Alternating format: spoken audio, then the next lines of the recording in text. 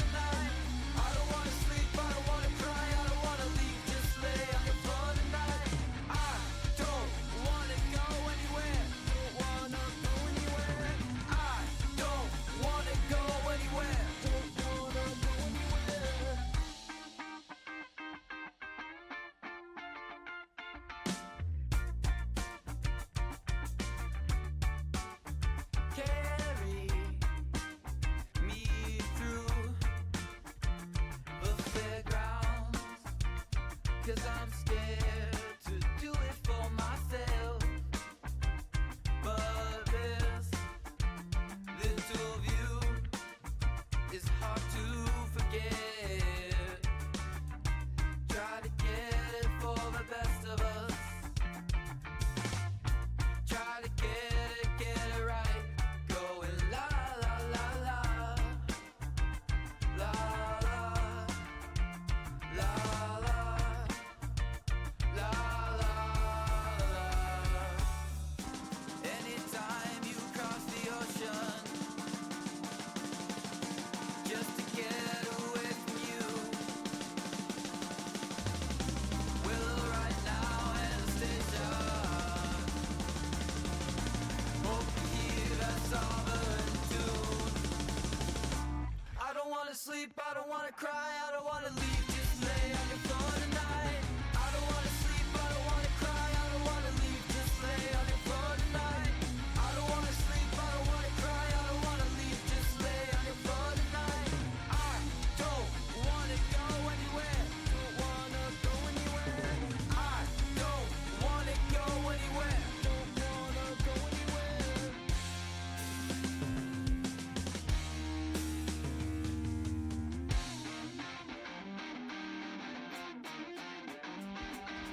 Kick that boots, force the change.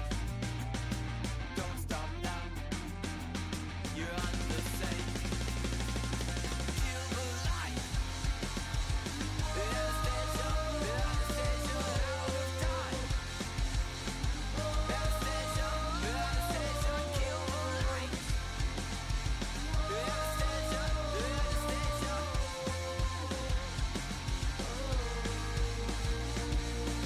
Kill your prophet and your soldier. Don't you wish for Anastasia? Kill your prophet and your soldier. Don't you wish for Anna? I don't wanna sleep, I don't wanna cry, I don't wanna leave, just lay on your floor tonight. I don't wanna sleep, I don't wanna cry, I don't wanna leave, just lay on your floor tonight. I don't wanna go anywhere, don't wanna go anywhere. I don't wanna go anywhere, don't wanna go anywhere.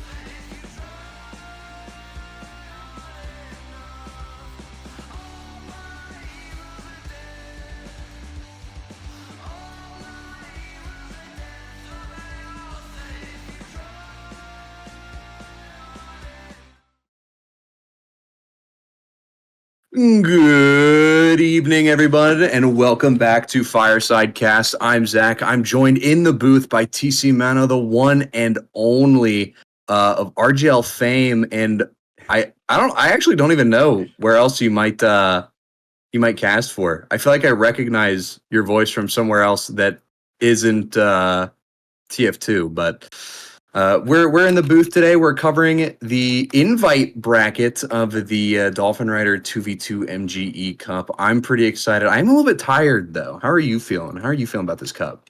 I am feeling fairly similar. I'm very excited to see this invite bracket and see how it plays out. Of course, we've got some big classic invite names: Logan, Kobe, Yumyum, but we've also got the open winners from yesterday coming in and joining us, Jonny and JFK. So hopefully, we'll see how far they manage to make it in this bracket. But I'm feeling very excited about it. Yesterday was a lot of TF2, a lot of MGE, and today we've got a lot more. So it should be very exciting. And I realize now why we didn't see a lot of Badlands mid. I don't know if you were following along with Zach, but we didn't see a lot of Badlands mid, and that turned out that I read the announcement page. Turns out that Badlands mid was actually banned, so that's why we didn't see a whole lot of it. Really? Yeah, so maybe that was the intention. It's like, all right, everyone's just going to go for Badlands mid.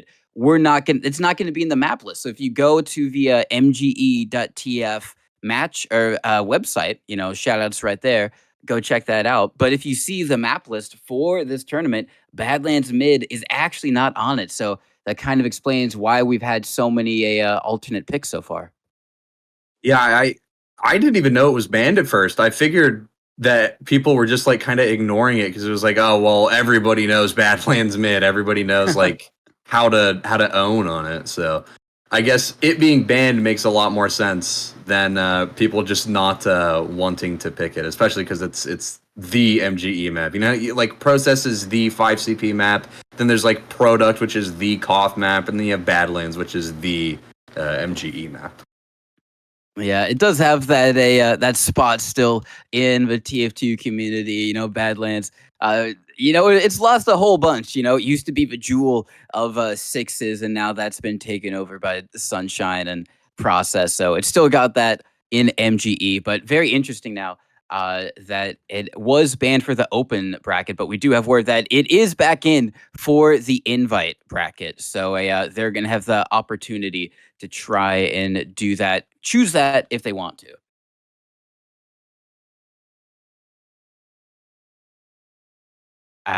Well, Gotcha.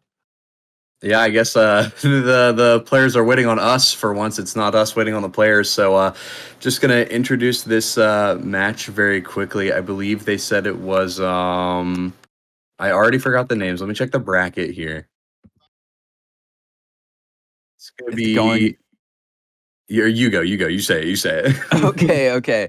It is going to be Tavion and Yesod versus Rive and Hallu. And apparently, we've got a little bit of context from word on the street that Hallu was originally teamed up with Tavion, but then decided to team up with Rive instead. And Tavion grabbed a new teammate, and now they're immediately playing each other in the first match of this bracket. And Tavion might be a familiar name for y'all because he was in the open bracket yesterday. He was a ringer for Cormy, I believe. So now here in the invite stages. So a little bit of a little bit of stakes here, a little bit of a nice beef between some of these players.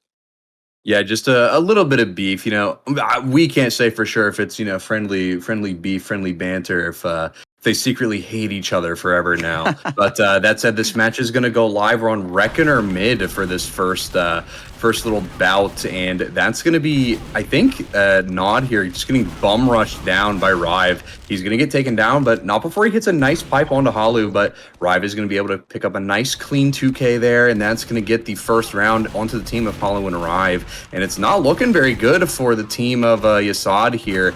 Because, man, they're already down 2 rounds. It's going to make it 2-0 in favor of Hallu and Rive. They're just getting walked at by this scout combo. They are getting walked out. And, for yesod and Tavion, they have to be so careful to make sure that Tavion doesn't get disconnected and gets immediately rushed down because, a demo, not the best at, protecting themselves against 2 scouts bum rushing you. As we see, it's just going to be Tavion trying to see if he can connect the sticky. Not going to be able to do so. Hallu just able to walk off the bridge and get the nice shot. So for Tavion and yesod, they have to really play together here, because in these scenarios where one gets a little bit disconnected, it immediately puts them at a disadvantage. So we see a scout trying to go for the flank. It is going to be Rive, and then a quick thing to note about Rive is that he's a previous winner of this cup. With Tavion, a nice pipe, not going to be able to get the kill, and already 5-0 for Hallu and Rive. So this double scout coming out, working really, really well on Reckoner. Yeah, it's working out very strongly for them. And I feel like that's kind of the case for a lot of these maps where Double Scout just kind of owns all the time. But I guess it also, I mean, you could spawn in a really nice spot as demo and have some really good early sticky placement. I think the big thing that these scouts need to focus on is keeping their distance from each other while being close enough to actually like work as a unit. Because, I mean, one good sticky or one good pipe, they both get owned. And I think we're kind of seeing that happen a little bit. They're starting to pull things together. Tavion and yesod are going to be able to irk out one little round there. We'll be seeing if they can squeeze out any more after this here, but right now it's not looking too good for him, because yesod is going to get taken down by hallu here, and I think Tavion going to get bashered. Ooh, you hate to see it. I mean, there's not a whole lot he could do there, though. It's either he blows himself up for like 100 damage or he eats the basher. And I mean, I don't know which one is more embarrassing. He wasn't feeling hungry to eat his own pipe, so instead he took the bashers. Now he gets taken down almost immediately. Yeah, they're really, really good right now. Hallu and Rive are just making sure one scout always going for the flank, and you see there immediately Rive was able to get onto that scout where they were distracted looking at Hallu, and now we see the melee come out this time from Hallu. Is Tavion going to be able to defend themselves? No, it's not going to be able to happen. It's not looking good for Tavion here. It is Tavion and yesod down 10-2 at the moment. Maybe an opportunity. They're very weak, but no, yesod not able to clinch things out right now. And they do get the one scout early on and might be able to get onto Hallu, so this should be another round. Only on 17 HP. Squad. Yeah, and they are going to be able to do it. 11-3, though. They've got a lot of ground to try and cover, and it's really up to a Tavion here to start hitting some fat damage on these scouts. Yeah, I think Tavion's really got to step up his game here. I mean, well, I guess step up his game probably isn't the best way to describe it. But at the same time, for lack of a better phrase, he's got to step up his game here, because he's kind of the big damage dealer at the moment. If he can hit one pipe, it makes it super easy for his scouts to just come in and kind of clean it up. But that's what I'm saying, dude. Hit more pipes like that, and you just win immediately. I think immediately as well, Hallu on 16 HP, just trying to bum rush up through lower, and it's not going to work out for him. He is going to get taken down by yesod. Yesod's going to take out Rive as well. Now they're really starting to show their colors. They locked in here, I think, is what the cool kids say. Hallu gonna get taken down by a trap on top of the point, and now it's just Rive looking for anything. Gonna hit a nice meat shot onto yesod. He's beefing, and he's gonna take him down, but Tavion's gonna be able to take him down immediately after. 12-6 is the current score in the favor of Hallu and Rive. So a little bit of a comeback for Tavion and yesod. They've been having a little bit better. Nice pipe from Tavion onto the scout. Now is the scout party going to be able to win it out? A little bit of a 1v1, chasing each other down, just playing all the hide and all the angles possible, hiding behind the little shed there. And now they're going to be trying to meet over. He's super weak, yesod. 1 health, going to be taken down. Rive just had to play it cool, calm, and collected there. And now we instantly see Rive just walking in, takes down Tavion, no fear whatsoever, just holding W, acting like a pyro out there, WM1. But with those scatter guns shots hitting, it might as well be. He's just got it locked on to a Tavion and yesod right now. Yeah, he's playing hit scan pyro. I mean, I think that they've realized that strategy's working out for him. That it was just 12-6, not even like a minute ago, and immediately it's 15-6 now for Hallu and Rive being in the lead. 16-6 now. They're 10 rounds up, and they're just walking forward, and it's working wonders for them. But that's gonna be Hallu taken down. It's just Rive alive on that team. 23 HP, and he's gonna get, I think, piped up into the air and deleted by yesod there. Yeah, yesod. I'm getting the player names mixed up. I thought yesod was the demo the whole time. I don't know what's going on there, but Yesod and Tavion are going to be able to slowly creep some rounds back onto the board, making it 8-16 now. Hallu playing a little bit more disjointed from Rive, but I don't think it matters all that much. Rive going to be taken down to 64 HP, sitting behind Great, looking for some damage. Tavion is going to get taken down, and Rive is going to be able to walk up and take down Yesod, making it 17-8 in favor of hallu and Rive still here. And I think Rive got taken down almost instantaneously on that mid, so it's just hallu. This could be another round conversion for the side of Yesod and Tavion. Yeah, it could be, and it was. And for Yesod, he has to play really close to his demo man because he has to use those stickies to his advantage, make sure that he's able to play the space and have those stickies as protection, because otherwise, if he gets taken down almost instantly, it leaves a lot of work for Tavion to try and deal with maybe 2 or even 1 scout. You know, it's an unfavorable matchup for the demo man. In this case, but they do get another round 18-10, and they basically have to play perfectly from here on out. Rive and hallu have the opportunity, the luxury of being able to go for kind of like these flank plays, show up when the enemy team is least expecting it. Yesod gets some nice sticky scattergun shots there, and now in the 1v1 with the other scout. The other scout goes under. Yesod recognizes it, jumps down, plays around the rock. Are they going to be able to connect the shots? They do. Nice stuff from Yesod there, 18-11. It is doable, but they'd have to really just hit every single shot, and now with it being 19-11, it's looking very, very dire. Yeah, it's not looking good at all here for Tavion and Yesod right now. They're both on half HP. If they lose this round, they, I think, are going to lose this set, and that's going to end. I don't know if this is a round or if this is a best of 3. I think best of 3s are saved for the semis. Yeah, okay. It's a best of 1 for this. So that is going to be Yesod and Tavion losing 20-11, I believe. They almost had a comeback. They were making it work for a little while there, but eventually hallu and Rive kind of caught on and figured out what was happening, and they really exploited the weaknesses of not having 2 scouts. Yeah, they did really well, and because of that, they are going to be going on to face Fancy and Ryan. And Fancyson, invite scout, has a lot of experience up there. Ryan, I don't know just off of their name alone, but I'm sure they are a very, very good TF2 player. So a lot of a competition that these guys still have to try and face and get through. But Rive, you know, we said earlier, he is a previous winner of this tournament. So, you know, he has experience going through this bracket and making it all the way to the grand finals and winning. So definitely a squad to keep your eyes on. I don't know what match we're going to be having next, but the next match we're going to be running into is Alexandros and Yosh versus JFK and Jonny. And JFK and Jonny, I'm sure you remember, are the open champs from yesterday. So these are the people that took home first place during the last cast that we had over here on Fireside for the open portion of this cup. And I mean, I know Jonny. He used to play on my team in season 13 of amateur. That guy's insane. that's like that's all there is to say. And I'm pretty sure JFK is somebody that like half of like TF2CC thought was aimbotting at some point, and now it's just like an in-joke that he cheats all of the time. So if that doesn't explain how much of a powerhouse this team is, I don't know what will.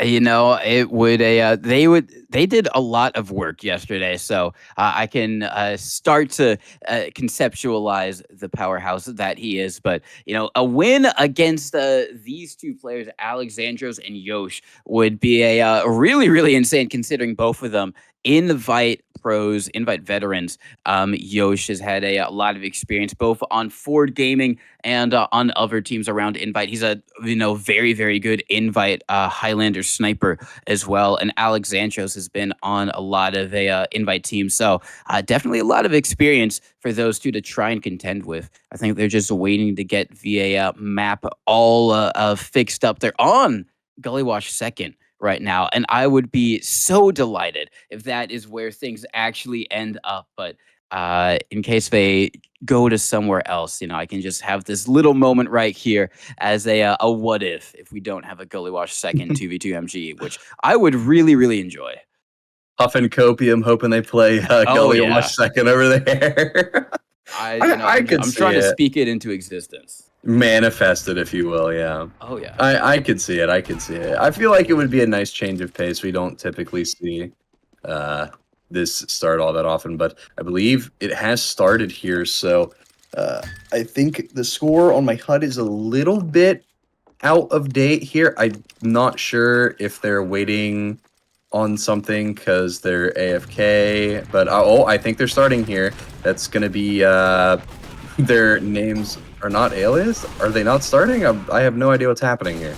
I don't think they're starting. I mean, you were in yet. production and told me they were starting, didn't you? I'm not crazy, am I? I did hear that, but I think they are trying to get it reset a little bit because it's currently at 2-8, and I don't think that was that's not how you start an MGE. You know, you can't start it already a little bit of the ways up. So I think they're maybe just trying to get everything figured out, and also, you know, making sure that everyone knows the loadouts as well, because they, you know, it's a little bit specific. You know, there's no gunboats, no market gardener as well. So, you know, that's kind of a pretty important thing. You know, yeah, exactly. You know, if you've ever played Soldier MGE against a soldier v soldier, there's always one guy who comes in with the market gardener, and it is so annoying. I don't know. I think market gardening has no place in an MGE. You know, in the game in sixes, I think it's fine. I think it should stay in the game, but an MGE, no, thank you. But they've decided not to allow it for this MGE 2v2 tournament. So obviously, I'm in good company, I believe. But regardless, just waiting on them to get everything sorted out. I don't know. Are you a market gardener MGE enthusiast? Zach? Oh, absolutely not. Oh. Well, it depends. It depends. If the other guy is running market gardener, I'm pulling out the market gardener. But I'm not going to pull it out first because that's just kind of rude. You know, it's disrespectful. That's not nice. But I guess we're getting word that they're going to be switching over to product mid here just to. Okay, the spawns are screwed up. So unfortunately, your manifesting did not work out in your favor. It is. I am so sad. So we are going to be going on to product middle, which is we saw a lot of it yesterday. It's a good map. We saw, you know, a lot of projectiles and scouts as well. Seemed to actually like the projectiles were actually pretty good at taking down dual scout teams. You know, soldiers were pretty effective, depended on the soldier. You know, they did have to rocket jump a little bit, which is always a bit disadvantageous, especially in these scenarios where you've got the shotgun out, you don't have the gun boots to really just tank all the self damage that you're going to be doing to yourself. So a little bit of a movement that race car state of mind is going to have to do here to get into position, which is Alexandros for everyone watching. So it's going to be all eyes on him, I think, really to see how efficient he is with his jumping and positioning and how crisp he can make these rockets. Absolutely. I think that's one of the bigger downfalls of playing soldier in a 2v2 MGE setting, or even just regular MGE in general. Those rocket jumps are just going to eat away at so much HP, and especially at the start, you don't get that nice little, you know, cushion of overheal. You lose it instantly. Like, you take like, well, because you also don't have gunboats, so you're taking like 60 damage. You might even dip below 200 HP. But that said, we are starting. It is now live. This is Alexandros and Yosh versus JFK and Jonny from the open bracket. Immediately, this is a lot slower than the first match we witnessed. Granted, that was Reckoner mid, so it was kind of a lot of closed-off, choky areas, but Alexandros and Yosh are both very weak here. It's Alexandros trying to get some pepper damage from across the map with the shotgun. Both teams are actually very weak here. One good rocket could end it all. That's a nice rocket onto JFK, but it's not going to matter. That's going to be Alexandros taken down, turning the score 1-0 into the favor of JFK and Jonny. Alexandros caught on concrete, probably going to die sometime soon here. And yep, down he goes. Yeah, and so far the soldier not really working out. Alexandros hasn't had the opportunity to close the distance and now goes for it with the shotgun immediately, finds one kill, but he's at super low HP to try and get this other scout who is very, very healthy right now. He's got the shotgun out, trying to see if he can connect to anything at all. Fires a preemptive rocket, but just playing the space right now is JFK, knowing that Alexandros is really weak and has to cross the distance, just waddling around and had one nice shot, but wasn't able to get it. So that is going to be 3-0 for JFK and Jonny. Really great way to start that off. So it's going to be all eyes on Alexandros, just playing over in connector right now, just trying to see if they can get any good spam rocks. Gets one on JFK. That's going to be his scout partner cleaning him up, and it's going to be all in one man. Jonny gets one. Not going to be able to get the other. 3-1, getting their first round on the board, but Invite Duo starting to pick up a little bit of steam here, or something here. Yeah, they're starting to get their momentum going. That's a nice collapse coming in from the side of Alexandros and Yosh there. Coordinating that guy, he's literally 1 HP there. It's nice to just have your soldier bomb in, but will they be able to take down Jonny? No, they won't. He's going to take both of those people down. It's a 2v1. That's going to be a nice rocket coming out from the side of Alexandros there, and he's going to take down Jonny with the shotgun immediately afterward as well. I think he's just looking for bomb angles at this point, just hitting some very nice rockets from across the map while they're distracted fighting his scout, and I think it's working out for him extremely well right now. He's just playing around this rock with the shotgun. He's going to be able to take down JFK. That's going to make it 4-3 here, still in favor of JFK and Jonny, but any round here could, or any amount of kills here could tie it up for the side of Alexandros. And as we say that, Jonny's going to go down. That's going to be JFK trying to hide behind the rock, but he's going to get taken down to 15 HP. He's going to get deleted from existence. And again, JFK basically on 15 HP. He's going to get taken down immediately. Jonny behind the rock, and now it's going to be in favor of Alexandros and Yosh here at 5-4. Yeah, 5-4. Alexandros and Yosh finally taking the lead, and we are going to see Yosh not going to be able to clutch it out right there. Super low HP, and Jonny just able to come in, and JFK just jumping sky high, trying to get into Alexandros' face. Does do a lot of damage, but not able to collect the final kill there. 6-5, and it's very much more back and forth. Seems like they finally found their rhythm. The Invite team maybe, recognizing or realizing, hey, wait, we're Invite. We shouldn't be losing this. And they've decided to start winning and getting a lot of rounds in a row. But JFK, Jonny, come in with a nice close one. Watching Jonny now as he tries to get across. His scout partner gets deleted, gets pounced upon by the two Invite players, but Jonny playing it cool, calm, collected, gets the 2 kills. Nice stuff from him there. One with the scattergun, one with the pistol, and it's going to be 7-7 tie game. Yeah, this is looking very, very, a lot different from the initial start of the game we saw here, where Alexandros and Yosh were just kind of getting, owned by Jonny and JFK here. But I think, like you said, they found their rhythm, they found their flow state, they've locked in here. Granted, both of them are very weak, but it doesn't matter. That's going to be a same-time meat shot from both Alexandros and Yosh right onto, I believe that was Jonny, taking him down and securing them another round. But Jonny and JFK going to be able to answer immediately, making it 9-8 in their favor. JFK going to be taken down from a nice rocket by Alexandros, and he's just looking for a nice spam angle to have. He is going to be able to walk up behind Jonny and take him down, and Jonny's spawning on the concrete there, immediately going to eat some not so pleasant spam. Alexandros bombing over, taking a lot of his HP away, might be the reason he dies here, and it looks like it is, but doesn't matter because his scout partner here, Yosh, is going to be able to take down both players, both Jonny and JFK. JFK behind that rock as well, so low at the start of the mid. I think these initial spam rockets are really doing in Jonny and JFK right now. Ooh, and a barely, neck and neck finish there. Yosh barely able to climb out. Going to be able to take down JFK, and with the help of Alexandros, taking down Jonny there as well, making it 12-9 in favor of Alexandros' team.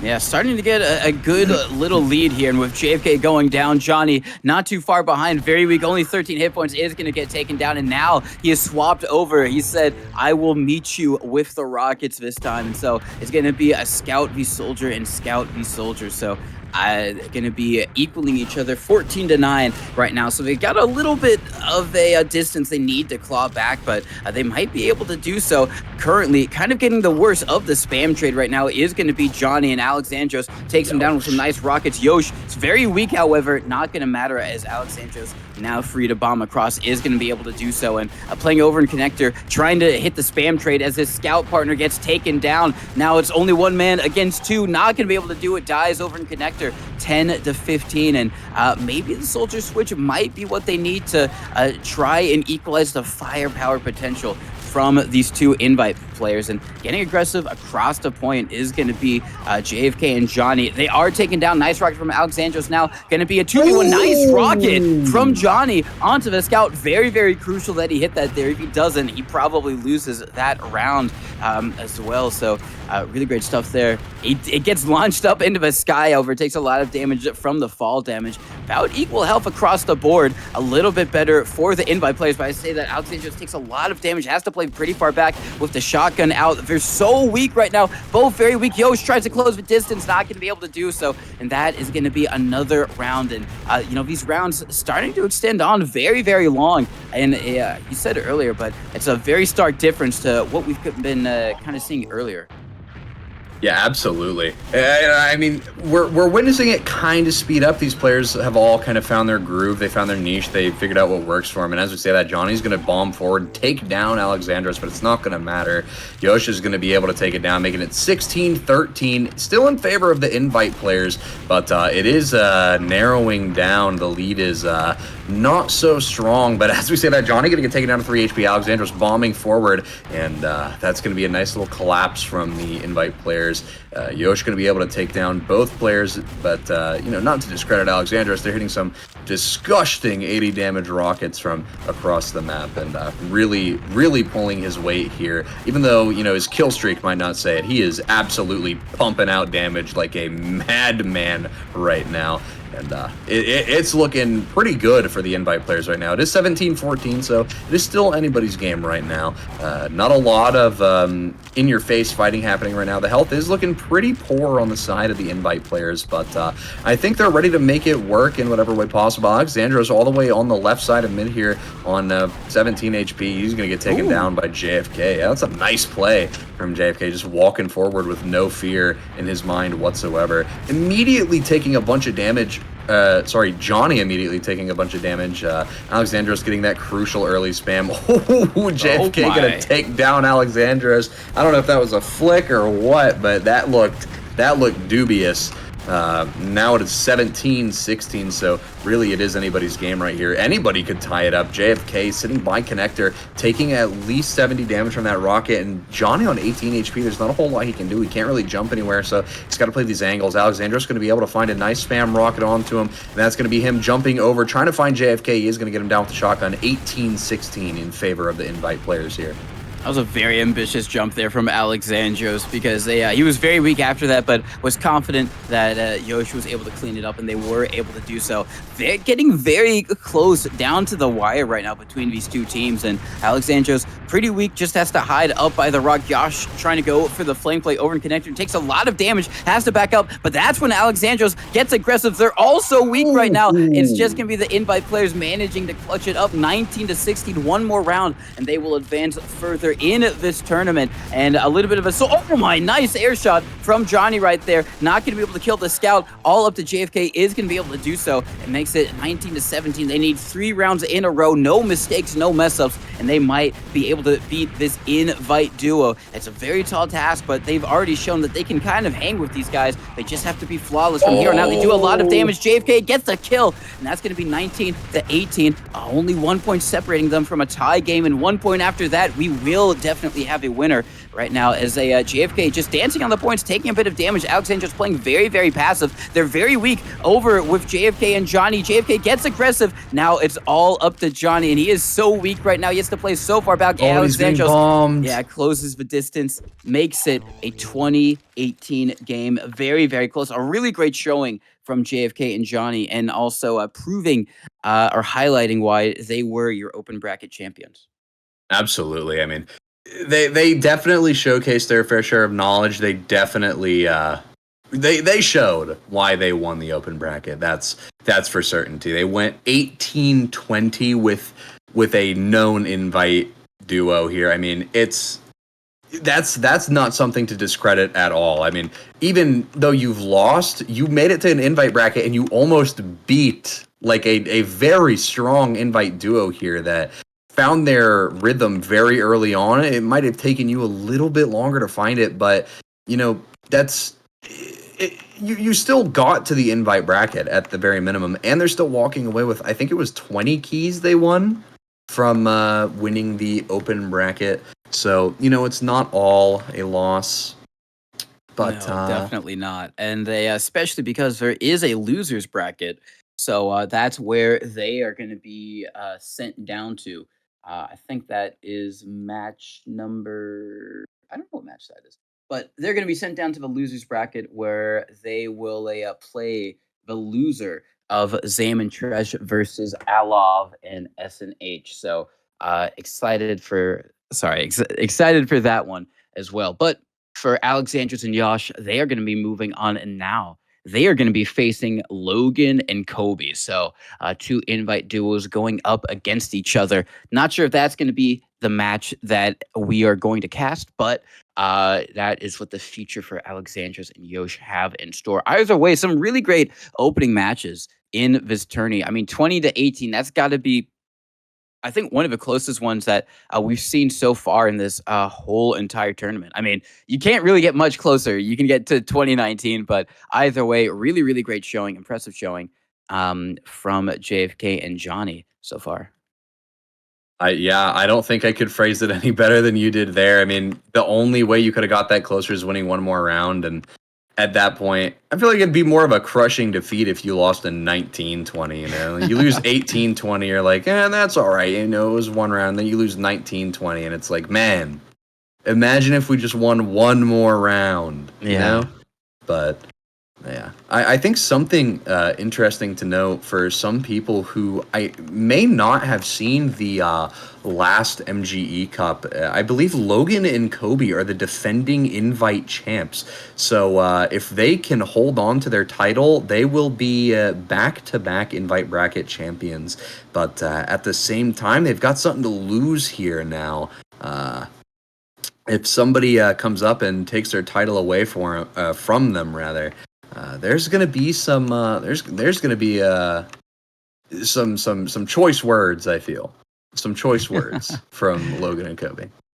Yeah, definitely. I mean, they've won LAN recently. Well, at least Logan has. Kobe was there. He was there with the team, though. He was there, for moral support and definitely there to kind of hype things up as well. So, still part of a G6 squad. So, yeah, they have recently won LAN. I'm sure they'd like to get a few extra, few increase their TF2 earnings a little bit, get another one on the board, and a summer of winning, so to speak, for them. But they're going to be trying to, like you said, defend it. I don't think we've had a repeat winners in this entire tournament so far. I think every winner has been new. And so it would be a first for this tournament to have someone come back and reclaim the throne or not give it back up. So we are going to be changing servers to the next match, and I think we are going to be Yumyum and Jt versus Scouty and dolphinrider. And dolphinrider, huge props to him. He is one of the people help putting on this 2v2 MGE tournament. He's kind of sponsoring it and is a big factor behind this 2v2 MGE resurgence that we've had on our hands for the past couple of months, but going to be swapping over onto it, as actually seems like the GGs are being called out in the chat. I wonder if we might have been a little bit too late, as I think we were just a little bit too late. They played over on Logjam, and they don't know what the score was because I didn't load into the server quick enough. But I couldn't load in fast enough either, but I can tell you, they do not like this map. The chats, they are not pleased. Yeah, unfortunately we couldn't get here in time to watch dolphinrider and scouty play the Yumyum JT match, but maybe in the future. Not sure who won there, so we'll have to keep tabs on the bracket to see what updates, and maybe we'll get to see Yumyum and JT play. Maybe we'll get to see Dolphin and Scouty play. Time will tell, but until then, I'm not sure which match we're gonna move on to while we have time. Yeah, I'm not sure either, but I believe actually we are going to a Zam versus ALOV. I think that's going to be the next match. And Ooh. ALOV was one of the grand finalists against like a G6, Kobe and Logan last time out. And they did lose, but it was very, very close. They went to all 3 maps, I believe. And so ALOV definitely one of my favorites, actually. And also this team, ALOV and his partner are European. So they're going to be coming over, playing on these NA servers and dealing with the high ping to try and see how far they can possibly get. And it was interesting because they did bust out. I think maybe it wasn't them because there were 2 European teams last time, but one of them did bust out a soldier at one point. So not afraid to play projectiles at high ping, which is a very, very admirable because most people out here will complain if they get over 60. Yeah, I mean, I'm one of those people that complain when I get over 60. Actually, that's not true. I play on servers where I get like 80, 90 ping all the time. Do I play projectiles? Probably not. I'll probably switch over to like medic or something, maybe some engineer, because man, I would sooner implode rather. I would sooner implode body dead or alive than play projectiles on anything above like 60, 70 ping. I'll just say that much. I am crying out here in Los Angeles ping, but regardless, I would if I could, I'd be in the same boat. But unfortunately, we don't have a completely LA-based league, so not going to happen anytime soon. But that is why going to LAN is so great because regardless of where you are, you do get that nice 5 ping. So shout outs to that. Shout outs to just LAN in general and all these community events that have been going on lately. All the effort from the community to keep interest in the game and keep these really cool events happening. So shout outs right there as we are now waiting for this matchup. It's going to be Fancy and Ryan. No. Yes, ALOV and SNH versus Zam and Tresh. I think this is going to be. I think this will be an interesting match. I personally have no like background info on these players. I know that it'll be EU versus NA, but beyond that, I have no idea. Who any. I have no idea who most of the people playing this cup are. I recognize some names, of course, but I don't really have a lot of background on some of these other teams, especially these ones coming over from EU. Granted, I feel like not a lot of people. Yeah, well, No. I know Zam is he's an invite player. Tresh is maybe I don't know if they've played, and they have apparently, according to our producer, as we are going to go live.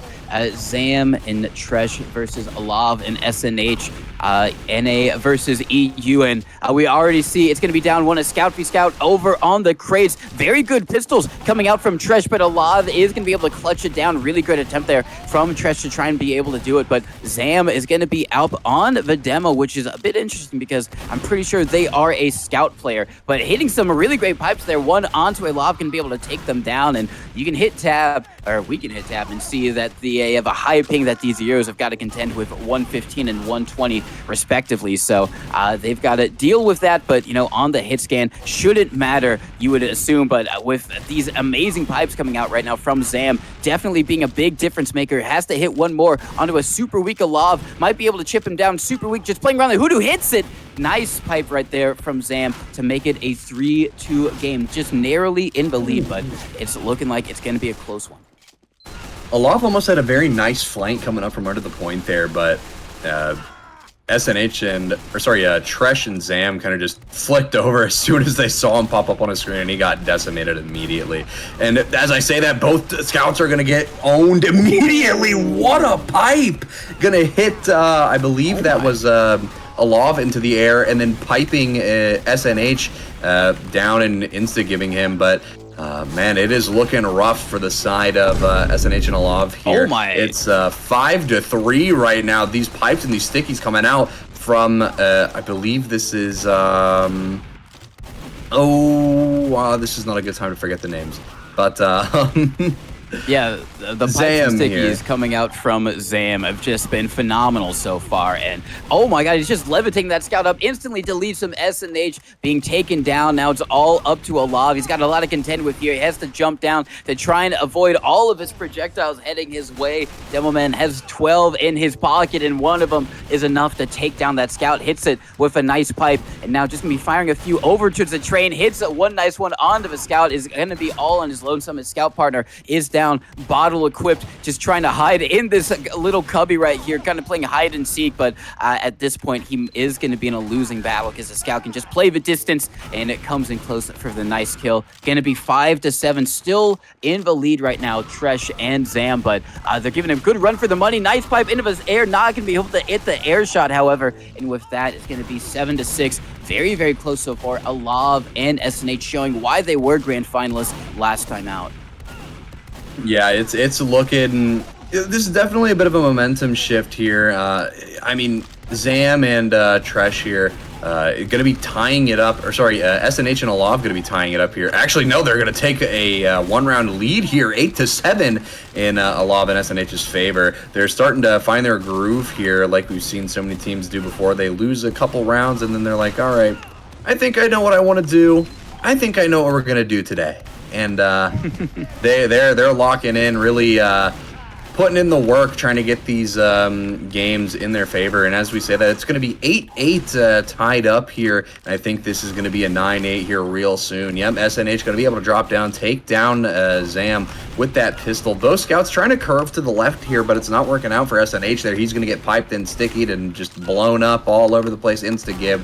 And ALOV is going to meet the same fate. That's going to be ALOV trying to come up from under, and it's actually going to work out only slightly, though. They are able to hit a nice meat shot onto Zam, but I don't think it's going to matter. Tresh going to be able to take down SNH. ALOV is on 23 HP. Wait a minute, he's grasping at straws, but I think he's reaching them because he just took down Tresh here. He's only got to fight Zam, and Zam is only on 7 HP. It's 23 versus 7. I think ALOV is going to be able to win this here. Yes, he will, and that's going to make it 10-9. They're going to be able to squeeze their way into the lead with that there.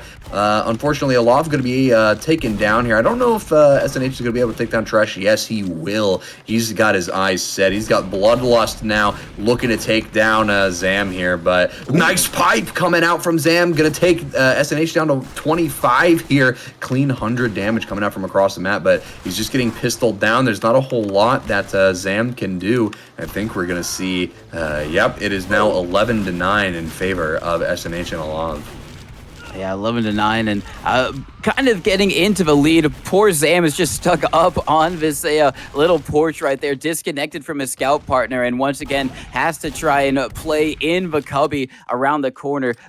Bait one of these scouts in, but no, he decides enough is enough. He switches off of Demo, and he's been hitting a lot of shots, it's got to be said, but no, he has decided to go over onto the soldier. They do get one immediately. Tresh with a nice kill onto ALOV, and now he's got to try and play against the scout. Jumps up, tries to hit the scout, not going to be able to do so, is taken down, and I don't know if this was the right call, to be honest. I think that Demo was doing a lot of work, but hits one nice rocket, doesn't get the air shot. His scout partner denies him that opportunity, but it's all for the greater good because they're able to win the round 13-10, and you know, if he's able to jump in, and actually I'm looking at it. Seems like he is on the gunboats. And he's going to be having to hit a lot of rockets, and he's hitting them. Nice stuff from Zam right now. So for going the shotgun, just relying all on those rockets to make it work. And he's got a lot of work to try and do right now against two scouts. They're both very weak, but he's not going to be able to do so, trying to back out. So it is going to be them still down 15-10,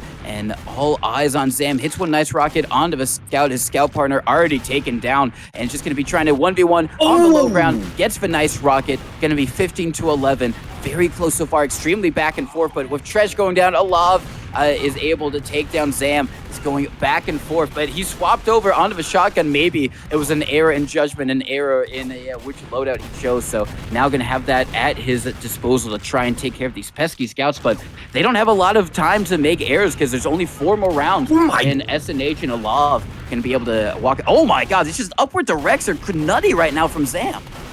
Yeah, I at first I wasn't subscribing to the theory of him, running gunboats, because there were so many times where the scouts would be like 1 HP and all he has to do is pull out the shotgun and 1 shot, 2 shot. They're both dead. That's a free round conversion, but he's finally swapped over to it. And I mean, granted, he's been hitting some insane rockets. I think he could make it work.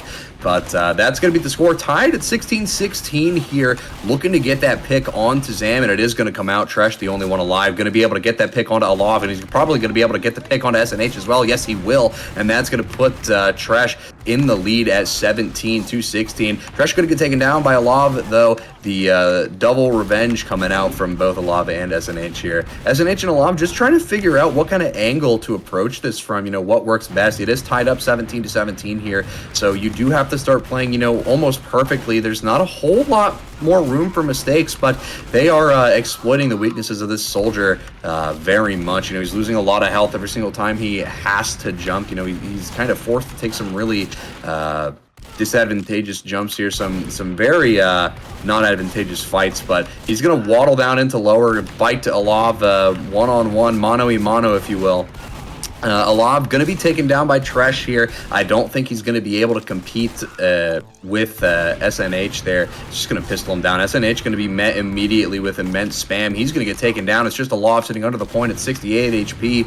1 number off from being awesome. It's 19-19. You can't make it any closer to this. This is match point here. SNH on the low ground getting met by Tresh on 53 HP. ALOV going to get jumped down onto by Zam here. One nice rocket. He goes down, and he's going to clean it up on... I think he was on 17 HP, I think. He just hits so 1, low. And then he flicks around. That was so close. I mean, that obviously, 1919, it's going to be close. But still, even in that last round, they were both so weak. Only 1 up from either team. They were both in the double digits, maybe single digits, actually. And it's just one nice little flick rocket coming out from Zam. They're able to take him down, and that's going to be your winners, Tresh and Zam. I mean, really great attempt from the Euros, 19-20. So look out for them in the lower bracket. But I mean, what a really great TV2 MGE there. Absolutely. I think if we had the opportunity to look at instant replays, that would be something to take a gander at, because, man, imagine if he flicked just a little bit slower. If his flick was just slightly slower, we could have seen a completely different turn of events for that round. But that is going to be Tresh and Zam taking that one home. Again, 2019, you literally cannot get any closer than that. And I would be pretty happy if I were Tresh and Zam right now. I would be pretty happy as well, but they've got a very stiff competition going into their next match, Hallu and Rive. And so not going to be too easy foes for them to defeat, but, might be able to do it. I wonder if we are switching over to one of the long requested and highly anticipated matches, Kobe 1920 and Logan versus Alexandros and Yosh.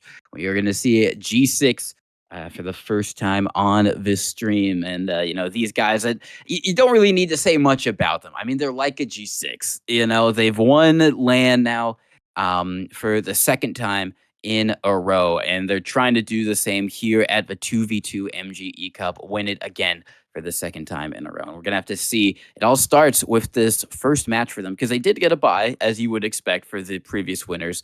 All starts with their first matchup against Yosh and Alexandros. Yeah, this is definitely going to be a interesting matchup to have a little gander at. Of course, the Kobe and Logan of G6 fame, just coming off of that LAN win recently, beating Froyo, not just at the LAN, but also through the whole season. It's definitely going to be interesting to see what kind of ways they go about playing this. Personally, I think it's just going to be. I don't want to say it's not going to be close, but I don't think we're going to see a 2018, 2019, maybe not even 2017 kind of game, just because Logan and Kobe are so well established. They pretty much understand everything there is to understand about this game. So I think it's safe to say that your back-to-back LAN champs and your defending Invite MGE Cup champs will most likely be the ones taking this one home. I do agree, but we already saw from JFK and Jonny, even though they didn't get the upset when they were very, very close. And, let's not count Yosh and Alexandros out just quite yet. It's going to be a very tall task for them, but they might be able to walk away with some type of victory here. I am interested, however, on what G6 are going to field because Logan, obviously really well known for his demo. But in the previous cups, he did play demo the majority of the time. But in the grand finals against the Europeans, because they went double scout, they were able to rush down his demo and really just kind of put him in a little bit of a box in that 2v2 scenario. So he had to end up switching over to scout, which, let it be said, Logan scout, nothing to scoff at. I think he played a season of Froyotech on scout. Correct me if I'm wrong, or demo. Okay, well, I think he also played like a few pugs or scrims on scout as well. So obviously, I am thinking of Witness. Yes, that's what Logan played scout on. I know he'd played scout on an invite team before. As we are getting ready, these players are loading into the arena, which is going to be process. And we already have a little bit of a tell. Seems like Alexandros is going to be on the soldier. So maybe an opportunity. And yep, Kobe is going to be on soldier as well. So we are going to have two soldiers, so probably going to be a double soldier and scout combination here. So it's going to be very interesting to see. Still, I agree with you. The odds probably, most likely, definitely in G6's favor. But for me, I always love to see some projectile action in these MGE matches. Yeah, the odds may be stacked against Alexandros and his crew, but I don't think it's definitely not impossible. They can absolutely take something home here. I think we're just waiting on Yosh to add up to the arena, and then once that happens, we can get this one on the road. And I think he's about to add right about now. Right as I say it, I manifested that right there. That was timing and a half. But yeah, we're going to see some projectile action on process mid. Not sure if it's starting now. The overlay is not on my screen here, but I'm going to assume they're live here just based on the way they're playing. 1920 going to get taken down by Alexandros. Nice rocket placement. Going to be able to take him down immediately, but Logan playing around that angle, going to be able to take down, I believe that was Yosh, and also Alexandros, so that's going to make it 1-0 in favor of the G6 crew already. Yeah, 1-0 in their favor. Logan doing a lot of great space work there, just kind of playing the space, but he's going to be taken down almost immediately now. And you see Alexandros bombing in onto Kobe, going to be able to clean him up. Doesn't take any fall damage by surfing onto the rock. A little bit of an expert play right there. A lot of time familiarizing yourself with the map to know that one. But now just going to be able to shoot from the high ground onto the scout. Logan does manage to take down Yosh there, but unfortunately for him, not going to be able to find the counter pick on to the enemy soldiers. So getting juggled up into the air is going to be Alexandros' nice little 1-2 from Kobe there. Hits another nice one on to the scout with the shotgun. As you see, Alexandros getting kind of denied there by the spam from the hit scan in midair. So he craters down to the ground. Scout partner taken out, and G6 just come in for the kill. 3-2 in the favor of Light G6. Oh my god, that soldier got absolutely sent sky high. Really great rockets from Kobe there, showing that, you know, even if he didn't play this season, he has still got it, no questions asked. Yeah, I don't think he can recover from that one. He got launched into the air and then air shot and then shotgun in the air. 1920 is kind of just feasting right now. I think he got that kill. He just said feast. Simply put, 1920 is going to be taken down on top of Red Crate here. There, Logan just kind of looking for any picks he can get. He is going to be able to take down yosh here. He's just looking for a good angle to push Alexandros off of. Alexandros going to knock him up in the air. He's beeping the shotgun shots. He's going to get taken down, and Alexandros going to be dying there. I believe that makes it 6-2 in favor of Kobe and Logan. I am kind of guessing and feeling out the score right now since my HUD is still broken. I can't reset it or anything, so TF2 hates me, I guess. It doesn't want me to do my job correctly, but we're watching a little bit of a stagnant mid right now, but as I say that, that's going to be yosh taken down to 30 HP right now, and Alexandros on 100. One good bomb from 1920 and maybe a wrap from Logan, which it looks like we're seeing come out right now. He's going to be able to get in, and he's going to do a nice bit of damage on to yosh here. He's going to take him down, and now he's hunting. He's hunting for Alexandros here, trying to find the opportune drop angle. He's just waiting for him to use his rockets up. He's going to take him down, and that's going to make it, I believe, 8-2 now in favor of the G6 crew. Yeah, 9-2 currently after they win that next one. And just really having a really great commanding presence so far in this match.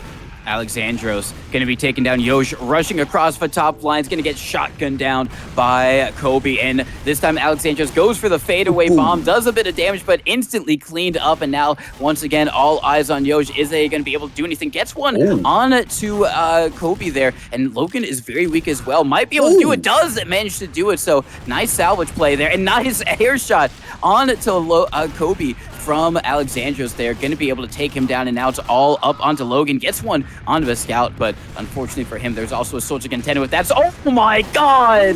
That's an insane air shot coming out from Alexandros. They might not be winning, but with air shots like that, you got to take a little bit of a moral victory there, getting a nice air shot on to a great player like Kobe 1920 for the moment, but that doesn't matter because they're still losing 11-4. Kobe, nice shotgun shots. Now all eyes on the scouts as they battle it out. Logan gonna be able to win that one, 12-4, going back and forth. But oh my god, these shotguns just coming out one right after another. And a soldier, nice rocket onto that scout from 1920, gonna be able to be cleaned up with the help of Logan as well. So 14-4, extending their lead. And at this point for yosh and Alexandros, I think it's maybe just a point of trying to get as many cool kills as you possibly can. Yeah, at this point, Alexandros is just trying to find like anything he can possibly get, because at this rate, I mean, once you kill one of them, it becomes significantly easier, but that doesn't mean it's not a challenge anymore. I mean, again, it's the G6 crew here. Alexandros losing track of Logan here. Logan is just playing around with his food right now, looking for an angle to drop down onto him from. He is going to start pistoling him down from across mid in a very bad spot. Going to be able to eat some spam there, and that's going to be Alexandros taking out the shotgun, taking down Logan. That's going to make it, I believe, 15-5 in favor of, still in favor of Kobe and Logan here. But wow, okay, that's going to be another win for the G6 crew. They're just kind of feasting right now. 1920 is going to be able to jump over top of the red crate. Oh, a nice rocket on Alexandros as well. He's feasting right now. He's farming the damage dealt part if he has one on his rocket launcher. I can say that much for absolute certainty. Logan going to be able to pistol down Alexandros, looking for that angle on to yosh here. yosh on 20 HP. I believe if they win this will make it 19-6, if I remember correctly. So it is match point. If the nice air shot. My. What a great way to round it out with an amazing earshot from Kobe on to Alexandros right there. So that is going to be your winners. Maybe a little bit expected, but still always great to see them out and about and fragging their hearts out. And with those frags, they're going to be able to move on further into the tournament. They are going to be facing Yumyum versus JT, who we weren't able to see, but they did beat dolphinrider and scouty earlier. So, and Yumyum also of Froyotech fame, a very well-known MGE lord as well with that scout accuracy. So definitely a team to look out for, as these are actually going to be the quarter finals for the upper bracket. These next matches coming up. Actually, no, the semifinals before the finals, before the grand finals, I think, because we have Yeah, to wait for the lower bracket finals. Yeah, that makes sense. So I don't know what match we're going to be covering next, I but believe we're going to be hopefully, looking at Kobe versus Yum Yum here. I think that's the match we're looking ooh, at because I mean that's what we've got in the Twitch chat and everything. We've got to put our predictions out as well. Remember to gamble your channel points, family. Who do we think is going to win, Mr. TC? Who do we think is going to take it home? oh, Logan and Kobe versus Yum and JT. I'm just gonna have to say G6. I think they're gonna take Yeah, it home. yeah. I would. Oh, hopefully we will see a very close grand finals, whoever is in there. But I'm assuming like G6 are going to be in there. So I'm going to say they're going to be walking away with us. This one might be close. I think Yum and JT can give them a very good fight. Also, probably depends on what the map is and what JT opts to play. I don't think we saw what they were playing in their earlier matchup on Logjam, but I would assume that it was probably Scout, because I don't think Logjam mid is really that conducive towards a soldier. Might be towards a demo, might be have enough kind of height discrepancy for those sticky lobs to work really well. But in case that it isn't, I think maybe a dual scout might be effective if they go to something like a Badlands mid, or maybe something even like a Reckoner, where there's a lot of space to try and cover for a soldier like Kobe. I also think double scout on something like Reckoner is also a very good pick as well, just because you have so much space under the point that nobody really bothers checking an MGE. So you're kind of just able to waddle up it and get a lot of damage off just from sheer shock factor. And you can do that like an insane amount of times over and over and over again before anybody really tries to challenge you and stop you. So I think double scout is definitely something you could run. Badlands, Reckoner, things like process and maybe product might not be the best. I think product you'd be better off having maybe a demo or a soldier, just because you have that little extra bit of damage coming out. But yeah, I think being a G6 truther, I think they're going to take it home regardless of the Yum pick. Granted, I don't think that means it won't be close, but I think G6 is going to be the ones taking it home, at least for this game here. I also agree, but we're gonna have to see what they decide to do. It's gonna be yeah, always great to see this high level TF2 action in front of us, as we do have Zam now. Um, just chilling, AFK. But for the moment, while we do have this a little bit of a break right now before we get the next match set up, we would like to shout out all of the organizers and sponsors of this 2v2 MGE Cup.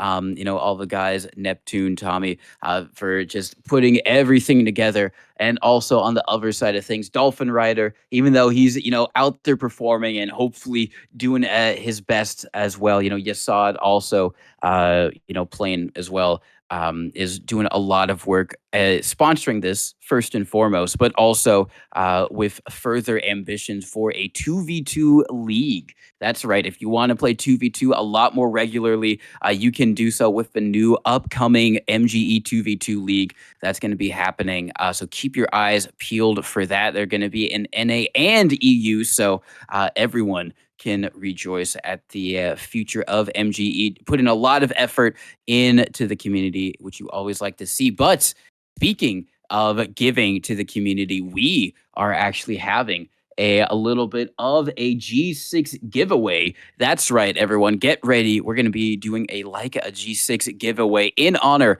of their most recent win at RGL Land. So I don't know what you necessarily need to do to enter that giveaway, but keep your eyes peeled, as I'm sure we'll either be told or Jay will say something in the chat and you'll have to like do exclamation mark Jay is awesome or something like that. I don't think that's it, but in case that is what it is, you know, just get your fingers ready to enter that giveaway for some sweet G6 related prize items.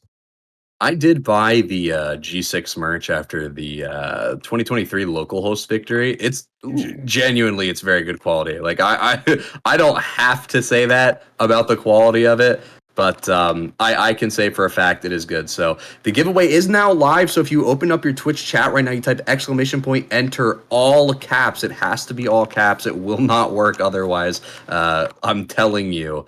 Hopefully Stream Elements doesn't win it this time, but I guess we'll see. The giveaway is live, so if you want to try your hand at winning the G6 Dad Hat white logo version, you should type exclamation point, enter full caps, and you might just win a very cozy, very nice, comfortable hat. You will. It would be hilarious if Stream Elements does manage to pick it up. Well, it wouldn't be the first time. We'll figure out some way. Maybe we'll just redo it again, if that's the case. But seems like they're getting into the server, getting everything locked and loaded. Seems like we're going to be over on Badlands Mid, a tried, tested staple. Actually, no, I take back everything I said. We're going to be over on Product, actually. And that is going to be the area of where these two teams are going to face off. Logan, Kobe versus Yumyum and Jt. Who's going to come out and caught? Started already. Oh, nope. Now they have, though. Now they have. All right. I was a little confused. The score was going up, so I was like, wait a minute, are these dudes doing it already? But I guess not. Jt going to find a nice bomb onto Logan, taking him down instantly. Yumyum going to find a frag onto 1920, and that's going to set it up 1-0 in favor of Yumyum's team here. But 1920 going to get a nice early pick onto Yumyum here, and it's just Jt alive on 66 HP. Jt going to be able to find the shotgun pick onto 1920, but Logan is able to use those stickies to his advantage, but not quite enough. Jt going to find a nice rocket and place it onto Logan. He's going to get taken down. Logan getting bombed by Jt, but Jt's going to lose all of his HP, and Logan's just going to get a nice little single det on top of him, and a nice det onto Yumyum immediately after as well. Yumyum kind of botting forward for Logan here. It is going to work out in his favor. He is going to get that nice pick onto him. Jt going to be playing around connector here, trying to find a rocket to land on 1920, but he's not finding any luck yet. He's going to pull out the shotgun, try and dip him in the hit scan department, and he is. 1920 beefing some A5 Wagyu kind of beef right there. Not something you want to see. 1920 going to get taken down. Logan trying to get some nice stickies, but it's not working out too well for the G6 crew right now. Yumyum and Jt are up 3 points. It's in their favor, 4-1. Ooh. That was a nice little flick shot from Kobe there onto that airborne soldier of Jt. And now, like you said, 4-2. So they have a little bit of ground to cover if they want to get back into it, but not too much. And Logan just going to be trying to hit a few stickies, maybe a pipe onto Jt. Jt slowly advancing with that shotgun out, just trying to hit anything at all to get on. But Demoman is going to be able to do so. 5-2. So nice 3-point early lead for these for Yumyum and Jt, but still a long ways away before a win is in the books. And Logan gonna be able to take down Jt with some nice stickies. Yumyum trying to play around the rock, is gonna try and go onto the high ground. They're super weak right now. Gonna be able to get one. Is it gonna be able to get onto Logan on the high ground, jumping around, trying to dodge for stickies? Is gonna be able to do so. 6-2. And at the moment, seems like Yumyum and Jt are the superior duo for the meantime. Immediately as I say that, Yumyum gets taken down. Jt with the shotgun, not going to be able to have as much impact. Going to be 6-3, but a good opening first half for Jt and Yumyum. Yeah, this is a very good first half for the side of Yumyum. I mean, they're really getting some nice momentum that'll carry them over, at least mentality-wise into these upcoming rounds here. Logan's on 36 HP, hiding in Cubby, trying to get some sticky angles, but it's not working out for him. It's going to be 8-3 in favor of Yumyum and JT right now. Bomb coming in from JT, but it's not going to work out too well for him. It's going to be Yumyum coming in, cleaning up off of that damage. 1920 going to find the pick onto JT, but Yumyum going to pistol him down from behind. It's not looking too good here. We're witnessing a lot of beef come out from Logan. He was hitting his pipes almost every single time he, threw him over at ALOV last time, but it's not working out too well here. JT going to be able to get the pick onto 1920 as well. I'm not sure it's looking too good for the G6 believers right about now. JT getting the kill after that is kind of crazy. It is 11-3 in favor of Yumyum and JT right now. But as we say that, their health is looking pretty bad. Logan going to be able to find a nice sticky onto Yumyum. He's going to pull out the sign and try and melee fight JT as he bombs into him. He's going to pull up the shotgun. He's going to do a nice bomb into Logan here. Going to take him down. 1920 going to find that pick onto JT. He's looking for Yumyum here, trying to play around this rock. And he's not peeking just quite yet. And he's going to finally get themselves up onto the board. It's 4-12 now. Still in favor of Yumyum and JT. Yeah, they've been doing a lot of great work. A little bit of 2 1v1s happening right now. Kobe going to be able to win that one, and now advancing on JT, but it's Logan with the stick. He takes him down. We see him, JT immediately bombing in. Logan sent all the way back to the side of the map, and oh my god, like Kobe just gets deleted almost instantly. Logan super weak, going to get taken down as well, and Yumyum is just holding W against Logan every time he sees him, cleaning him up fairly consistently. JT bombing in to the scout, just buying time for his scout partner to come in with the flank, takes him down, and now it's Logan all by himself yet again. 15-5, and only 5 more rounds between them and victory. Looking really good. JT bombs onto Logan, takes him down. All eyes on Kobe, not gonna be able to do anything. He's taken down as well. 16-5, and for the G6 believers, it's like you said, not going too well.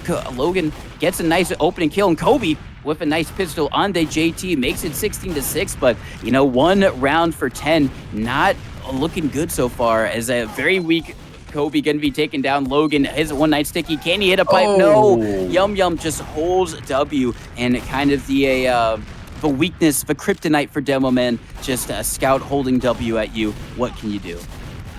Yeah, what can you do, really? I mean, at this point, for Kobe in 1920, they have to play essentially perfectly. They can't really afford to lose any more rounds here. I mean, they have the option to give up a round or two, but once they hit that 19 threshold, they can't really afford to do anything here. It is 17-8 right now, so, Logan and 1920 could make a comeback here if they play their cards right and they start hitting some more shots. Maybe Logan hits some crazy Hail Mary pipes from across the map. Ooh, like that. Why did I say that? Yeah, exactly like that. Hail Mary right over mid there. Going to take down, I believe that was Yumyum. Unfortunately, Logan going to get rushed from behind by Yumyum here. It is 18-9, so Yumyum and JT have double the score of 1920 and Logan, but he's going to hit a nice pipe onto Yumyum here. It's going to be 18-10 now. G6 can't really afford to make any more mistakes here. Yumyum is just living for free behind that rock. The fact that he doesn't die a little bit earlier, I think, is telling, a bit telling as to why 1920 and Logan haven't really won here, and he's just botting forward. It's 19-10 right now. JT's going to be able to take down Logan in that last round. He's getting bombed now. Logan on 60 HP behind the rock. He's going to get taken down. Yumyum going to be able to take him down, and that is going to be a finish. Yumyum and JT winning 20-10. G6 family in shambles right now. We are in shambles. I'm a G6 supporter, G6 believer. It's not how I was expecting it to go. We said, Logan and Kobe, it's going to be an easy win for them, but Yumyum and JT showed up, and they were the better duo right there. So they are going to be advancing to the upper bracket finals. Don't worry, it's not all over for Logan and Kobe. There in the lower bracket finals, awaiting the winner of Jonny and JFK versus Fancy and Ryan. And I gotta say, we didn't see this match, but in the lower bracket, ALOV and SNH, the duo who were super duper close to winning out against Zam and Tresh, lost to Jonny and JFK. They played in the lower bracket. Jonny and JFK, the winners of the open bracket, beating the Euro Grand finalists from the last cup. So a really great stuff from Jonny and JFK. Technically, they haven't beat any NA invite players, but they've already bet, I think, their premiership, ALOV and SNHR. So a really, really great stuff from them, already impressing even as the open winner. So moving up, now going to be facing Fancy and Ryan, and the winner of that going to be facing Logan and Kobe. But I wonder if we are switching over to the other upper bracket semifinal match. Okay. We are gonna wait. Okay, fair enough. I mean, yeah, that's all right. That's all right. Nothing wrong with a little bit of waiting. We've had some nonstop action going on, so it's nice to catch a little break every once in a while. Maybe talk about some of the games we've seen, make some predictions, between ourselves for some upcoming games, maybe, or try and guess who will make it through the lower bracket, perhaps. Yeah, I guess looking at the what is it?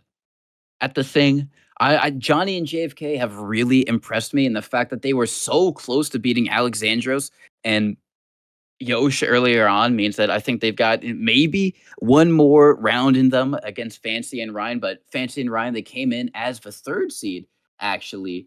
And who did they lose to? I don't think we saw that game. They Fancy. lost to hallu and Rive. Okay, so Ah. hallu and Rive, they are a Rive, a previous winner of the cup. So, and it was a very close game. Maybe we did see that one. I'm forgetting it. But a Fancy and Ryan, Fancy's son, an invite player, Ryan as well, I believe. So a lot of experience on that squad. It would be monumental for Jonny and JFK to be able to win out against them. But even though I think they've only played a main and IM, I think, together, they have a really, really impressed so far. Yeah, I think I I don't want to say specifically one team is more impressive than the other, because genuinely I am impressed by a lot of these teams here. I mean, I'm not an MGE lord, I'm not a DM centric kind of guy. I'm a kind of person who thinks the strength lies within the team cohesion. But man, the crazy DM I've been seeing from some of the players in this tournament yesterday and today is just mind blowing. These are some people who are kind of pushing the abilities of DM beyond what I have seen before. So it's definitely a lot of teams are impressing me, both yesterday and today, of course.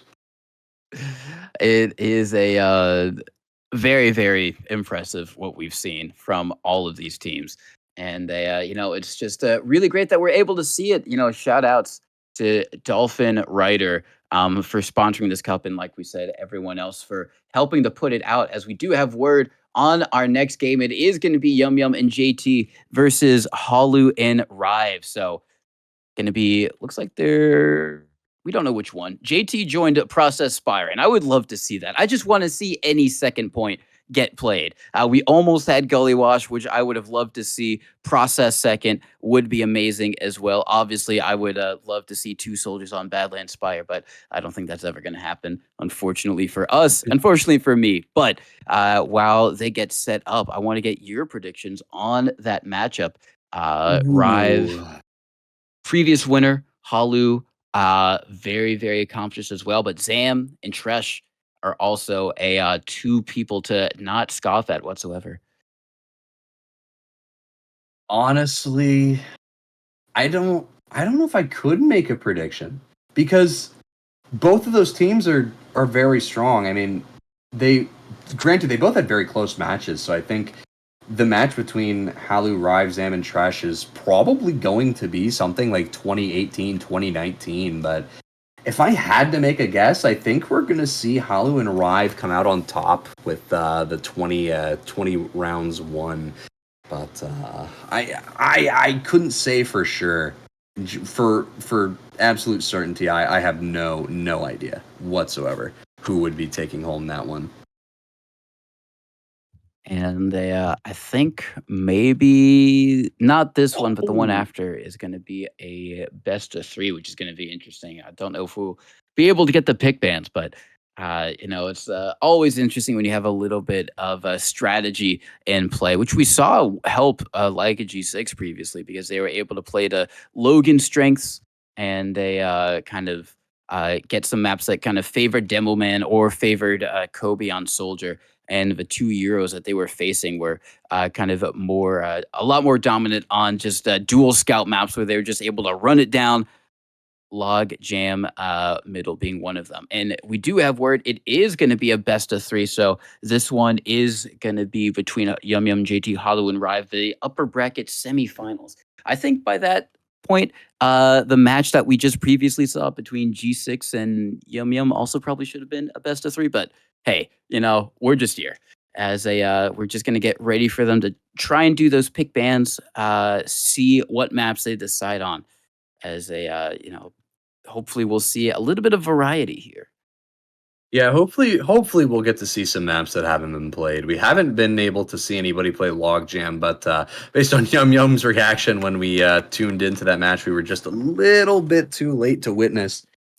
They were not fans of Logjam, so I feel like they're probably going to insta ban that map. I I I kind of share your sentiment. I hope we see some kind of second point here, just because the middle points are nice and all, but they're boring. They're stale. Everybody knows them. Sometimes you got to throw something in the middle. Get a little mix up. Play some Process Spire. Play Gully second.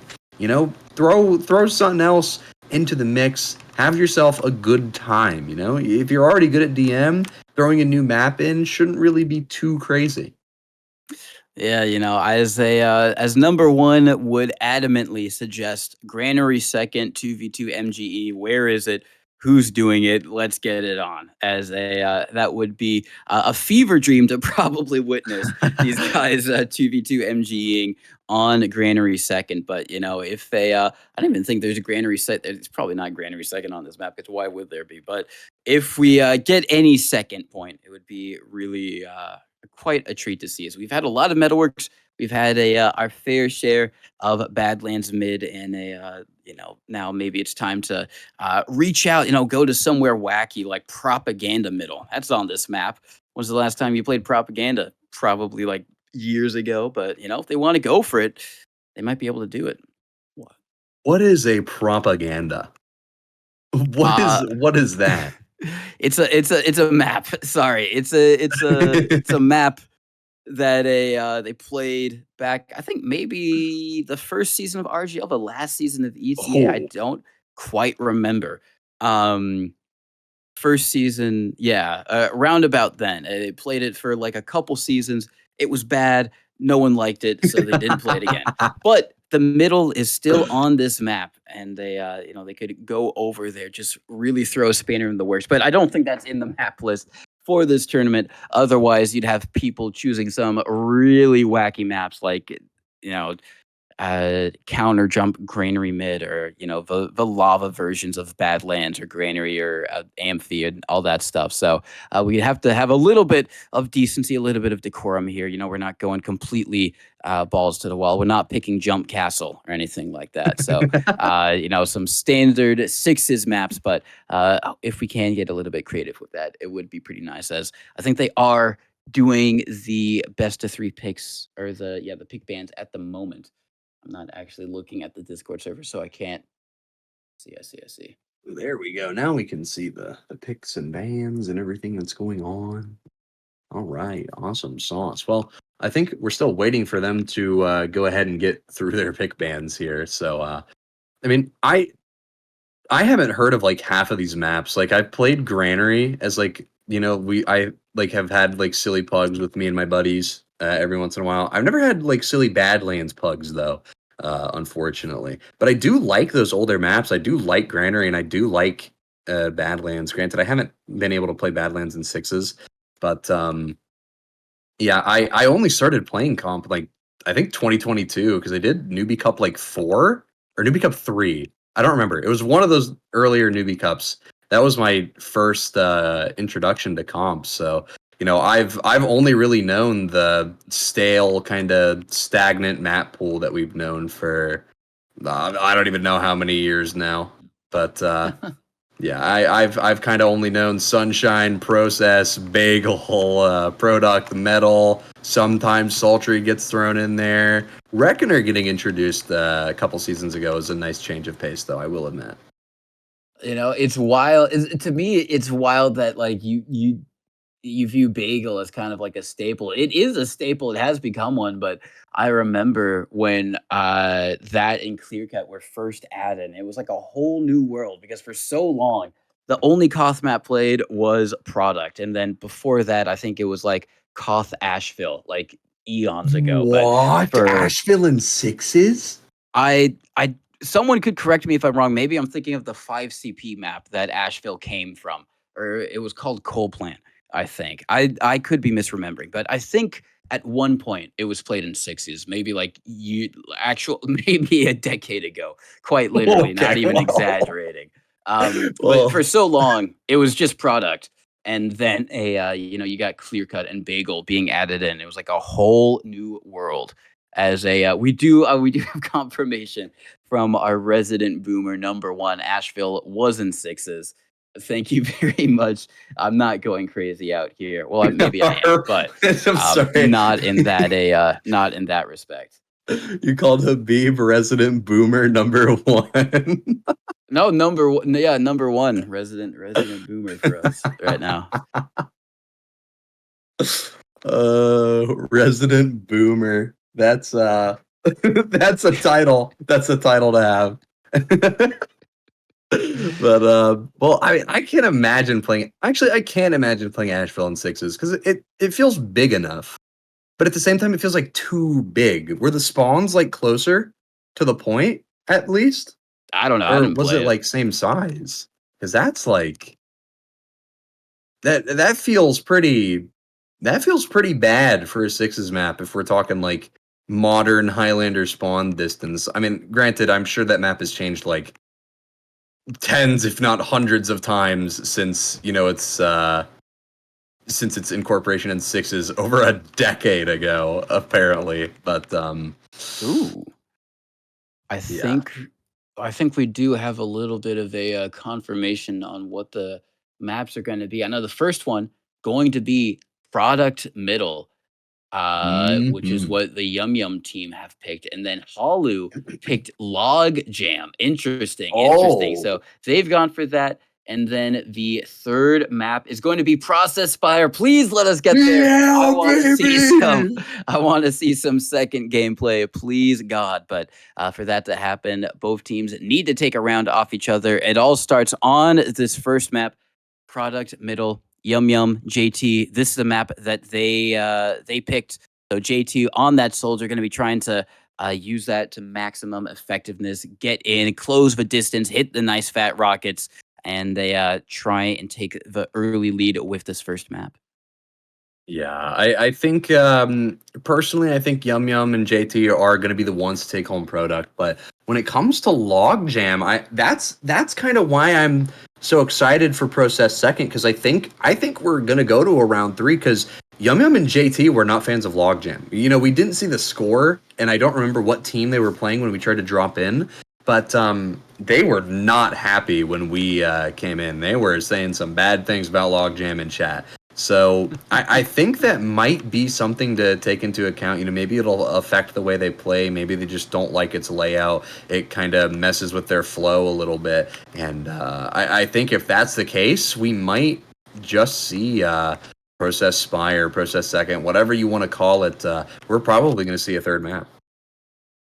Yeah, we could see a third map. I don't know how it was as we are getting ready for them to get everyone in right now. Currently they're in different Koth products at the moment. hallu is in their own, and Yumyum and JT are in another Koth product. So deciding to fight each other from across the whole entire MGE at the moment might be a little bit interesting. Maybe they'll unlock the capture points. Yeah, long distance fighting. Social the best way. distanced fighting, exactly. I'm sorry, guys. I have a cough. I'm wearing a mask right now, so you guys don't get it. The cold. Maybe that's what their game plan is. But as we wait for the next person the last person to join up, and for them to finally decide on which Koth product map is the better one. I don't know. Maybe there's like some subtle differences that we're not aware of that makes one a little bit better than the other. Maybe one of them has dog bread in them and the other one doesn't. But we are going to be going live on this semifinals very, very soon. We got the preemptive GGs coming out in the chat and mark for a good game as they're now currently getting into the right teams. Always a little bit of a dance for 2v2 MGE. It takes a bit of time, or not honestly that straightforward if it's your first time doing it. I think it's kind of a mixed match. Like one goes on one team, then the other goes on the other team, and sometimes it can take a little bit of a doing to try and work out. Yeah, we were seeing that yesterday in the early part of the stream, where I think a solid like half of a couple of the matches we were looking at were teams struggling to get the like plugin to put them on the right team, because no matter what they did, it would just like shuffle them half the time, and it is a struggle if you have no idea how to work it. I mean, I have no idea how to work it, and it is not easy to try and get the plugin to put you on the proper team. So giving these teams a little bit of grace to hopefully get the plugin to work for them is an absolute must right about now. Yeah, it is, and it seems like they are now starting to load in, and we will be going live with this first map of the best of three fairly imminently. I don't know. Have we got a winner for the raffle? Has that been picked out? Dolphinrider won it? No, Dolphin RGL. Oh, RGL Dolphin won it. What the heck? I swear I've seen him win so many raffles. It is actually insane. I don't know how he does it, but that's actually amazing. Dolphin wins the raffle. Congratulations. You get a like a G6 dad cap, so you can rock that at the next LAN. I'm excited to see you wearing that. Hope you go for it. But I think we do have the Yumyum and Jt squad in now. Just going to be waiting on hallu and Rive to load up. And shout outs as well to a Dolphin for just being a beast in general, and also winning via the raffle because he's the GOAT. True. I think these teams are finally figuring out which product they're going to play the game on. So it's just a matter of time until they both add up to the same level, and there they are, all on the same level. I think Yumyum left JT's team here, so the match didn't start just yet. We're just waiting another second or two to get the demo fixed, but we're going live right now. This is map 1 of a series of 3. I think it's if I remember right, it's Product Logjam and then Process Spire. So we'll be seeing a very interesting set of matches here. But that said, immediately right off the bat, we've got Yumyum on 4 HP trying to fight through Connector. It's not going to work out. Rive is going to be taking him down. JT trying to find something with the shotgun, but Rive is going to find that cleanup kill on him as well. He's going to bomb forward right into the cubby, but he's not going to get anything. No damage onto hallu just yet. It's going to be a pinch coming in from Rive right behind JT. Going to be able to take him down, and he's running straight through Connector. JT has no idea, but hallu is beefing like crazy. hallu somehow isn't dead just yet, but it is now 2-1 in favor of Rive and hallu. Still anybody's game right now. Rive going to be taken down very early here, so it's not looking good for his team. Could be tied up 2-2 here. Yumyum going to get taken down. A nice flick shot coming out from hallu, but it's not going to matter. JT is going to come out with that shotgun, and now it is 2-2. Anybody's match right now.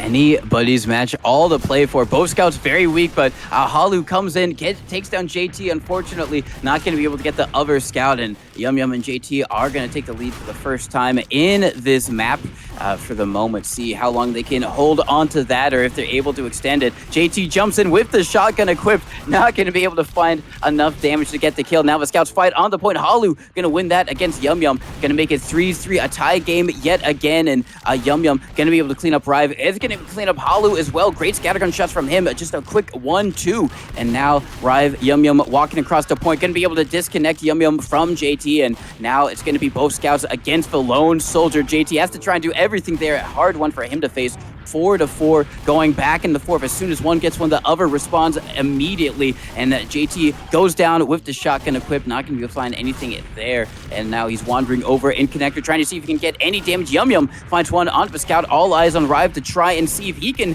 find anything in his stride. Gets one, but JT with a nice little pop and shoot. Going to be able to take him down, launches him up into the air. Rive walking across. It gets some nice damage onto Yumyum. Going to be able to take him down. JT in a little bit of a 1v2 scenario. Gets one. Is he going to be able to find the other onto hallu? He's super weak. Not going to be able to get that final shotgun shot off, and it's going to be 6-5. hallu and Rive just barely in the lead for the moment.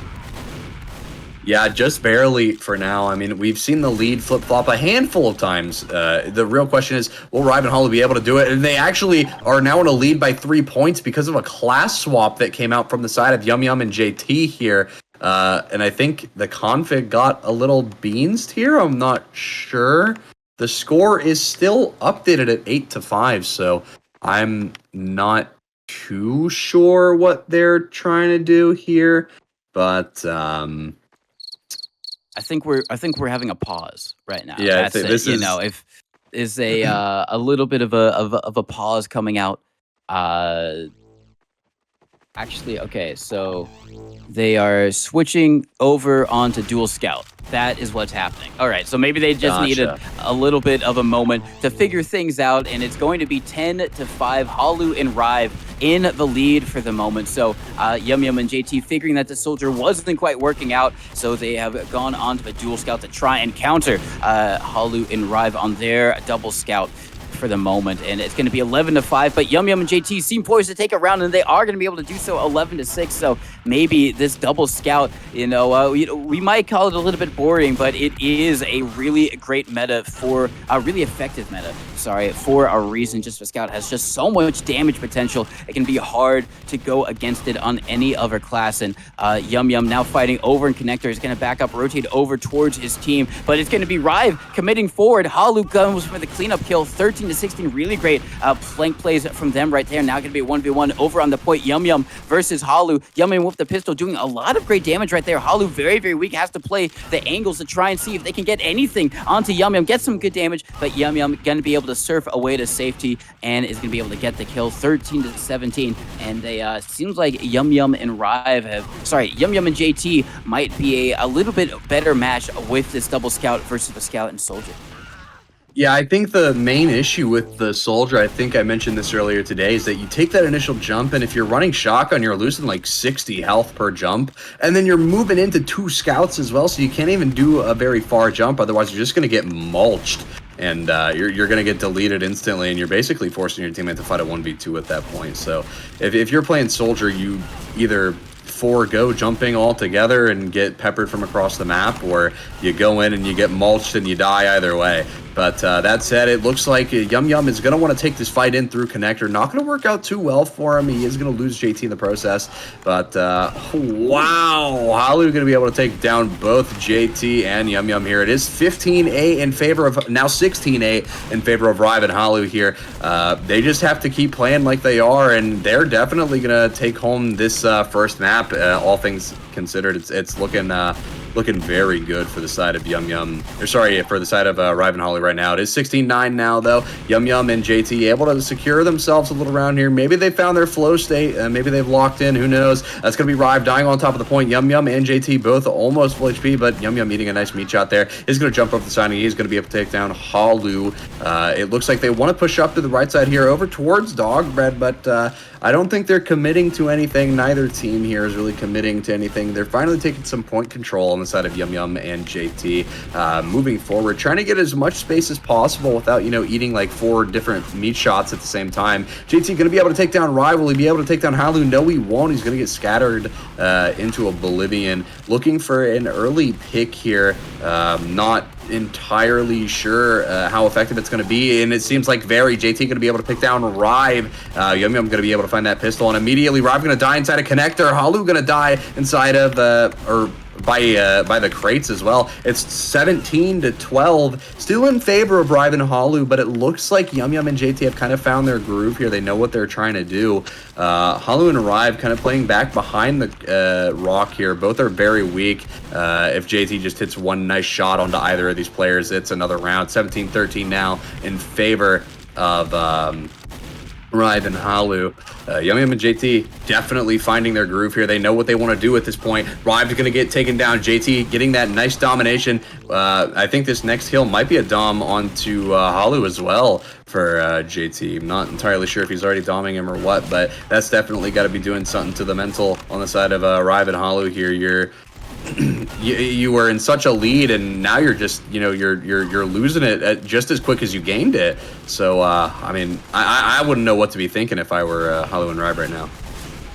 Oh, it seems like Rive is AFK. That's what Rive is thinking. How do I get away from my keyboard? His back is turned. He is lagging out, and they're calling for a little bit of a timeout here. So hopefully, I think it was hallu having a few. Yeah, Rive actually has 252 ping, so a very fair reason to try and slow things down just a little bit. Obviously not great if you go if your ping spikes up like that. So hopefully Rive and hallu's internet will be a little bit more stable for the remainder of this 2v2. Now they are going to commence once again, and it's only going to be 2 points separating them for the moment, and it started off with a big lead for them, but Yumyum and JT have been able to, like you say, lock in, get into that flow state, and slowly chip away with that lead round after round after round, and now very close to being able to tie things up. They get one onto hallu. Rive very weak as well, only 1 point separating them right now, and seems like they have definitely managed to lock in. Gonna be a tie game, and all eyes on hallu and Rive to maybe try and figure out some type of counter here. This double scout for JT and Yumyum has finally been able to manifest into a winning combo for them. They're kind of playing very, very together, kind of holding hands, as the saying goes, when your pocket scout and your flame scatter just right next to each other on the beam. But JT's super weak. Just one shot, it's going to be taking him down, and they are going to be able to do so. 18-17. They're only 2 points away. So very, very doable for hallu and Rive. They just have to make sure that they don't give up anything while they go for it. Very weak JT playing around the rock is going to be able to get the kill very crucially onto hallu. 18-18. Just extremely back and forth. Immediately, hallu is taken down. Rive has to win this 2v1. Not going to be able to do so. And Yumyum and JT on 19 points. One more. They're going to be able to go almost coast to coast. They weren't down at 0, but they might as well been, as they've been on fire in the second half of this match. hallu and Rive have to play very, very well here. Basically perfectly, because they cannot give up one more round. Just playing very together, playing very far back, playing very conservatively, making Yumyum and JT come to them. And they get one onto hallu. Rive has to clutch it out, not going to be able to. JT and Yumyum are going to be your winners in this first map of the best of 3. Definitely not the outcome I was expecting based off of the beginning of the of the match. I got a little sidetracked there because I looked up in chat and some trash talk coming out from JT here. And that feels a little too close to be throwing some trash talk out, but maybe you gotta get a little crazy to get into their mind a little bit, play some mind games. All things considered, though, very close match, 20-18. I think Yumyum and JT decided they don't want to take any more risks anymore, and they're just kind of. I mean, like I said, they're locking in. They're gonna run this double scout likely for a while here, and I think they're moving over to logjam almost immediately and starting double scout versus double scout here. I don't know if their intent was to start immediately. So I guess we'll see. But yeah, we're moving over to Long Jam here, and again, from what we saw earlier when we dipped down, Yumyum and JT do not like this map at all. They said they had some choice words to say about this map. So, well, I guess we'll see how they go about playing this this match here.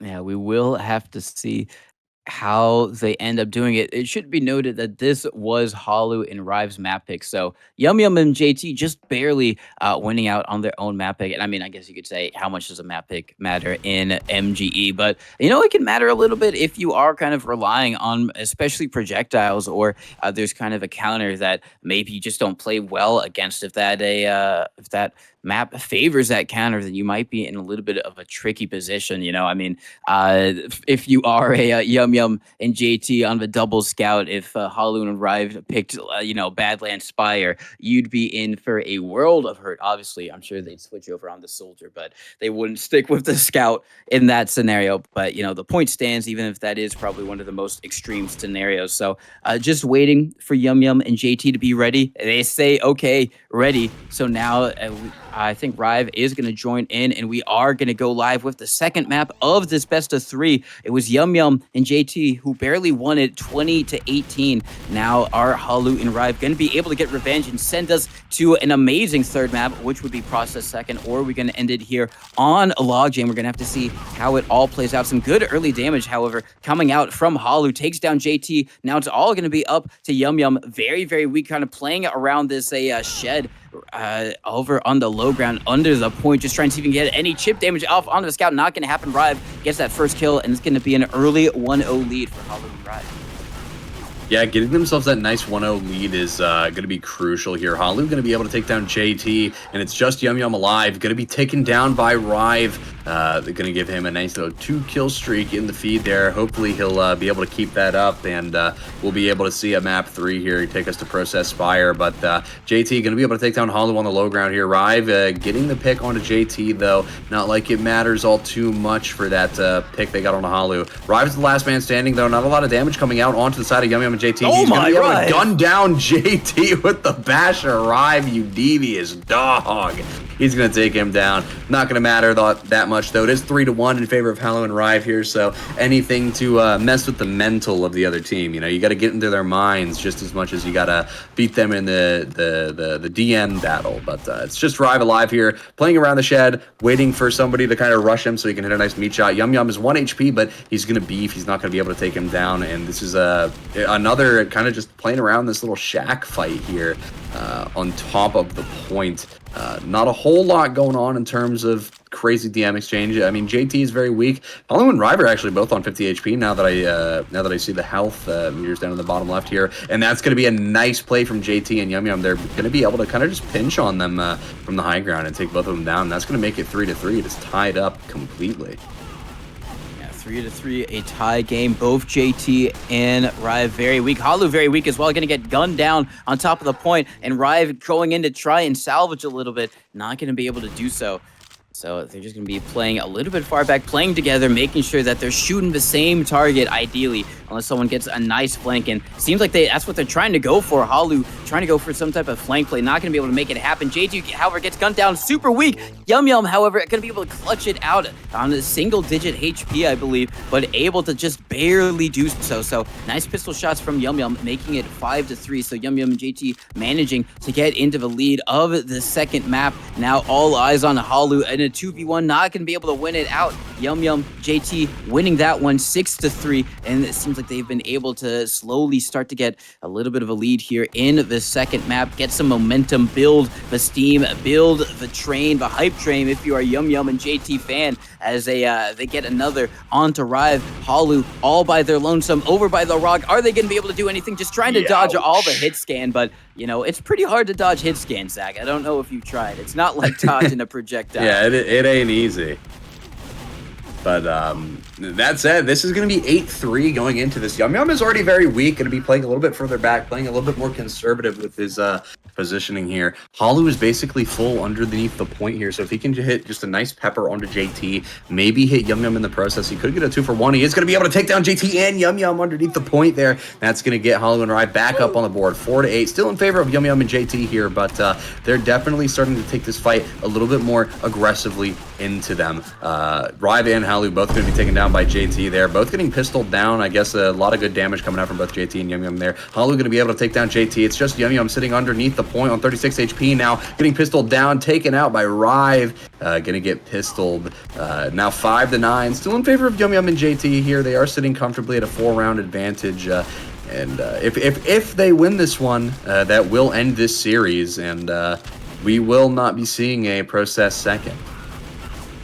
Yes, I really hope we do see that. So I'm rooting for Hallu and Rive in a little bit of a pistol spam battle. Does so much damage. But JT just barely clutches it out. Really great attempt from Hallu there. Almost got JT down, but wasn't able to just land that final shot. So we're going to make it a 10-5 game. Double the points of their enemy for Yumyum and JT, but they do lose one early. Hallu with a nice kill onto Yumyum. Now has to win the 1v1 against JT. Just kind of peeking over and lower, and they wrap around. They go to the opposite sides of the map where each other just were. Now they meet on the logs of Logjam, and it's going to be JT winning that one right there on the logs of Logjam. You know, that's why it's called Logjam right there. It's those logs over on the point. But Yumyum and JT absolutely getting mulched over by the wall, and seems like they finally start to come alive a little bit. Yumyum has 2 quick scattergun shots instantly for his enemies to say no to that, and Hallu up on the high ground, trying to dance around JT. Scattergun shots with the pistol, both out. Who's going to be able to connect more? Seems like it might be Hallu, and it is. Nice kill right there, 7-12. They might be able to do it, but they need to start getting some rounds in a row fairly quickly here, Zach. Yeah, they need to start getting some fast rounds. They got to go round after round after round after round if they want any chance of catching up to the momentum that Yumyum and JT have here. Granted, they are starting to catch up very quickly. It's 8-12 right now, but the health on Yumyum and JT team is looking very bad here. Yumyum going to have to play around the shack. JT going to get taken down. Hallu's going to take down Yumyum as well. Nice shots coming out from both Rive and Hallu there. Health not looking good for Hallu there. He's going to get taken down. Just going to get deleted by Yumyum. JT going to be able to take down Hallu as well. Yumyum and JT leading very comfortably, 14-9 here. It is a sizable amount of rounds ahead, so I don't think they have to worry too much about anything going wrong. Hallu shaking his head no. I think Rive might be lagging out, or his mouse died.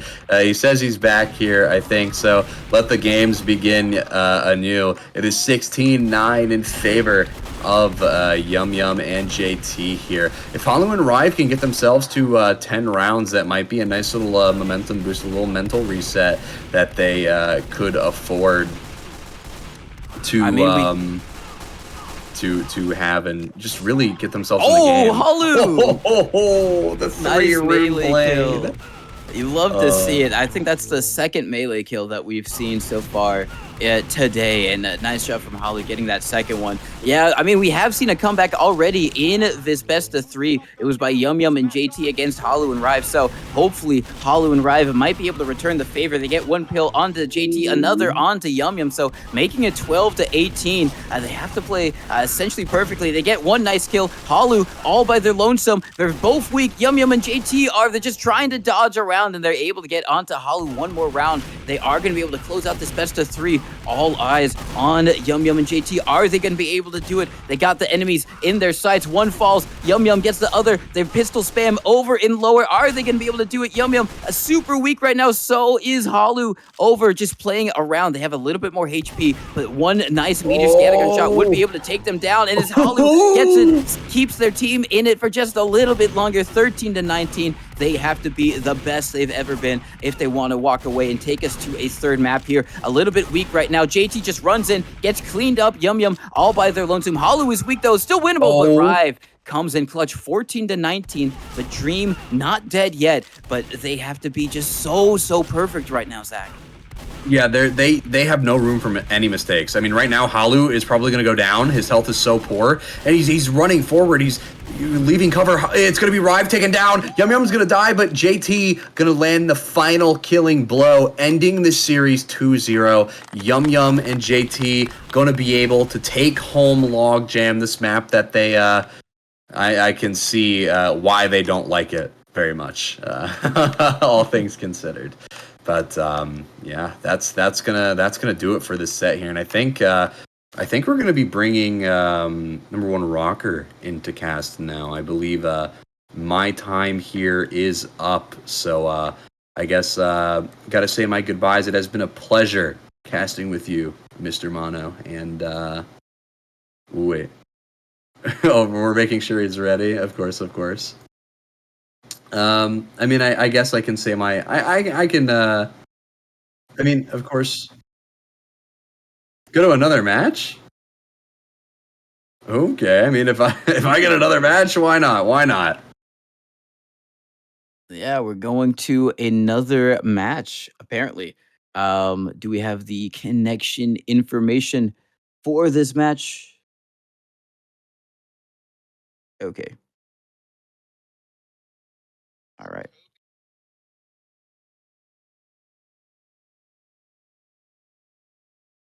All right. Let It's me going to get in this, be John. Logan and Kobe versus Fancy Son and Ryan. If you are just joining us, the G6 squad got knocked down to a oh, it's not Fancy Son, it's just Fancy. My bad. I thought it was Fancy Son this whole time. It is not Fancy Son. It is just Fancy. So they are actually the Europeans coming over. They're going to be the second European squad. We had ALOV and SNH. Unfortunately, they got taken down already in this match, but they were the previous grand finalists against like a G6. But now we've got another Euro squad trying to take it to the G6 roster. We're gonna have to see how it all plays out as a. I am not in the. I do think they're going live here on Badlands Mid immediately. Oh, probably. I think. Oh, the spectator like nameplates aren't showing up for me, which is really inconvenient. But I believe this is Fancy taking a 1v1 with Logan right now, both very low. It's looking 14-10 right now. This match is. I can't even tell if this is supposed to be the match or if they're doing a warm up here because it's already in progress. I'm not sure. Okay, this is the match. Okay, this is the match. All right, we went in while they're starting. So that's probably why the spectator nameplates are not showing up for me.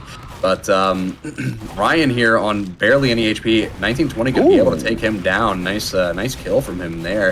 It's 1920, 90 HP, playing a little too far forward. Probably going to get taken down there. Yes, he will. That's going to be Fancy getting a nice pick on him. 15-11 in favor of Logan and 1920, though. All things considered, they could very much take this map home with them. 1920 on 19 HP, 15 now, just getting pistoled down. Ryan on 34, Logan is dead, so it's all up to Kobe to make something work. He's on 2 HP, so hopefully he can find something here for his team, but it doesn't look like he's going to be able to. That's going to make it 15-12. Still in favor of Logan and 1920, but Ryan and Fancy are definitely catching up here.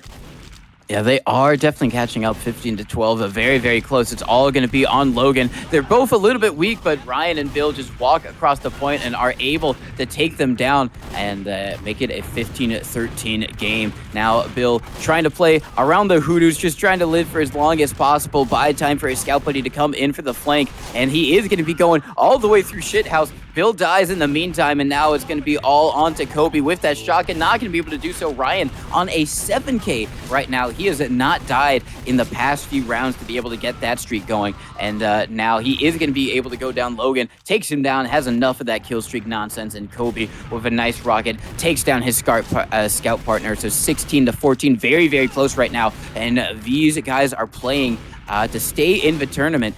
The loser of this best of 3, I believe, is going to be knocked out. So everything on the line if these guys want to get to the grand finals, which I think both of them know that they can. Both of them expect to be in the grand finals, and it's all going to be on this best of 3 in this first map. I don't know.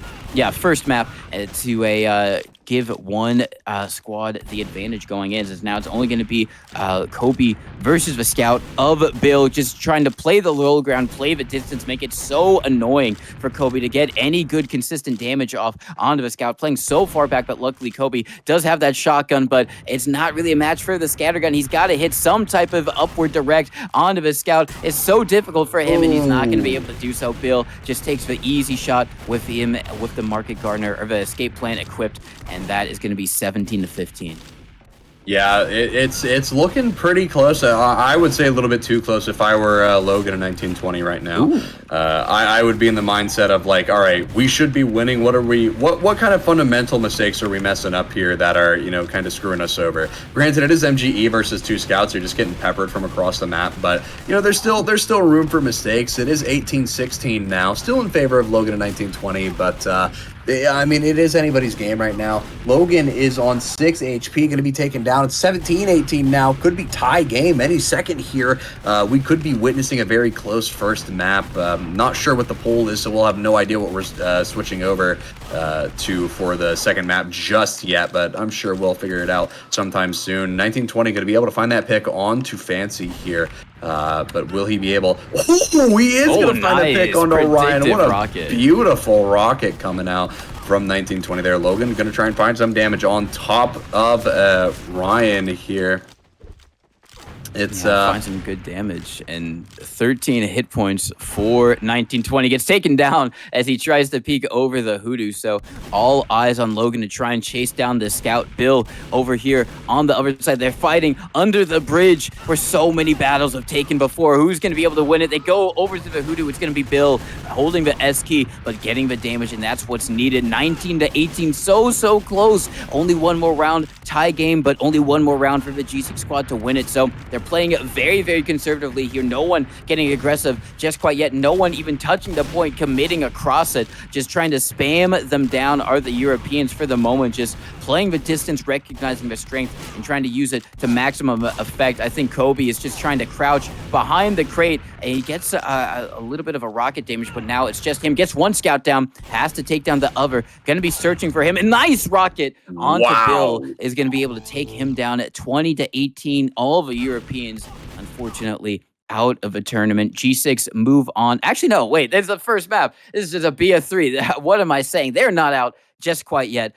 We don't know what the second map is, but we're going to soon find out. But like a G6, take the lead in this best of 3 of the lower bracket semifinals. Yeah.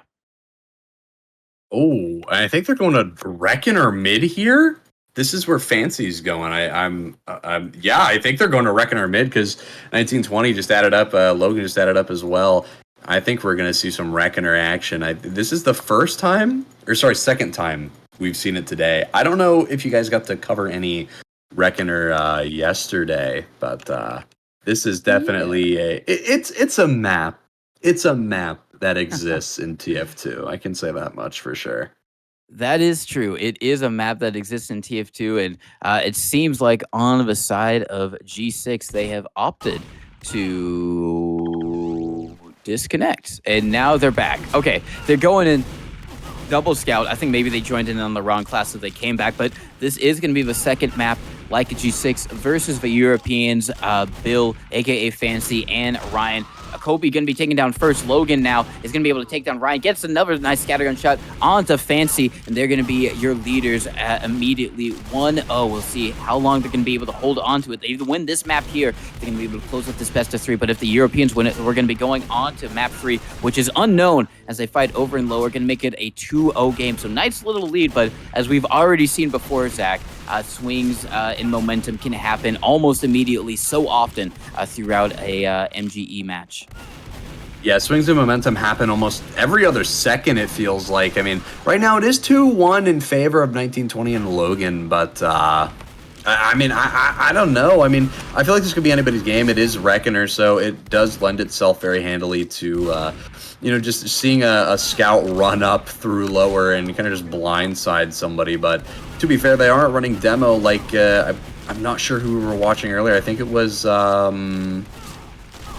Oh, I forget who we were watching earlier who was running demo on here, but it's not like that anymore. You can't just run up through lower and take them out. But that's going to be another round for Logan here. Going to be able to take a nice shot down onto Fancy. He's going to be taken down 6 feet under. Going to respawn later on. But that's the entirety of Ryan and Bill's team here. They're just so weak. The health is so poor all across the board. 1920 is going to get taken down. Logan going to get taken down as well. 4-2 now. Not looking too great for the side of the G6 crew right about now. But at the same time, it's not looking too bad either. I mean, there's still 2 rounds in the lead here. I mean, anything could happen. 1920 is going to get taken down by Fancy. Ryan going to be able to find that final pistol shot onto Logan as well, making it 4-3. And 1920 going to get taken down by Ryan yet again, and that's a nice scattergun shot placed by Fancy onto Logan. These guys are getting taken down pretty frequently. I mean, it's tied up now. 1920 going to get taken down by Fancy, and he's going to take down Logan as well. Nice shots coming out from Fancy today. A 4 kill streak here. Now 5-4 in favor of Ryan and Fancy. Yeah, it's really great stuff from everyone so far. Super close. But the Europeans definitely need to clutch up here, because if they lose this one, they are out of the tournament for real this time. Not just me just saying stuff. They will be actually out if they lose this. This is the lower bracket, so they have to win this map and go on to a third and win that if they want to continue in this tournament. G6 just need to win this over on Reckoner, but right now their focus is on Fancy as he's trying to dodge around, but he gets shot down by Kobe and Logan. They just gank him over in the corner, and he is no longer for this world now. On this next match, just gonna be playing each other's side. No one going for the wraparound play. As I say that, Logan getting very aggressive has split the intention of the Europeans. Is gonna be able to help get that kill onto Fancy. They make it 6-6 back and forth for both of these teams, just going super close so far. But you have to see how it all shakes out. Is currently just playing a little bit slow on the low ground right now is one of the G6 members, and they're a little bit weak, but they're managed to take down one. They take down the other. They make it a 7-6 game, now back in the lead, but it's been so back and forth this whole entire map and match so far, even on Badlands. So we're gonna have to see how they managed to play it out. Nice pistol from Kobe right there. Now's to do one more onto Fancy. Get some good shots. Fancy returning the favor over, just playing under the little lip right there, trying to dodge as much spam as possible, but no, Kobe is going to be able to get the pistol kill. A little bonus is that he is dominating him, but that doesn't super matter. But, you know, it's a little bit of a morale booster, which is always great, because TF2, it's a DM game, but it's also a mental game, even in something like MGE. TF2 is a mental game all around, and I couldn't agree more with the guy in chat whose message got pinned. I think it's Jamond here who asks, or so Jamond pinned the message. When are they going heavy? Who's gonna pull up Natasha, sit on red crate, and just like make the scouts' lives a living hell? When does that happen? I don't know. Maybe Logan will pull it out. I guess we'll have to wait and see. Speaking of Logan, he's going to get taken down here. Ryan's going to be able to find some nice pistol shots. It is 9-8, still in favor of Logan and 1920 here. But will they be able to hold on to that lead and maybe expand their lead a little bit, or will they have it tie up here? I'm not entirely sure what's going to happen here. I mean, the health on the side of the G6 team is looking very poor. 1920 going to be able to survive, though. Logan going to be able to come in and take down both Ryan and Fancy, giving themselves a nice 2-round lead here. Logan's HP not looking too great, but Ryan and Fancy are sitting pretty, all things considered. It's just 1920 underneath the point last seen, looking for an angle to try and shoot down Ryan. He's going to get the nice pistol shots onto him. He's going to take him down. Very nice play there. And I think that's going to secure them a decent lead here, you know, making it 11-8, possibly even 12-8 here if Logan is able to land those final pistol shots. But I guess not here. It's going to be 11-9 in favor of Logan still. Maybe 12-9 here if they play their cards right. And yes, they will. They're going to make that 12-9. Yeah, extremely back and forth, which is what you like to see from two teams this far in the invite bracket, just going toe-to-toe, head-for-head, just not letting anyone get a moment of rest whatsoever, and keeping G6 honest. You know, these Europeans are really, really good. I don't think this was the squad that was in the grand finals last time, but they made it very, very far as well. I think they had to play the other Europeans for an opportunity to play G6 in the grand finals last time. So now getting what they were denied previously, so in an opportunity to maybe best their brethren in their attempts against the squad. But at the moment, still going to be down 3 points against G6. Kobe and Logan just playing very calm and collected at the moment. Kobe going on the low ground, trying to see if he can maybe go for some type of flank play, but immediately gets found out, and now Logan going for it, just playing very far back, very, very slow on this round in comparison to all the others. No one going immediately across the pointer, disconnecting from his scout partner. They're just kind of holding hands, making sure that they're not too separated. I say that G6 on the move wants to try and close the distance, as they're both super weak and need one nice meat shot to make ends meet, but I don't think that meat shot is in the grocery store for them. They're not going to be able to buy it. They get taken down. Bill with a kill onto Logan, going to make it 13-11. And I think as we get further and further into this map, it's going to slow down more and more and more as chip shots keep coming in, as no one wants to go in for that meat shot at risk of being instantly taken down. So going to be playing the long range to mid game, I think, for the majority of this, unless we have some type of desperation play come out. As I say that, Logan going in fairly aggressively, wants to try and close the distance, and now Logan is as well, gets the nice shot off onto Ryan. It's only going to be Fancy, and now he's going to get chased down by G6. They got him over in the corner. He gets one, but he's super weak. Is he going to be able to get the other? He does! Onto Logan. Great stuff from Bill, or aka Fancy right there, to get that shot off. Makes it 13-12. Still G6 in the lead, but with this form from the Europeans, showing why they've gotten so far in this tournament, if they have Ryan with a nice 2 quick shots on the G6 squad, making it a tie game, proving that it really is anyone's game to play for. They just have to connect their shots, play together, play well, and be the better squad. Yeah, absolutely. And as you say that, Logan is going to be able to secure that kill onto Ryan, bringing 1920 and himself back up by a round here. But I'm not sure if that'll be able to last, because, I mean, Ryan and Fancy's health is bad, but Logan's kind of getting 2v1 right now, and that is going to make it tie game yet again here. And I think I'm going to have to agree. These rounds are only going to get slower and slower and slower, and I'm already tired. I'm already yawning in the downtime where I'm not talking, because, man, watching these scouts sit across the mid and just shoot 3 damage pepper shots at each other, not the most interesting gameplay in the world, all things considered. But I mean, if it works, it works, and you got to do what you got to do what you got to do, especially when you're in this lower bracket here. I mean, if you lose, you get knocked out of the cup for good. So it's very important to these teams that they make sure they stay in. That said, that's going to be Ryan and Fancy putting themselves in the lead here with 1 round. It's only 15-14. They do take down Logan here, though, so it might give them a 2-round lead. Might be 16-14 here sometime soon if they can find themselves on top of 1920 here. And yes, they will. They are going to find that kill onto him. Right on a nice 4-kill streak. Will Logan hit him with his anti-kill streak wrath, though? I guess we'll find out. The health on the side of Ryan and Fancy's team is very bad, and that's probably going to be Fancy dying here sometime soon. Yes, he will. Logan going to be able to find a nice meat shot onto him, and that's going to make it 15-16. Still in favor of Ryan and Fancy's team. But it's definitely a lot closer than it was just a couple, I guess a couple minutes ago. I mean, it feels like only 2 minutes ago when this game was, feeling like a bit of a stomp for the side of Logan in 1920. But all things considered, that's going to be Ryan and Fancy able to take another round, giving themselves 17-16 here. 1 round in the lead. If they're able to win this, I think that takes it to a map 3.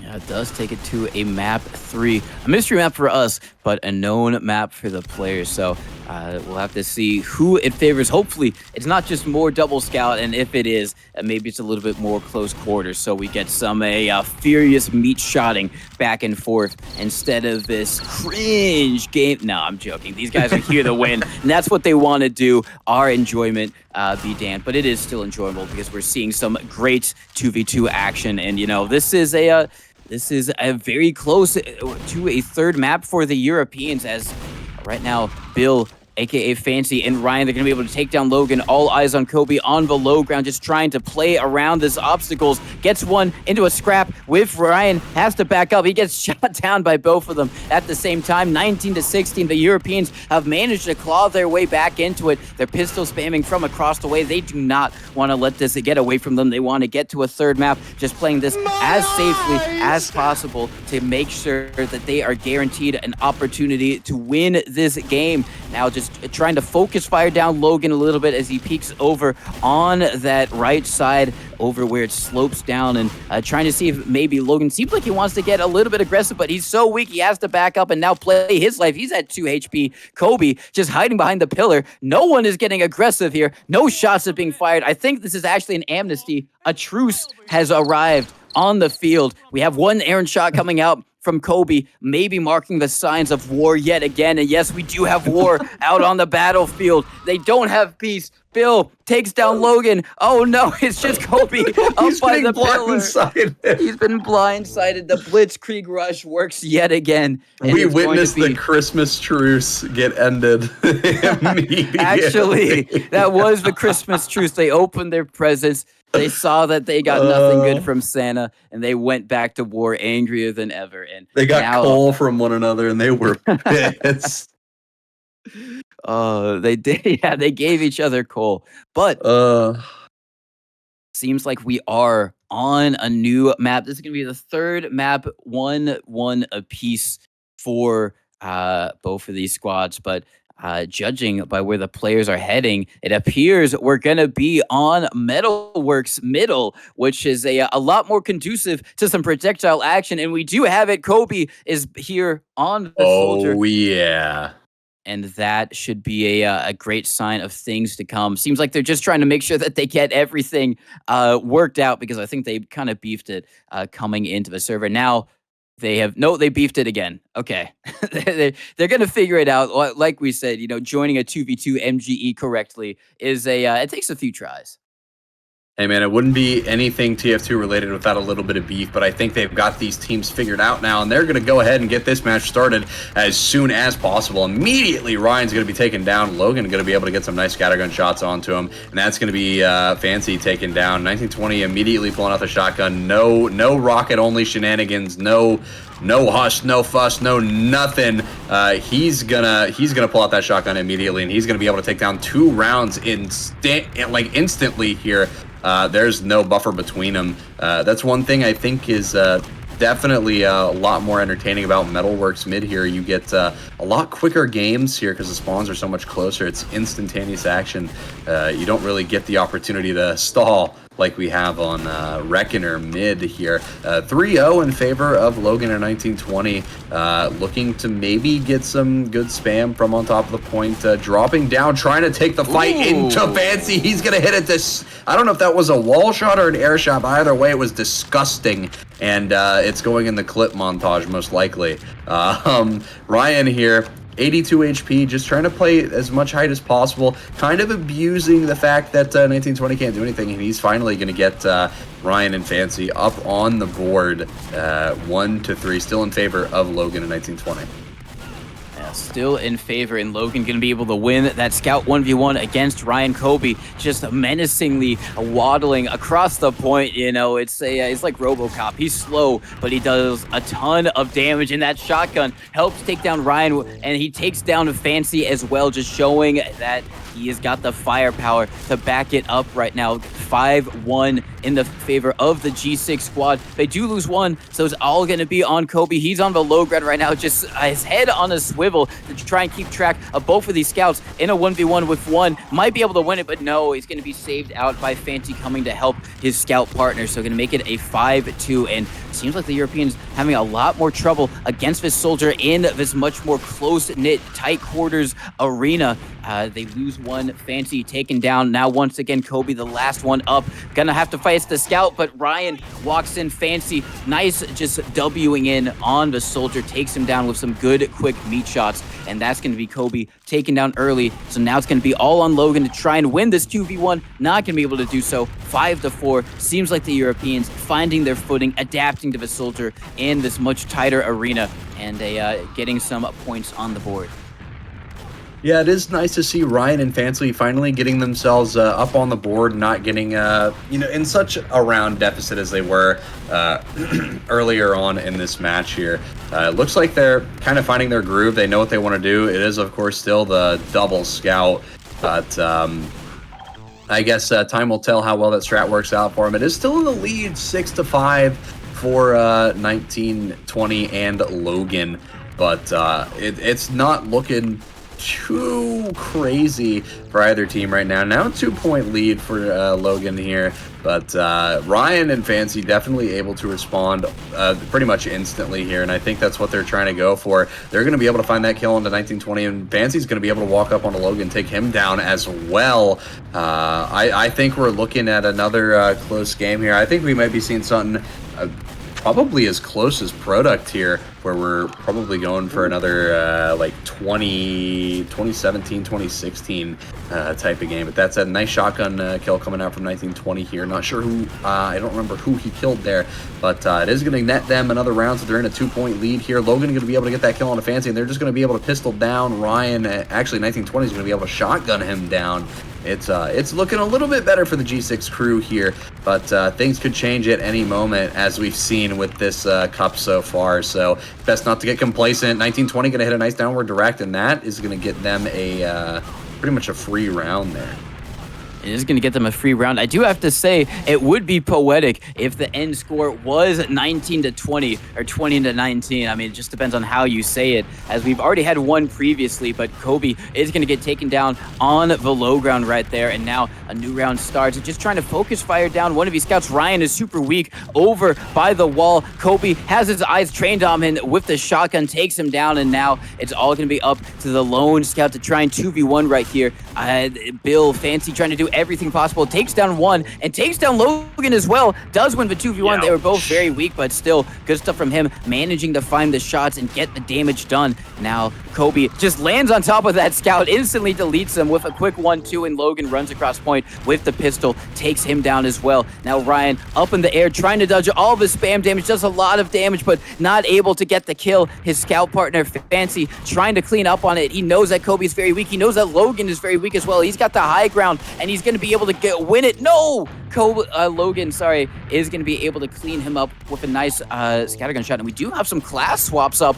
It's going to be Fancy up on the soldier, and I have to say that Fancy currently rocking 102 ping, so this is not going to be easy for him, but he feels like it is necessary, as a Kobe shows why a soldier is so great on this map with that nice rocket there.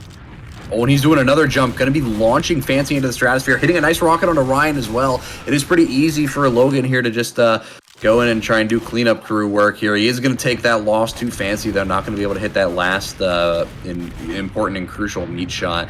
But Ryan over here on 90 HP on the low ground. If 1920 or maybe even Logan were able to do some robot action, maybe get over forward and try and take him down, then we might be able to see something happen there, but it doesn't look like we will. Ryan is going to get taken down by Logan. Fancy is going to be able to take down 1920 with a shotgun. He's hiding in the corner. We're going to see the first sign kill of the entire cup, I believe. That's going to make it 15-19 in favor of the G6 crew here. Definitely wasn't expecting to see a sign kill. Ryan and Fancy definitely need to find another momentum swing. They did concede a round by switching classes, which I'm not sure if people noticed. That rule in MGE does still apply. They are finally able to get themselves in the double digits of rounds won here, kind of earning one back for swapping classes. I am a little interested to see how things are gonna play out, but I don't know. It seems a little stacked in the favor of the Ooh, G6 nice crew. rocket. And yeah, what a disgusting rocket from 1920 there. It does seem a little stacked, like I was saying. I mean, they have a 7-round lead here. It is 17-10. Now 18-10. 1920 is hitting some disgusting fat rockets. He's gonna bomb over. Oh, air shot! Oh my god! Air shot equals win. Air shot equals win. If Logan can just clutch this up, he can just say air shot equals win in chat, and then he wins by default. There's no way. Surely Logan clutches this up. He does yeah, he win does. it, yes, with the pistol, finally connects the shots. 19-10, and they just need one more to make it 20-10 and advanced on in this invite bracket. So they're just be trying to focus fire, make sure that, they don't let it get to their head. I mean, they've been here before. They get one onto Ryan. It's all going to be on Fancy, on the Soldier. He's been hitting some good shots, but it's not going to be enough. GG. That is going to be GG's. GG's thrown in the chat. The G6 squad are going to be moving on. It was close in those first two maps, but finally, once they had a map that was a lot more conducive towards Soldier, Kobe was able to just rock up and deal the damage. Europeans not able to respond. I mean, they do have extremely high ping, so we have to take that into consideration, but still G6 going to be moving onwards, and that is going to be both of our European teams knocked out, Fancy and Ryan, and then also earlier in the tournament, ALOV and SNH. Just want to do a special shout outs to them for participating in the tournament, even though it is an NA tournament. Both of them did a really well. ALOV and SNH, if you didn't watch the last one, were the grand finalists against like a G6. Not able to do the same thing this time, but hopefully we'll see them in the next 2v2 MGE Cup, because it's always a pleasure to see some of our European brethren compete over here. But this time, NA is going to be supreme, and G6 advance onwards in the open bracket against a Fancy, aka Fancy and Ryan. And now they are awaiting the winner of Zam and Tresh. Zam and Tresh versus dolphinrider and scouty, I believe. Definitely an interesting match coming up that you'll have to cover with #1 Rocker, because I think now for real this time I'm getting swapped out, because that was the last best of 3. So like I said earlier, been a very big pleasure casting with you, Mr. Mano. Big shout out to Sayo as well. Big ups to dolphinrider and the entirety of MGE.TF as a whole for putting on this cup.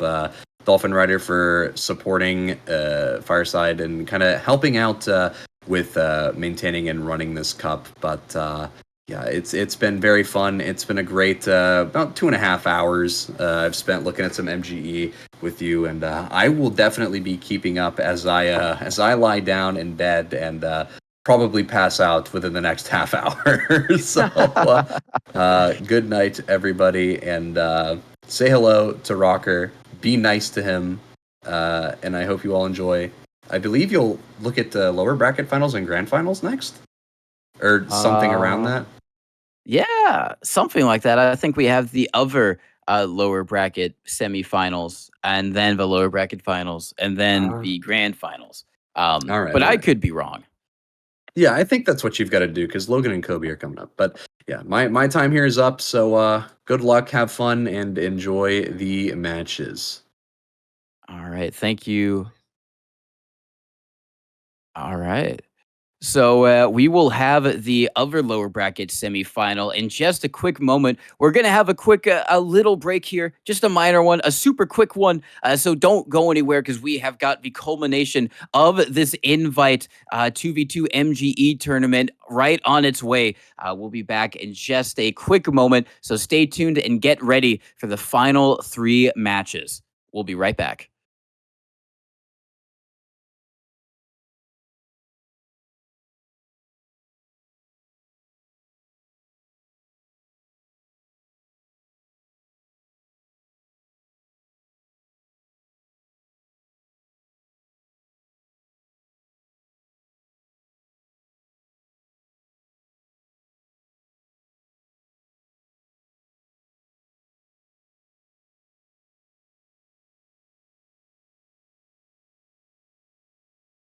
Hey, welcome back, everybody. I'm TC Mono. We're still here on Fireside Cast. Sorry for that. We just had to restart the stream real quick. Technical difficulties, you understand. And yeah, no, I'm just kidding. I'm not TC Mono, but I am indeed number one rocker. I have subbed in, been tagged in for this last leg of this dolphinrider 2v2 MGE Cup. We'll have Mono back in a brief moment. But yeah, we've got the semifinals for the lower bracket coming up. I do believe it's going to be Scouty and dolphinrider versus Zam and Tresh. And dolphinrider and Scouty got knocked down in the lower bracket pretty early on, but they're making their way back. You know, they won against Alexandros and Yosh, who also got unceremoniously knocked down. But yeah, starting the ride, and as we just saw, Logan and Kobe keeping the dream alive, and yeah, moving on to the winner of this one against Zam and Tresh and dolphinrider Scouty. But yeah, it's been a lot of action so far, and just to remind everybody that the first place prize for this invite bracket is a nice hearty 200 keys, and the overhead's real low because you only got those 2 players on the team. So nice 100 key haul for a weekend of MGE. Doesn't get much better than that. But it seems like we're just waiting in the meantime for everybody to get here and get the go ahead sent out to these players. Oh, I think we're going live actually. Let's go. And Mono's back. It seems like we have a crash, so it's going to be a bit of a radio play here. Scouty getting the first kill on the tresh on the low ground. 2 scouts from the dolphinrider and Scouty combo. What else would you expect? And no peace. Zam is on the demo, and he plays little musical chairs around the shithouse, but the scout finally gets caught out by Scouty, and that will be Zam going down, and it's a early lead for the dolphinrider team. It is going to be an early lead. A really great, nice pipe there from Zam. It was actually a roller that caught out dolphinrider, I think. It caught out Scouty. My bad. Dolphinrider is still up and kicking and trying to do his best against these damned projectiles. You know, I mean, all of us scout players, all of us glorious hit scan players. What is up with these projectiles? He's going to be trying to dodge all of them, just juke and dodge his way to victory. He's doing a good job of it. He takes down 1 in tresh now. He has only 1 left in Zam, who's very, very weak. Zam's got to hit a miracle pipe, miracle sticky, something of the like. He's holed up in this corner. He gets taken down. An easy shot for dolphinrider, but I love the creativity there from Zam. Well, demo usually works better when you have a sticky trap set up when you hide in a corner like that, but I guess things are pretty desperate. He couldn't get one out in time with the scout on his trail. But yeah, Scouty onto Zam, and he actually switches, onto tresh, and Zam switches off to scout. So it's a scout soldier now, the soldier in the hands of tresh. So a bit of a class swap. That's something I would expect to see because it seemed like things were going so well for the Zam demo, especially earlier. But I guess I saw something I didn't. Now it's just Scouty left alive against these 2 players, and he's hiding out in the house. Takes a 1v1 against a scout. Receives a rocket to his feet. Now Scout jumps into the window and takes the fight to him. And Zam gets that kill onto Scouty. And yeah, it's evening up pretty quickly. That is evening up. Still 3-1, however, for dolphinrider and Scouty. Tresh and Zam have still a bit of work, and unfortunately there, I think for Tresh, accidentally hit himself with a rocket that took him down a little bit, and it was going to be an easy cleanup for the scout. Now on the low ground, just going to be trying to shoot down dolphinrider as he jukes and dodges to no avail. Going to be still taken down by the shotgun of Tresh, and now on another round, nice rockets from Tresh onto dolphinrider. Another nice one onto Scouty. Helps take him down with Zam in the cleanup, and Tresh dies over by shithouse. Now it's all going to be up to Zam to try and see how much he can do. He's doing some good damage, but he's very, very weak, and he's just on the low ground by the hoodoo, taken down 5-3. Still dolphinrider and Scouty in the lead, but Tresh and Zam not too far behind. And yeah, they have dolphinrider sort of secluded here on the crate. And yeah, Scouty's not there to defend his teammate just below the shithouse. Tresh trying to find him, but this could be disastrous if he meets him close. But he does get the damage out, so that's some reprieve to Zam. And yeah, finishes off the kill there, 5-4 now, I do believe. I can't see the score. I don't know what's wrong with me. But yeah, so we're resetting here, and the game crashed again. So it's just going to be a BBC radio play. Just get used to being in the 1920s again. I don't know. But yeah, so just like that, dolphinrider getting 2 quick frags onto Zam and Tresh. And just inching that lead ahead, bit by bit, slowly but surely. And now it turned out that it was actually a bit of a wombo combo, a bit of a Uno reversal. Thought that they had dolphinrider caught out there, but turned the tables on them very quickly. Yeah, they did turn the tables on them, and now Scouty, all by his lonesome, can't do anything, taken down by the rockets of Tresh. Tresh bombing forward with the shotgun equipped. It's always a cool thing when you see a soldier bomb and he immediately whips out the shotgun in midair. Intimidating.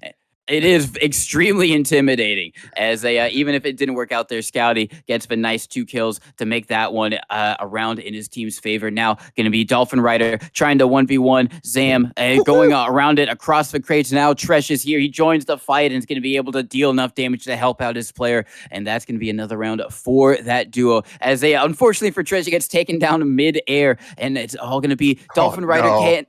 Yeah, he's going to be able to get that kill really well. I would love to see some nice little pop and a rock from Tresh here, but he's got the shotgun out, doing a lot of damage, takes down Scouty. You don't need the pop and lock when you just got the shoddy boom body, and he's making it work for the moment on a nice little 2K, jumps up onto the point, gets some good damage out onto the scout, hits one nice rocket onto dolphinrider, shotgun out, but Scouty going to be able to delete him just in time to save his skin, and going to be 10-7 still in the favor of dolphinrider and Scouty.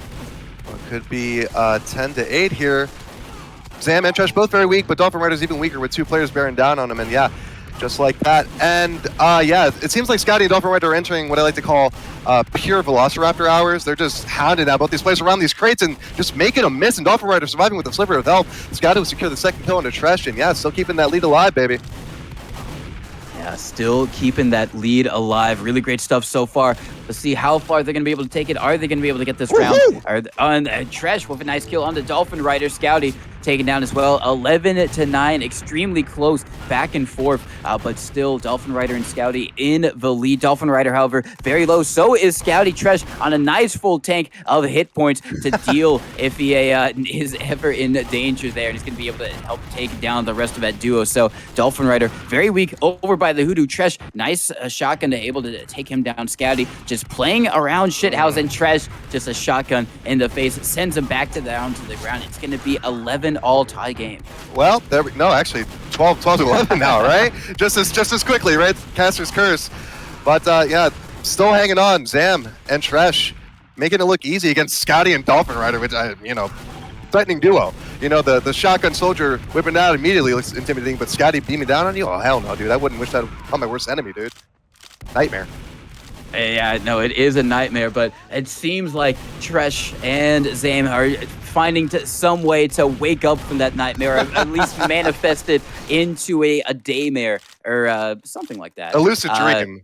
A lucid dream. Something where they can take control of the situation. Yes. And is Tresh going to be able to take control of this fight? No, Scouty reminds him, no, this is still a nightmare. You can't lucid dream just quite yet, buddy. Good luck. You got to read some more WikiHow articles. Scouty is my sleep paralysis demon, right? And actually, we have the 1v1 against dolphinrider, the other sleep paralysis demon. And yeah, he comes down on top against Zam, but Tresh just gobbling up Scouty right out of the spawn. Very unfortunate spawn. Now it's just dolphinrider left to contend, all on his lonesome against these 2 big threats. They can have some bad damage against Zam, but it was not enough. Tresh going to steal that kill with the shotgun, but just as quickly gets taken down by Scouty. Reset. No, he's not a member of the Enterprise. Don't listen to me. Scouty has got some solid beams. They might be made out of bullets, but he is certainly hitting them right now. It would be amazing if he had the pistol laser. But nice rocket from Tresh onto dolphinrider. Takes him down. Scouty, however, with that aforementioned pistol, just going to be able to take down Tresh, and that's going to be another round for that duo. 17-13 is the score. Very close to getting a first map win here. Scouty and dolphinrider. Scouty just playing super far back. They're both weak. Zam and Tresh are. Zam extremely weak, only about like 2 hit points or something like that. Has to play extremely conservatively here. Gets pistoled down almost accidentally by Scouty. Tresh with the shotgun, not going to be able to convert. Scouty gets another one, and that's going to be 18-13. Only 2 more rounds, and they are going to be able to take this first map. And wow, and Scouty coming out on top of that one. Fortunately, his teammate took the brunt of that one, and just like that, it's 20-13. I didn't have time to analyze the situation. I think they changed class. Oh! I think they changed class. I 100% think Tresh and Zam accidentally changed class when they were they lost, and then they immediately changed. Oh no. And that is unfortunate. So that is going to be it. They are moving on to the lower bracket finals. Yeah, just like that. What a way to knock yourself out, man, or send yourself to the lower brackets. Just further on. Just oh man, that's what we like to call a technical mistake. Yeah, that was not paying attention to They didn't what get the score outplayed. was. Yeah, I mean, I guess it's a way of it getting outplayed, not keeping track of the score. Yeah, it is. Yeah, it's definitely a little bit of a mental outplay there because Sure. they were feeling the pressure from dolphinrider and scouty. They were on their case. They're tracking them down, and they tried to go for a Hail Mary class swap. But thing is, when you go for Hail Marys, it can bite you in the nose. That's a saying. We're making it one. They get intercepted more often than not. I think it's fair to say. It is fair to say. I mean, but see, that's the thing. It's always great for the viewer when they go for the Hail Mary because if it's intercepted, still it's great. You see the interception. It's still frag clip, I guess you could say. Yeah, still frag clippable right there. I love those NFL frag clips. They're just so great. I mean, well, yeah, if they name them frag clips, you might get more of the gamer audience over to the NFL. I mean, they got what do they call them? VTubers singing at baseball games. I don't know. Really? Yeah. They had some VTuber sing "Take Me Out to the Ball Game" during the 7th inning of some baseball game recently. Yeah, and what? Yeah, it would make a lot more sense in Japanese baseball against, but here it's just like what? Like why? Were they just like on the big screen? It was just like a video of them on the big. Yeah, it's like a VTuber right there on the big screen, dude. Just singing "Take Me Out to the Ball Game." Oh my goodness! You know what? Well, I mean, but they didn't go to the ball game. They're still they're still online. They're not there. They're wherever. It's like some That's dude, true. like in his office with a voice changer. Like they're not at the ball game. Sorry to burst the bubble. No, that would be My bad, creepy, guys. man. You don't even get the real VTuber. You get some guy in an office to do it instead because the VTuber couldn't be bothered. Oh man. Yeah, they give them their voice modification settings, and all right, you can do this one. Go Here's your ahead, go Vocaloid. wild. Yeah, here's your Vocaloid. Go for it, man. And they give them the little 3D art model as well, and they just act it out. So you hate to see it. I'd rather see Chuck E. Cheese puppets sing Poggers on the big screen than VTuber singing. I don't know. That's just me though. I'm surprised Chuck E. Cheese hasn't done a baseball game yet. Get him out there. He needs a resurgence. His business has been bad. It is not good. I don't know if the last time I went to Chuck E. Cheese, I think I was in 3rd grade. But it's one of those things where I had so much fun, and I look at it now and I'm like, that place is dirty. It's filthy. Those tunnels weren't being cleaned. What the heck's going on there? It's like the McDonald's play areas. The same thing there. When you're a kid, you just don't care. But when you think about it, you're like, oh my God, how many boogers are just on that slide? And I slid down that thing. It It's like, builds up your ugh. immune system, dude. Come on. You don't want to die to a speck of dirt. You got to get it in you. That's true. That's true. I mean, listen, McDonald's building up your immune system, whether it's through food poisoning or through the playpen, they're doing God's work out there. So amen to that, brother. Amen to that. God's work. I don't. What kind of God would that be? Oh Lord. Let's not get into the theology. Actually, let's. Oh God. Jeez. Security. We need Operation Security out here. I'll tell you that. We do. We desperately do. But the War Thunder forums are more secure, and they're out there leaking classified documents, dog. They are. I'm joking. I'm joking, Josh. Don't cry, please. It's all right. It is A-okay. But one thing that has not been leaked is the outcome of the next match. I would hope Logan not. and Kobe versus dolphinrider and scouty. I know the script writers are hard at work making sure that we have a great best of 3 on our hands, but certainly not for the drops. I mean, those things had the worst writers ever, man. No. Okay, am I broaching unwarranted topics? Am I letting the cat out of the bag? Is there an RGL Dolphin conspiracy to own every single dad hat? Listen, Dolphin, he won it square and fair. I think. I and don't square. square and square. Square and circle out there. Congrats to him for getting that hat. Same thing, but I'm just salty I didn't get it. That's all it is. Don't worry. Oh no, I am equally as salty. I want one of those hats, man. Yeah, so do I, man. I mean, they're pretty good. It's they got some good merch out there. And speaking of G6, seems like they are starting to join the server. We have someone, a lone scout Logan, on product middle, and maybe that might be the first one in the best of 3. I can check the Discord and see what they've gone with. We I'm gonna could. have to. Yeah, we could. I have to maneuver my way there because there's a whole host. There's so many of C's. Yeah, there really I are. could So close them, but screw that. Oh no, they still don't go away. Oh wait, no, I have to mark them as red because I'm a boomer. That's right. I am the resident boomer after all, so Dude, I'm not kidding, dude. You said, was Asheville in 6s? I reached for my phone so quick to send you a message on Discord. I was so ready for that question, dude. See, the thing is, you knew, you were there, you were ready, you anticipate, you just had it, you had that knowledge squirreled away, and you were ready to bring it out. Oh, okay, I have managed to locate the correct channel, and we have a ban of Gully Wash second. Unfortunate. Ban Reckoner. They pick product, they pick Badlands, and then the final map is Metalworks. So it's going to be a fairly standard, all things considered, product. Ban Badlands, right? Like they did for the open bracket, and then just sub in Granary second, dog. I'm telling you, just gotta have it played. Yeah, I would love to see Granary second played. I think someone needs to make that MGE map first, but once they do, maybe we'll just get a whole Granary second tournament. See how that pans out. It would be like a hydro tournament, dog. Oh yeah, I'm all for it. Yeah, it honestly probably just be a lot of soldier and demo. Probably I honestly just soldier.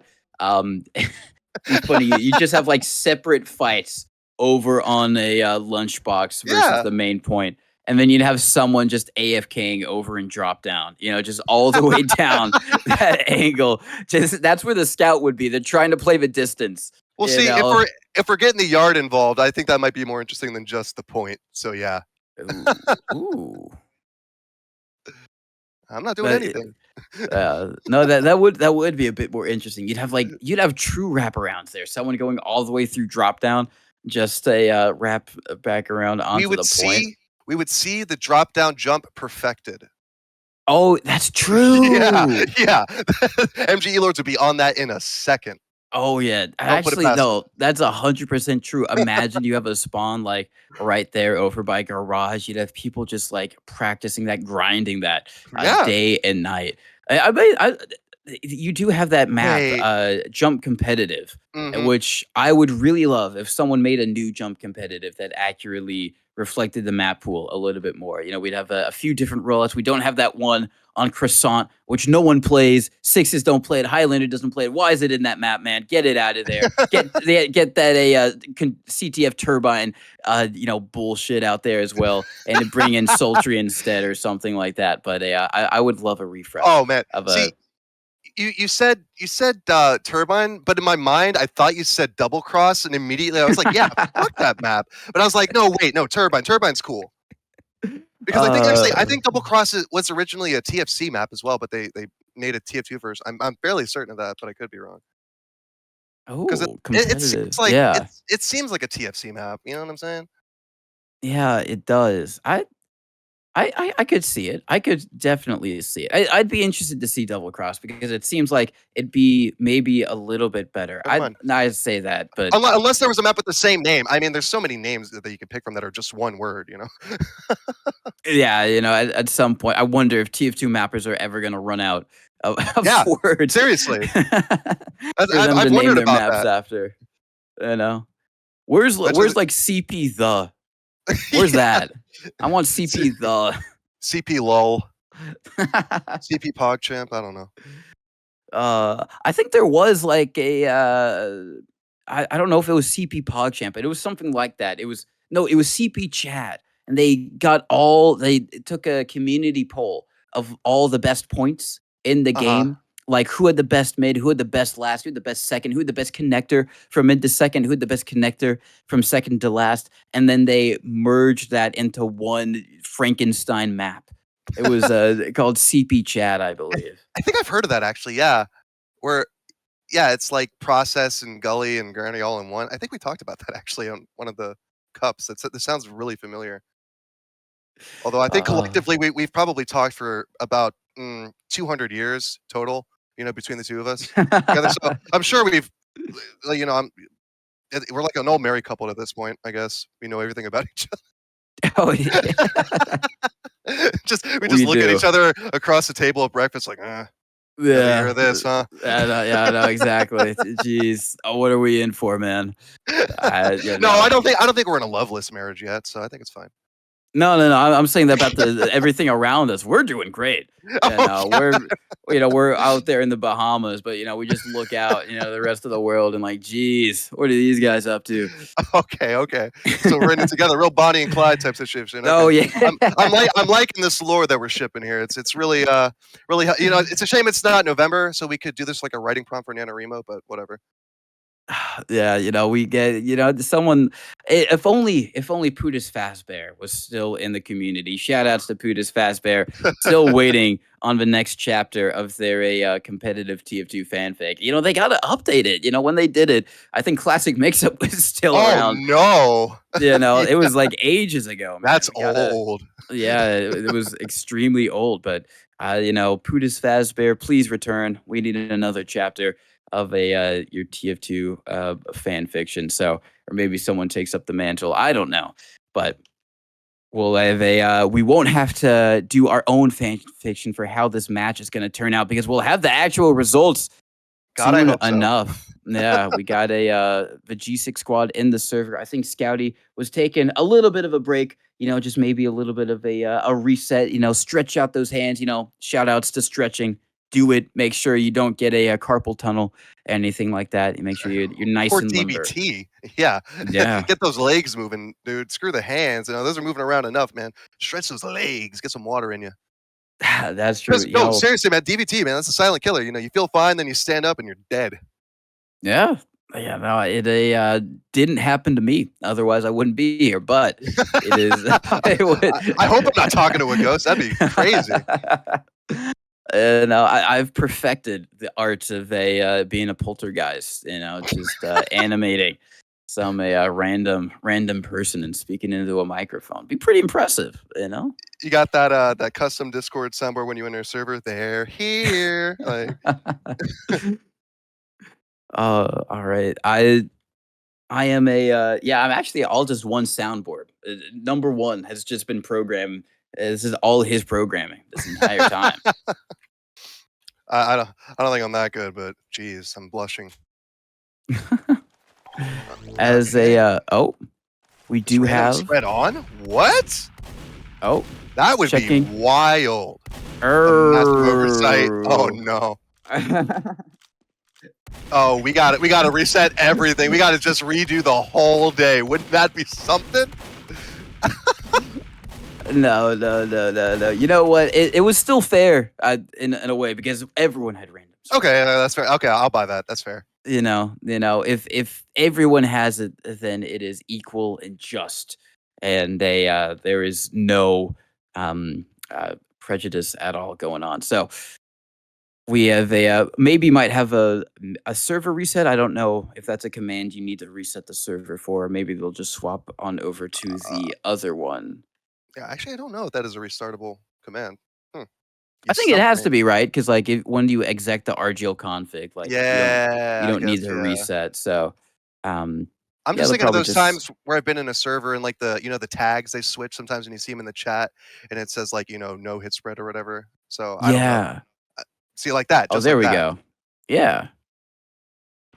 Nice. All right. Okay, so yeah. So I guess you do not have to restart. Yeah. I don't have to restart. It's looking good. And I think now they'll probably get underway now that they've got that hit scan stuff. And they're going to rejoin to make it a nice, fair start to it. And we are going to go live. This is Like a G6 versus dolphinrider and scouty on product middle. And yeah, right out of the gate, that soldier, it's going to be the X factor here, and already getting a kill, Kobe, onto dolphinrider, and he was looking nasty on that last map that we saw on the stream on Metalworks. Just, he pulled it out, and you knew the kid gloves were off, just landing those air shots instantly. So yeah, already with the point up, G6 in the lead. G6 gonna be in the lead. Kobe shooting some across the point. Hits one onto dolphinrider. Now he's got the shotgun up. Is Scouty gonna be able to be the difference maker? Gets one onto Kobe. Not gonna be able to get the other though. Logan in the right position. Hits the shots to clean him up. Make it a 2-0 lead. But we've already seen those types of leads go either which way. So not at all over for dolphinrider and Scouty. It's gonna be a nice rocket actually from Kobe onto dolphinrider. Kind of a threaded the needle through that rock right there, and is going to be able to get on to Scouty with the help of Logan, making it 3-0 and a nice start to this first map for the G6 squad. Well, they're making their lower bracket run look easy. You know, they got knocked down, but I guess it's true. G6, you know, they know how to play from the lower bracket. I don't know. But yeah, Kobe is looking pretty nasty with these rockets so far. He's keeping these scouts just pinned behind this rock and perpetually on that low ground and just holding that concrete like they're doing right now. Basically splitting the map in half laterally, you know, or, you know, I guess vertically, I guess you could say. So, yeah, Kobe with that shotgun, and Scotty, you know, Scotty, he's doing his damnedest here, but just can't seem to put dolphinrider on his back and piggyback him to victory so far. Pretty early deficit, and yeah, Kobe with that shotgun on the dolphinrider, and it's just Scotty to contend with things. Got a fair bit of health though, so he takes out Kobe, 57 HP. Flipping around all which way. Got all turned around. Logan out on top of that one, so still in the lead. G6.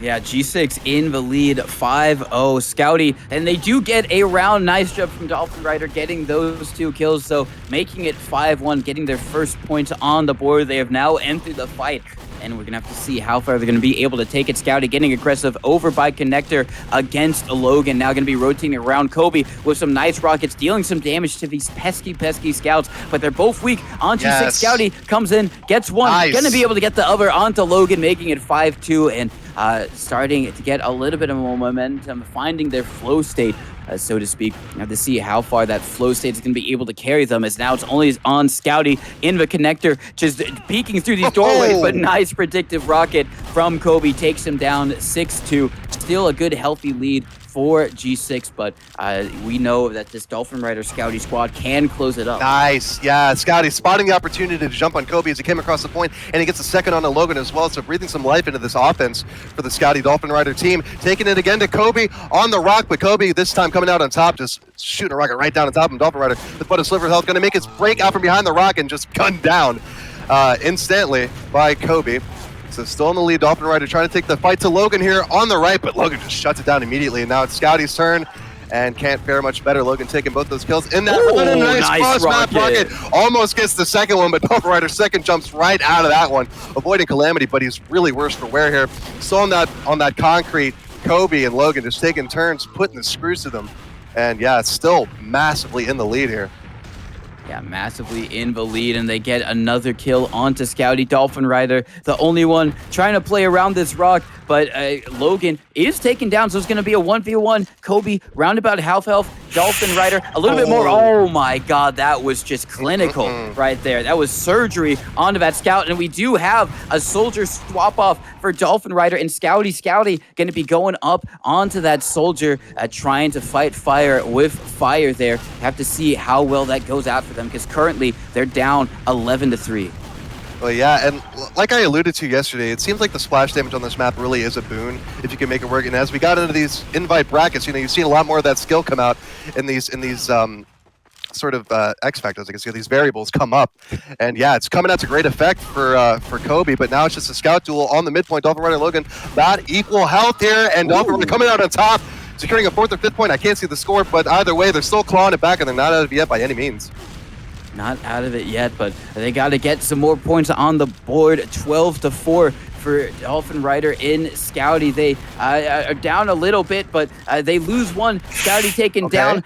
Dolphin Rider needs to find his kill onto Logan. Logan gets it, and that is going to be 13-4 in the favor of the G6 squad. A bomb coming in from Kobe, hits the rockets, might be able to get onto Scouty. Nice rocket from Scouty, but unfortunately it was just a little bit too late, and a little bit of a trade over there in connector. It's now going to be both scouts on the point. Logan, Dolphin Rider gets it. Nice kill right there, 14-5. They got a lot of work to do, but you know they can do it, but they're very weak right now, and G6 are on the prowl. They're on the pounce. It's only going to be Dolphin Rider not going to be able to make it happen. 15-5, 10 points separating them. Indeed, and it's just like that. It's 16-5 now. Dolphin Rider coming in clutch at the end there. Or Logan, right? Actually, onto Dolphin Rider. Logan getting onto Dolphin Rider again, and now it's just the Soldier of Scouty to try to make things work. But man, respect to Scouty, but I frankly am not familiar with this Soldier. If I were Scouty, I would be like, hey man, you go Soldier, help play Scout. It's fine, I got it handled. But either way, it's looking like it's going to be wraps here on Product pretty soon here. Dolphin Rider Logan once again pitched in combat on the midpoint. Dolphin Rider on top of Logan on Dog Bread, getting the point here now. 1v1 with the Soldiers, Scouty and Kobe from long range, just trying to get these spam rockets, and not a whole lot here. Dolphin Rider coming behind the rock, trying to catch him by surprise, but Kobe is right on top of it, and Logan susses out Scouty in the closet there as Scouty tries to land a rocket. Kobe and flipping all around here. Dolphin Rider trying to do his best here. And actually, Scouty gets the kill on the Kobe, so I guess that damage was worth something. After all, Logan behind the rocket, trying to fend against these two weak blue players, but not enough to do it himself. Kobe just getting an instant kill on Dolphin Rider, just deleted immediately. Now, once again, Scouty and the Kobe trying to get 10 against Logan, and didn't work out. Didn't work out. Now we see the bomb from a Kobe right there. They have the opportunity to close it right here on the first map. Logan, only 10 hit points, not going to be able to do it there. Still 19-8. So only one round for G6, and they're going to be able to take this first map. You see Kobe bombing in, doing a good bit of damage, but he's very weak himself. Might get taken down here. Takes one down before he falls, and Logan comes in with the cleanup onto Scouty, making it a 28 game. And what else can be said except Kobe Soldier, really? Obviously Logan's there, but it's just that those splash rockets and those directs just pinpoint precision, like I said, surgery, dude. Like scalpel, pinpoint. It's so good. But Dolphin Rider and Scouty, tough proposition. Double Scout didn't work, and tried the Soldier, tried to mirror the matchup, but didn't pan out the way they expected, I guess. Did not pan out that way, but they do have another opportunity here on Badlands mid. They lose this one, they are going to be out of a tournament. If G6 win this one, they are going to be moving on to face someone, hallu and rive, actually, in the kind of lower bracket finals, actually. Yeah, as they have third place.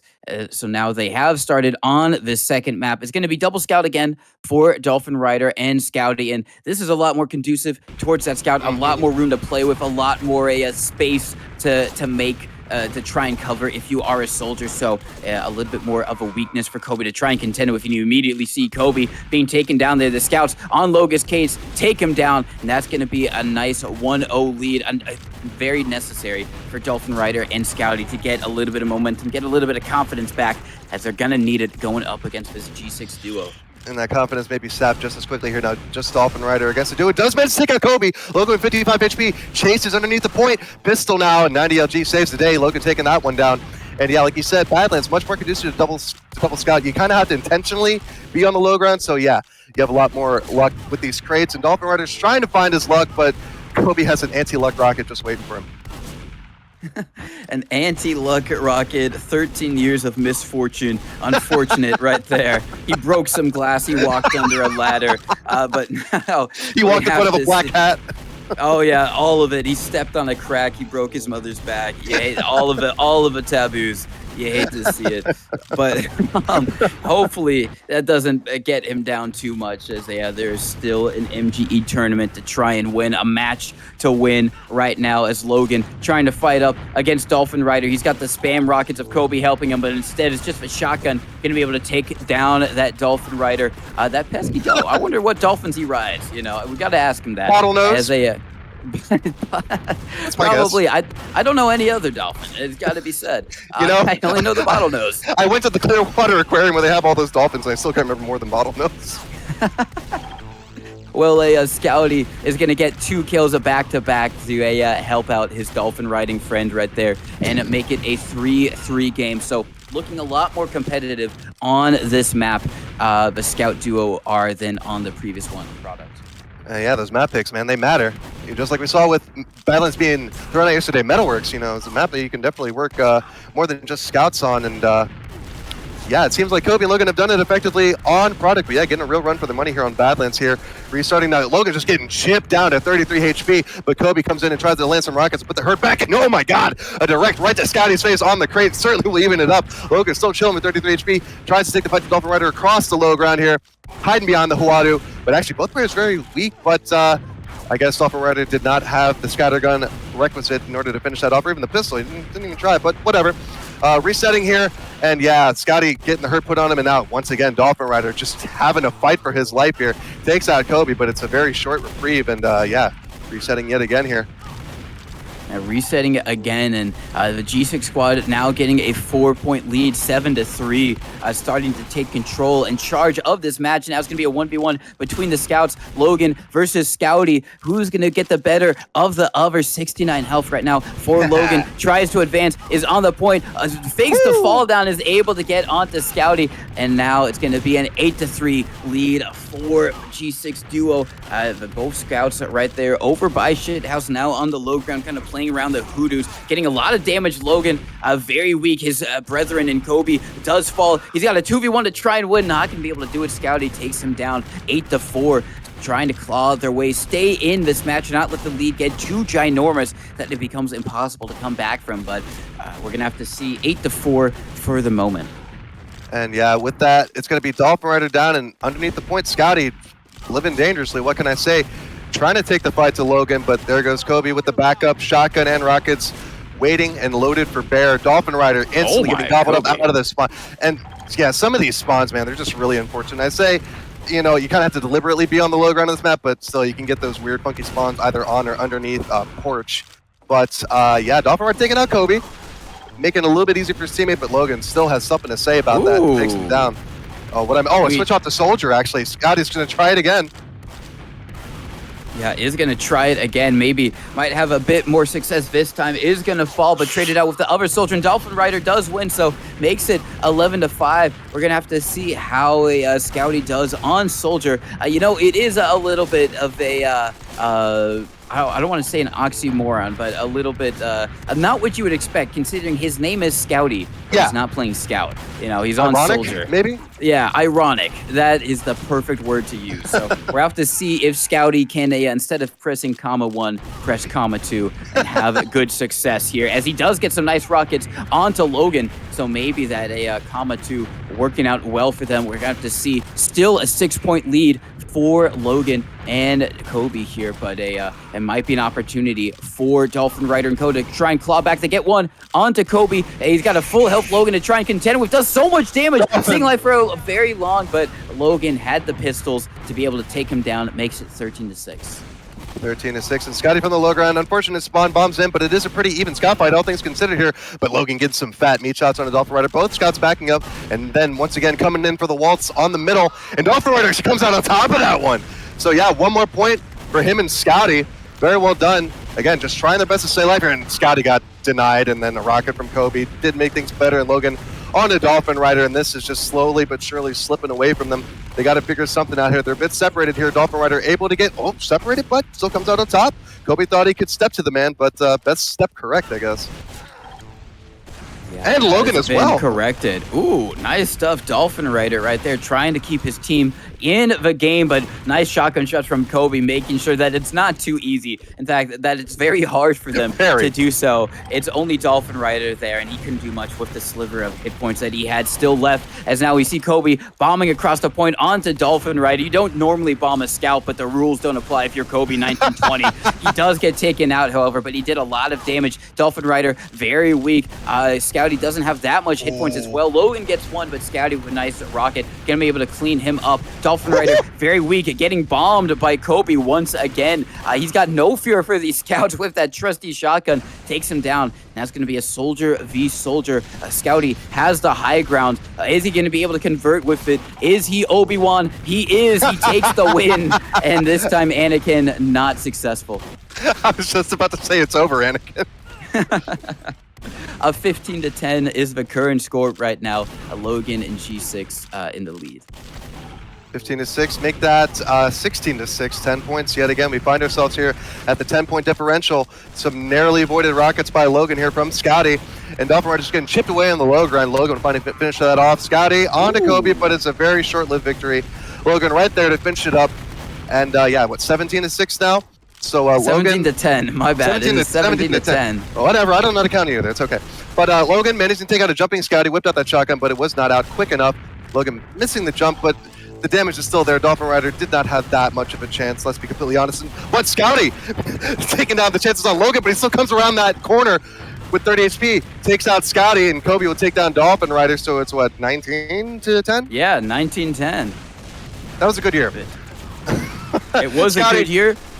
Oh, could be an even better year for G6. No, they're going to deny it. 19-11. They got a lot of work to do, and Kobe gets denied mid-air as he jumps across the point. Scouty very weak here. Has to hit some miracle rockets, just kind of flicking them around, and Logan's going to be able to clean him up. 20-11. That is the score. G6 move on forward into the invite bracket. That is where Scouty and Dolphinrider's experience ends. Unfortunate for them, but they had a really great showing. Shout outs to Dolphinrider for sponsoring this cup in the first place and for all the work that they're going to be putting in for the future in the 2v2 league and MGE.TF, so you can have better MGEing experiences.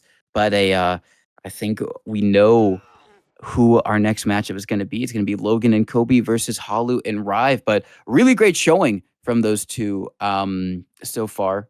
G6 squad. We're gonna have to see how far they're gonna be able to take it. Well, ideally, they take it all the way to back-to-back MGE 2v2 Cup victories. So, back-to-back 2v2 makes sense to me. It does make sense to me, but it has to be said that Yumyum and Jt looked really, really good in their a fight against Logan and Kobe. So hopefully they've had a little bit of time to figure things out and try and deliberate on what the best course of action is to be, because Yumyum, Jt, I think people know that Yumyum is kind of an MGE lord, but if you didn't, you should know now. That man knows how to hit a couple shots. I think I saw some Yumyum slander in the chat earlier, so yeah, I think you got to put a little bit of respect on that name, you know what I'm saying? It is the Yumyum. Yum. The Yumyum, exactly. I wonder what's so yummy. What is he eating that is just so good? Rice Krispie treats. Rice Krispie treats. Those are pretty good. Those are pretty good. Did you? Okay, were you ever like into the cereal, or you only into the actual kind of like little mini candy bar? Well, see, the thing is that whenever I got Frosted Flakes, whenever I had cereal in the morning as a kid, sometimes I would like fall asleep and then wake up like 10 minutes later, my cereal would be all soggy. And it seemed like every time I had Kellogg's Rice Krispies, it just seemed like I would always fall asleep and they'd be soggy, and they're just not that great when they're soggy. Most cereals aren't great when they're soggy, but I feel like Rice Krispies especially aren't great when they're soggy. So yeah, I'm much more of the bar. I'm a bar kind of guy. bar. That's fair. No, I completely agree. Rice Krispie treats. I'm gonna be honest. I don't even like them when they're not soggy. I'm not a Rice Krispie treat enjoyer, but when they get soggy, holy cow, they just plummet into of a depths of, oh my god, this is grody. I will just take some porridge instead. Well, Um, I think what I really don't go for are homemade Rice Krispie treats. They're not the same. I you don't can know if do they had. that. Yeah. Oh. Oh yeah, plenty of bake sales as a kid, man. Yeah, always had them. But I don't know, just never tasted quite the same. I don't know if Kellogg's puts crack in their Rice Krispie treats or something, but yeah, there's just something magical about the proper name brand. I don't know. There is something a little bit magical. Now that you say that, I have seen Rice Krispie treats at fairs, and I think I just thought they were buying them in bulk. They were just going down to their 7-Eleven and be like, "All right, well, give us everything. We'll Not for take it resale. all." Not for resale. Yeah, come on. Even if it said that, who's gonna pay it? There's like so many like school fairs. They're probably selling like Rice Krispie treats for like $2. If the Rice Krispie Oh. Treat Federation get on their case, then GG's. Big Rice Krispie. Big Rice Krispie. Oh God. Hide your Lobbying in treats. Congress. Yeah, when you hear that snack, crackle, and pop, beware. That's when they're on your doorstep, trying to take you down. That's the sound of the crispy police. Yeah, that's the sound of your legs being broken by the Rice Krispie police. Listen, crackle, crackle, crackle. Oh, you like a snap, crackle, and pop? I'll show you one. Oh no. Damn, man, we should write for like cable TV or something. Yeah, we could get a Netflix special. I mean, They give him to Bert Kreischer, man. Yeah, we're in there. yeah, easy. Bert Kreischer, the machine. All right, God. just what does one need to do? Take our shirt off. All right, done. That story was funny like the first time I heard it, and only the first time. And then the more you learn about Bert Kreischer, you're just like, oh man, screw this guy so hard. No, exactly. But I could totally see somebody like him accidentally falling in with the Russian mob. I could totally see somebody like him doing it, but not in a cool way. Oh no, not a cool way. I could see it though. I could totally see it. He's got that vibe. Yeah, he's got that "I'll dance like a Russian bear for vodka, so you don't kill me" kind of vibe. Yeah. Oh yeah. It's like, oh my god, there's one video. I haven't seen the full video, but there's one video of this singer down somewhere in Mexico. He's singing, and like midway through the performance, he gets a note, and it's a note from the cartel, and it's saying, "You better stop singing, or we are gonna like bust a cap in your ass." And he doesn't stop singing, and you know what happens next. They don't show that on the video, but it's he was there to sing, and he sang. God damn it, he sang. These folks pay me to sing. I'm gonna sing. Love it. Sing. He did it. The show must go on, right? So yeah. Exactly. The show has to go on as we have the pick bands in real time. Logjam has been picked. Product has been picked. We're just waiting on the final few bands, I think, unless that was their ban on they banned Logjam, but I think that was their pick. Yeah, that's A band, B band, A pick, B pick, A band, B band, A pick. Man, I hate pick band rotations. Mostly because I don't know. I've run into a few. Obviously not this one because this is fine. But no, I'm just thinking of all those times where people run their own thing and just like the pick bands are just so screwed up. And it's like, how do you not see this offers an advantage one way or the other? You know what I mean? Yeah, I'm sure you've run into in-house pugs where you're like, why would you do the pick order like this? Like, why? Why? No, yeah, it can be a little bit wacky. And I think there was one pug group I picked where you got to the first pick. The guy who got the first pick only got the first pick, and then the second pick got second, third, fourth pick, and that pick. Why? What? How stacked were these pugs? That what?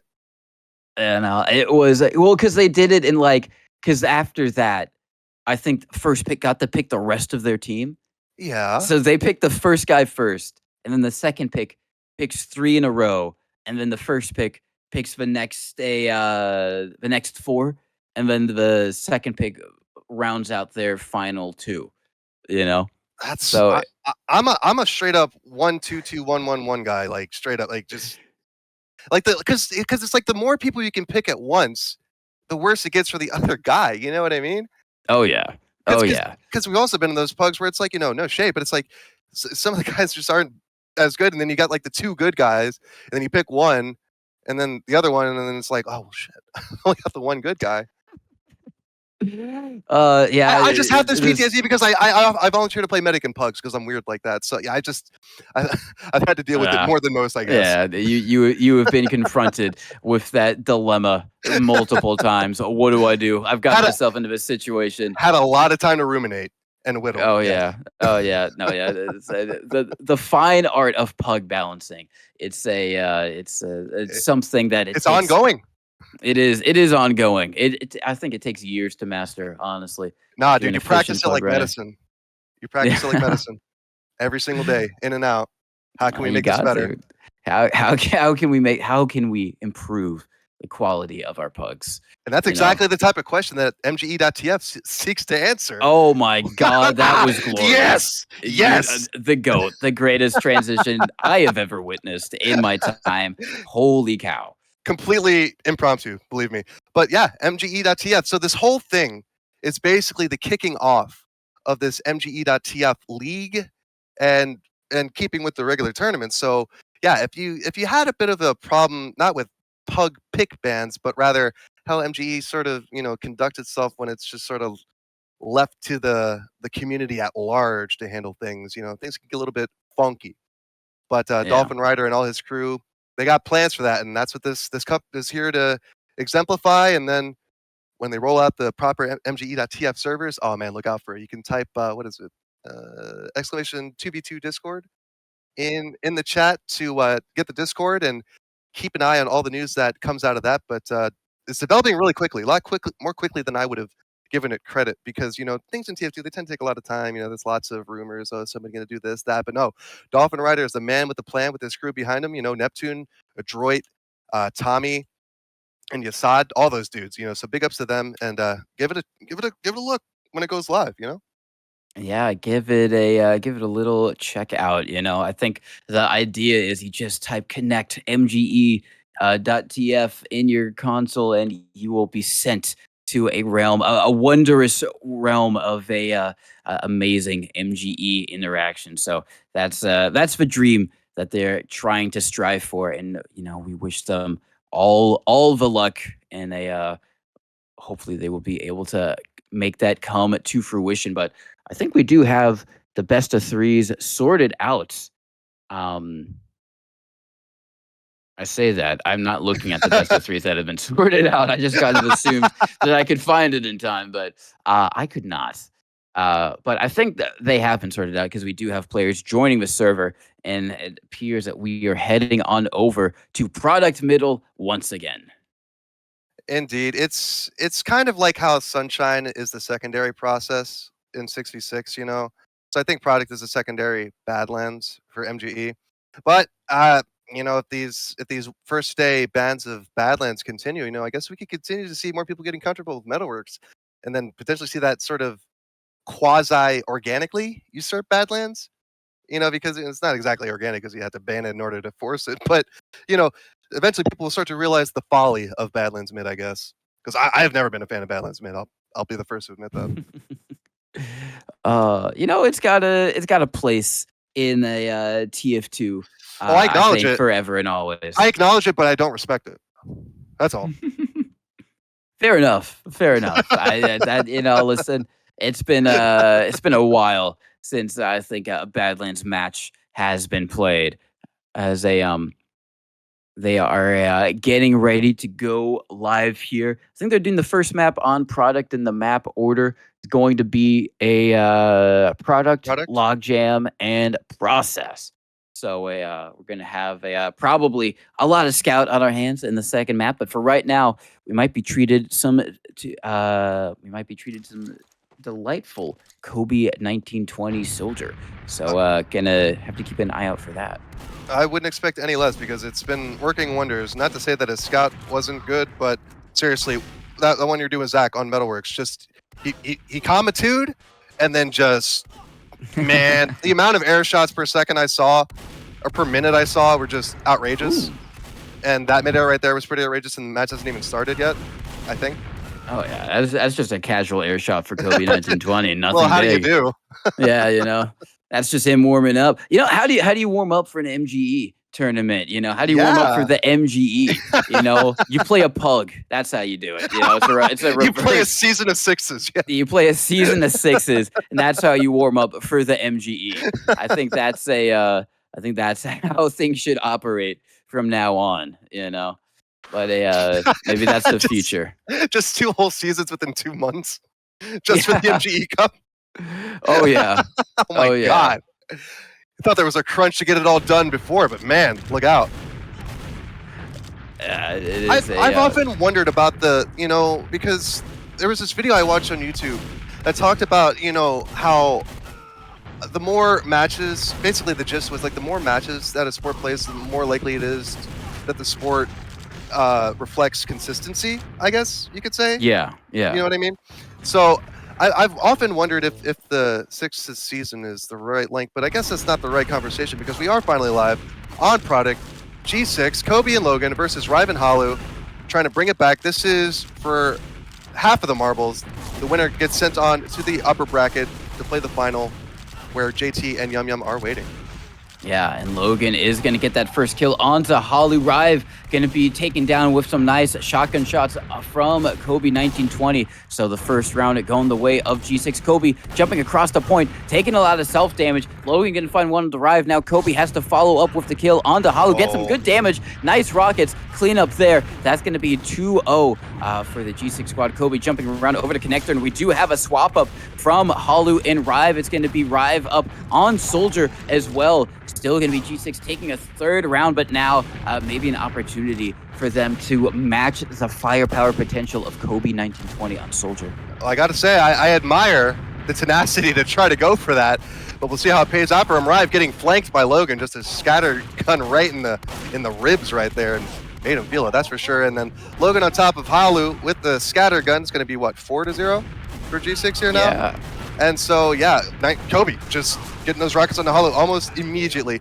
And then Rive, I think, hit a taunt or something because I think he gave up all hope. But certainly not giving up hope here right now with the scout buddy Hallu desperately trying to take out Logan. And finally, with the power of friendship, they managed to make it happen, getting their first point on the board.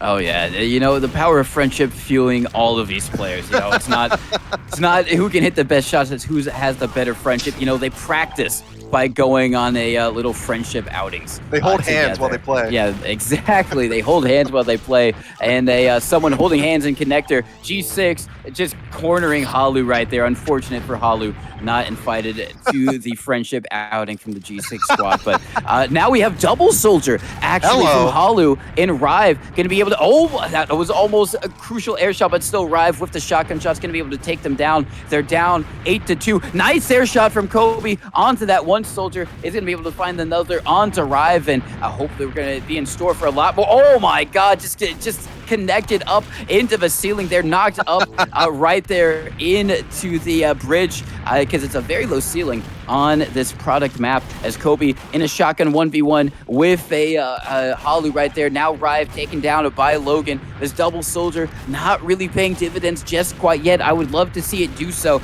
but at the moment just kind of getting put in a box by the G6 duo. Logan with the pistol gonna be able to take down Hallu 12-2. G6 looking dominant and in control. And yeah, Kobe is really taking advantage of this double Soldier on the Rive and Hallu team, just bombing so confidently into both of them. Doesn't have to contend with the scout, and yeah, Logan going to take down Rive, but Hallu going to answer on to Kobe in the meantime. But can he get the shotgun into Logan? No, 8 HP, and a pistol is all Logan needs to continue that lead, baby. And some nice rockets. God. Oh my lord, take it away, baby. Oh my God, Kobe.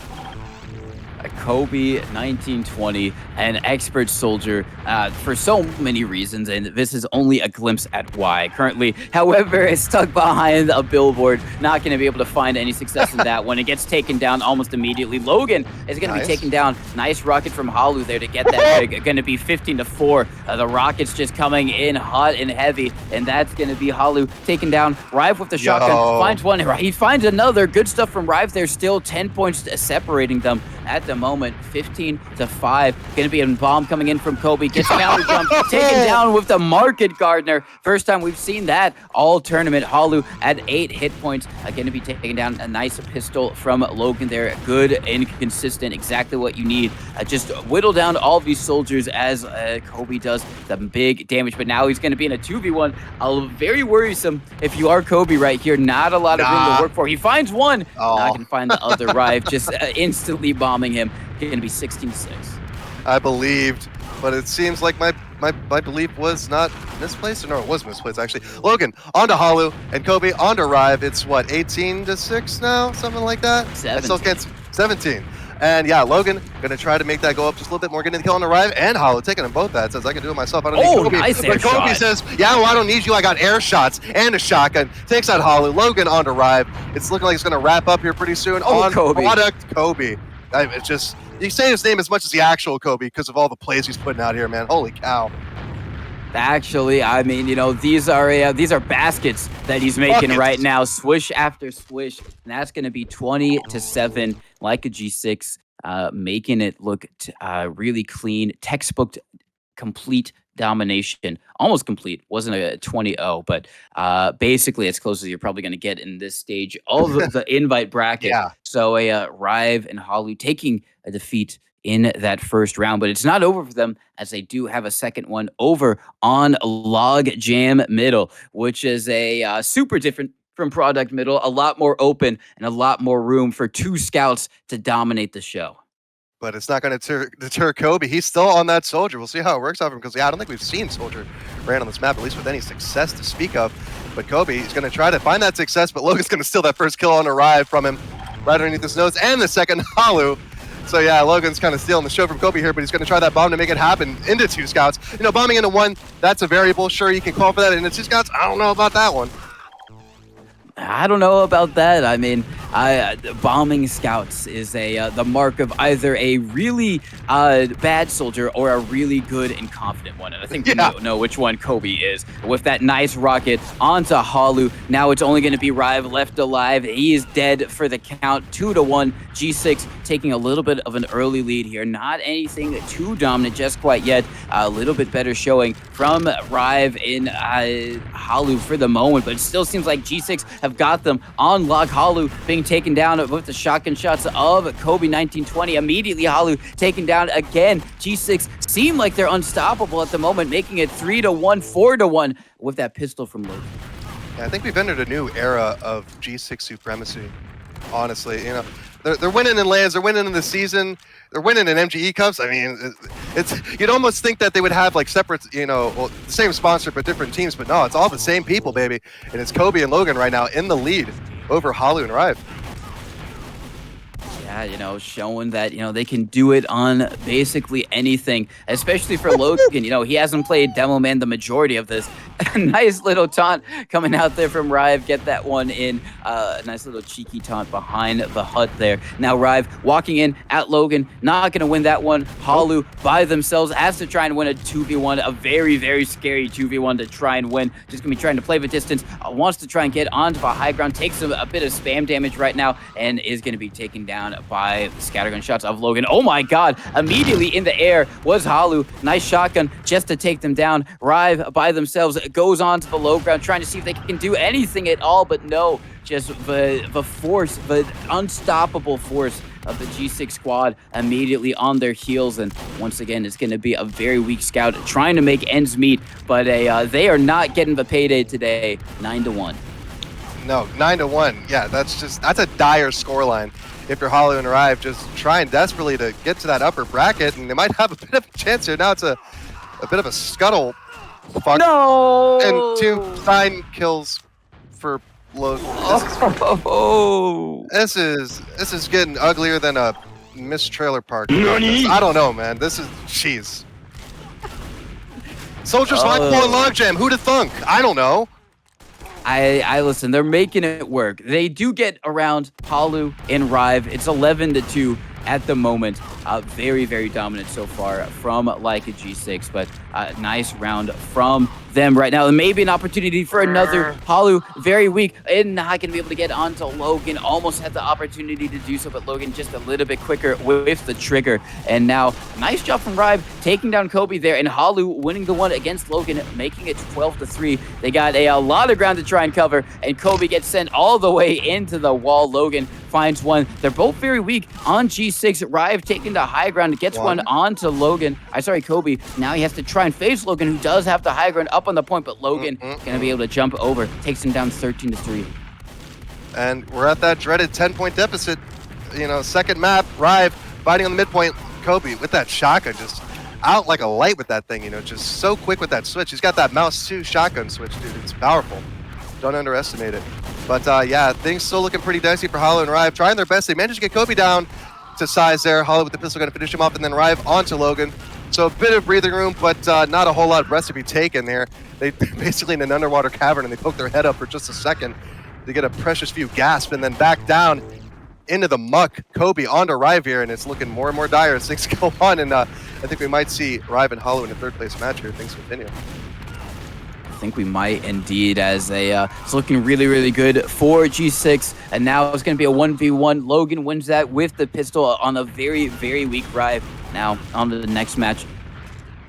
Going to be playing around that slope area. Logan actually taking a lot of damage. It's going to be cleaned up, and now they have an opportunity to just try and mulch onto Kobe. But that nice rocket immediately onto Rive. He's got the shotgun out. He cleans him up.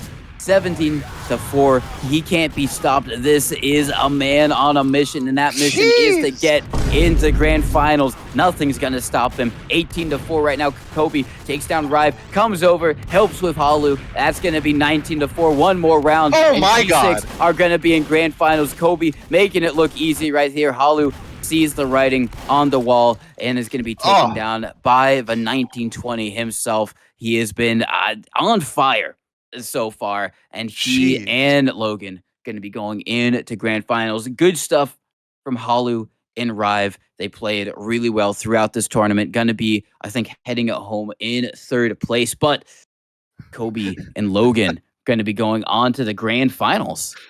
I could just imagine Kobe and Logan dropping down in the lower bracket like, "What's up, bitches?" and everybody going, "Ah, no."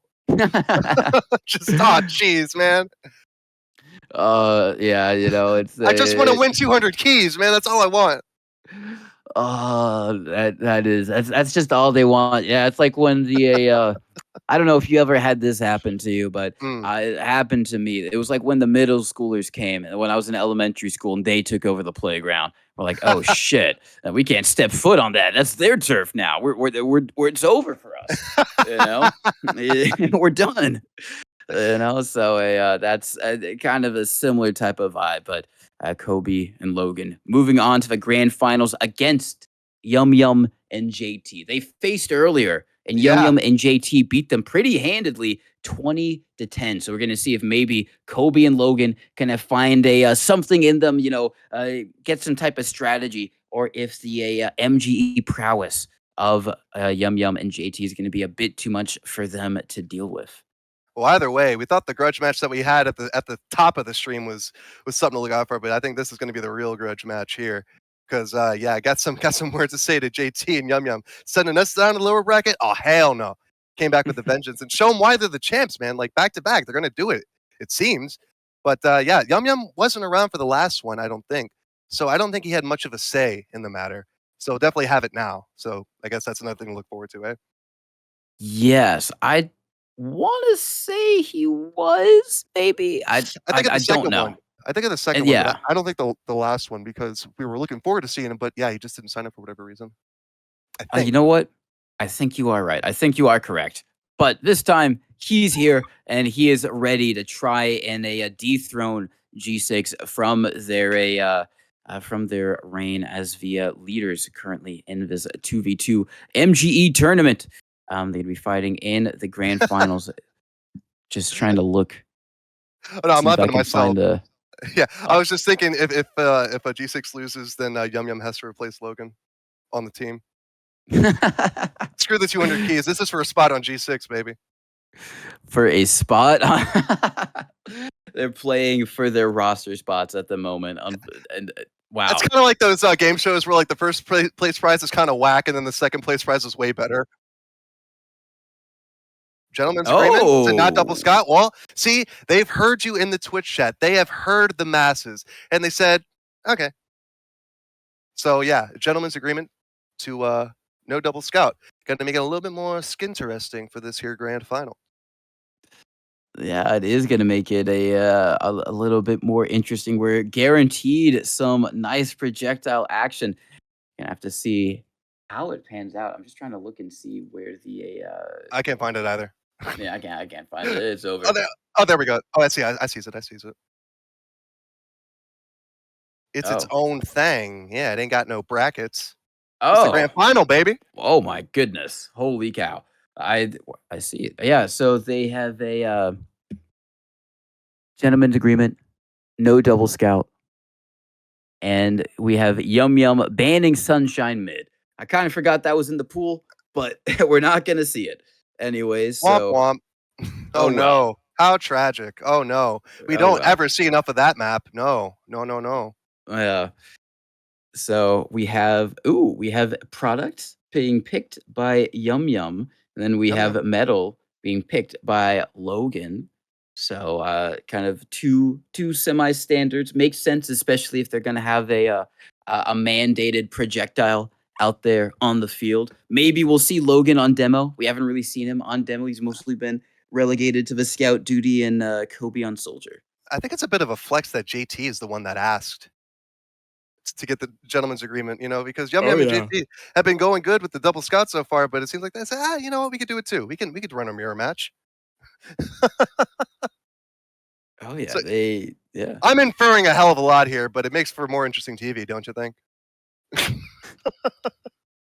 It does. It does make for a more interesting television. I hope they can hear me. Please pick process second. I beg of you. I would love to see that as the third and final map. That would be fantastic. Make it the decider. Yeah, why not? Yeah, make it the decider. It would be really, really great because we got two standard maps, product, metal, and if we get to that third map, process spire would be what a wonderful way to round things out, because I just want to see some of these wackier maps. What a way to do it. I just want to see especially on the third one. Yeah. Yeah, I would love to see the spawns as well. Maybe a gully second as well, as we have a ban process mid. All right, so we're gonna have no process mid. We still got let's see here. We still got gully second, process spire, logjam middle, and badlands middle. I think in contention at the moment. If we're still doing a ban, we might see a logjam. No, actually, it is a badlands. See, I went against my first instinct. I was going to say blands, but that seemed too obvious. But screw me, I guess. So yeah, Logan throwing at the ban for badlands. Respectable, if you ask me. Oh yeah, and now Yumyum and Co are going to pick the final map. See what the third map, what the decider is going to be for this best of three. But either logjam or gully wash. Yeah, I'm pretty sure it will be gully wash. Yeah, logjam, gully wash, or spire. Probably going to be logjam. You're right. And that makes the most sense, unless we get process second, which I would be ecstatic about. Listen, as a granary second supporter, I'm with you. More second points in MGE. Oh yeah, get granary second on there. Get a what's another? Yo, let's go. Let's go. LFG's in chat, baby. Let's go. Let's go. Process spire. I'm hoping we get to a third map now. Please, God. Mo TF2 was Mo good. You know how I do, man. Oh, and then we do. This is what happened last time. If you guys weren't watching, but there was the winner takes all. The last time it was G6 and ALOV and SNH Yep. in there, and they both agreed to it. And G6 did win it all, but this time JT is immediately responding no In all caps. caps. He is not having any part of that. It's like, I came all this way. I want to get something, man. Come on. You're killing me here. That is hilarious. They are not doing any part of that. They are determined to make sure that they walk away with some type of cash, which I understand. They already I agreed understand. no double scouts. So yeah, give them something, right? Like, come on. Yeah, that's true. That's true. That, you know, they pitched for the no double scout, so they've already kind of improved the stakes and the enjoyment factor of this grand final. So we gotta appreciate them for that, G6 as well, for agreeing to it. But The sandblast skip is killing me. that sandblast gif is one of the best things ever. I don't know what soldier that he's watching, but it's every time I see it, it's so good. It's really amazing. But either way, your maps are going to be product middle. I'm scrolling up so I can see it. Product middle, Metalworks middle, and process spire. Let's Which go. is going to be a hopefully super hype if we get there. Hope we do get there, because that means we got a close game on our hands. G6 coming up from the lower bracket. They got beat by JT and Yumyum in the upper brackets before. It was pretty good win actually for JT and Yumyum, 10 versus 20. So hopefully G6 have got something else in the tank to try and take it to them, as we do have the players joining the server. Number one, who do you think is going to win? Oh, don't ask me that question, dude. Come on. Oh, okay. I'm actually torn, right? Because, you know, I feel like it would be a bandwagon pick to go for the reigning champions, but I got to give them their due because they're the reigning champions, right? But it's like, I want to see Yumyum and JT have something to say about it, because they weren't here to say something about it last time. So I think events might have changed very slightly, but significantly, had that been the case, you know? Yeah, I definitely agree. I think that you can't count the G6 squad out, but JT and Yumyum have looked very, very confident, very dominant so far, as we do have them slowly joining. When Kobe joins, we are going to be live at the grand finals of this 2v2 MGE tournament sponsored by dolphinrider. Kobe has joined, and now we have the grand finals afoot. First map, product Scout, Soldier versus Scout and Soldier. They have gentlemen's agreed to no double scout, so we got some projectile actions on our hands for at least 2 maps. Hopefully we'll get to the third, as this time JT and Yumyum trying to close the distance. Yumyum finds one, but they're both incredibly weak, but Yumyum, he doesn't care. He jumps over that little wooden sign there, gets onto Kobe, and they're going to have the early lead with a 1-0. Oh my God, some sick hit scan search from Yumyum behind the rocket. He's back on the aggression already, but gets chopped down by Kobe Shotgun and JT as well, mid-air to boot. So yeah, 1-1, all tied up. I can finally see scores, so the stars are aligning. JT getting pinned in that corner by Kobe so far, however, and Logan's no worse for wear. And actually, oh my God, both players with one rocket. Kobe with them surgical rockets, baby, 2-1, early lead.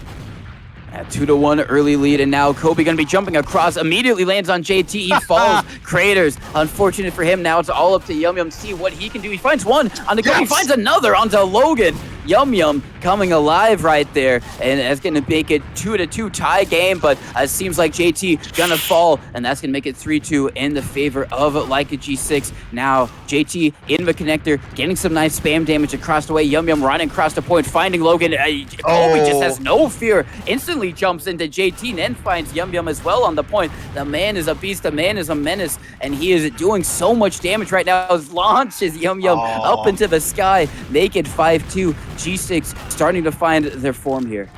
Yeah, certainly, and it seemed like JT and Yumyum had something to say right out of the gate here, but already 6-2, down 4 points as we're set for the 7th here. Coming up here, some early spam's going to see Yumyum pretty weak coming through the connector. He's going to find Logan, backs up to meet his teammate JT, taking no damage whatsoever, surprisingly enough.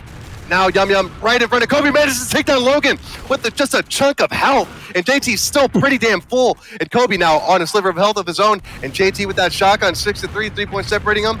They're definitely looking good so far and keeping in it. Kobe nearly missing a rocket, but JT with the shotgun does not miss with that. And now it's just a Scout, Logan, and Yumyum on the main point. Yumyum taking a lot of damage, and he was trying to load his scouter gun to have more shots for when he figured that Logan would whip all of his, but he did not. So it's 7-3 here. It is 7-3, and JT getting aggressive with that shotgun. Soldier v Soldier is going to be Kobe with the bomb, and Kobe is so happy. He's, okay to bomb. He doesn't care that he doesn't have any gunboats. He is okay to just go in immediately, whip out that shotgun, hits a nice rocket on the JT. He surfs it over towards the rock, and now going to be trying to get some counter spam off on these G6 players. Get some onto Kobe, playing by the rock. Kobe going to be able to take him down, and Logan takes down one as well. Make it 9-3, triple the points at the moment for the G6 squad, but JT finds one. Is he going to be able to find the other onto Kobe? No, he was incredibly weak there, and that's going to be an easy rocket for Kobe, 10-3, and JT just kind of getting bullied over by Connector. Logan loses the one against Yumyum. Yumyum wins another, makes it 10-4. A good round, but they need a few more if they want to tie things up. Certainly need 6 more, and that's a pretty tall order. Kobe and Logan, we've seen them all freaking tournament looking good, and Logan on the Yumyum there in the closet there. JT retreating into that closet. He'll meet his demise there as well. Resetting 11-4, 7 points separating these two. JT making the bomb onto the rock, misses the rocket onto Kobe. Still trying to fend for his life here, trying to put out the damage. Yumyum waiting for his opportunity, comes in, takes out Logan, very weak Logan, and now he's trying to get the very weak Kobe, and there we go, 2 kills for him, making it 11-5. 11-5, and G6 getting a good solid lead for the moment. Hopefully Yumyum and JT are going to find some way to try and counteract it, but right now playing a lot slower on this round. Now JT getting aggressive once he sees the damage has been done. They find one onto Logan, and now it's only going to be Kobe. Very, very adept at 2v1ing, but this time not going to be able to make it work. Yumyum taking him down, makes it 11-6, and they got to find some way. Kobe just going across the connector, very, very aggressive there. Not going to be able to find the damage to make it worthwhile. 11-7, so good 2 quick rounds for JT and Yumyum. Nice rocket as well onto Kobe right there. Gonna be able to take him down. An aggressive bomb coming out from JT. Now Logan taken down as well, 8-11. So it seems like with 3 rounds back to back, Yumyum and JT have started to get the hang of things and start to be able to contend with this G6 duo. Yeah, have they downloaded the Kobe Soldier? It seems like they have here. And yeah, JT didn't even die that round. 11-9. 2 points between these two teams here, and yeah, the Yumyum JT squad, they're looking good, they're looking healthy. They kind of found their way through the fog and look like they want to carry it on through. Take the first map here. Yumyum just dancing around on that Pride rock with Pride. Very fitting name. JT making the bomb over the top here, takes a little bit of damage here, but not too much. Yumyum does get chipped down by Logan there. Now it's just JT defend for himself behind the rock, and the pistol from Logan finish that one off to make it 12-9 here. G6 still in the lead. Kobe with the bomb onto JT in the corner, bit trapped at the moment, but that rocket does not splash because technically that wall is not there in the actual map, just like on Badlands. And JT gets both those shotguns. Despite being trapped early on, he manages to make it 12-10.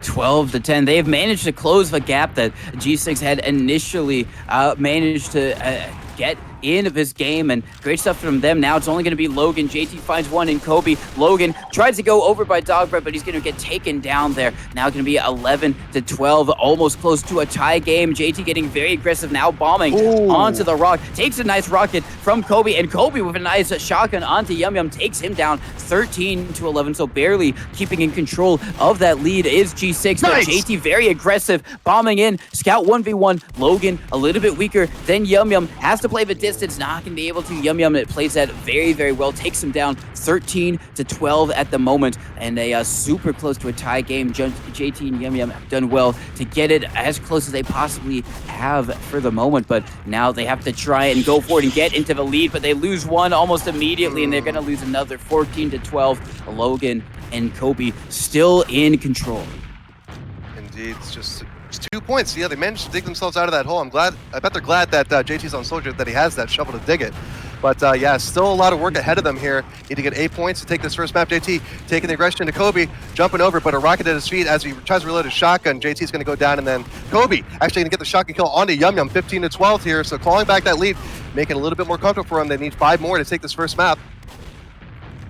Only 5 more, and they can walk away with just a step closer to getting all of those glorious, glorious keys in that first place prize. And now, however, Kobe getting a little bit juggled. Oh my God, nice trade out right there from the soldiers. It's still going to favor a JT and Yumyum. Nice cleanup there for them. But now Kobe taking a lot of damage over by Dogred. Yumyum super weak behind the rock, is going to come out, tries to get in onto Kobe, is going to be able to do it. Now Logan, super weak, finds one, finds another. Oh my God, that was exceptional from Logan right there. He was at 2 hit points and managed to find 2 kills in the span of 2 seconds. Man is a beast, and now JT has to try and fight him. Logan has the pistol ready, 17-13, and it's only 3 more before G6 are going to be able to take it.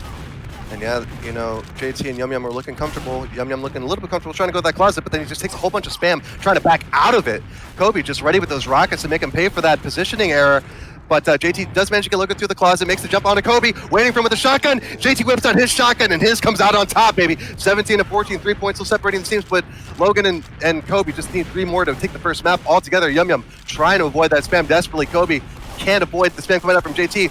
Does not run away from the shotgun, however, so Kobe with 35 HP tries to contend against Yumyum, but Yumyum comes out on top, 17-15, baby, with that pistol.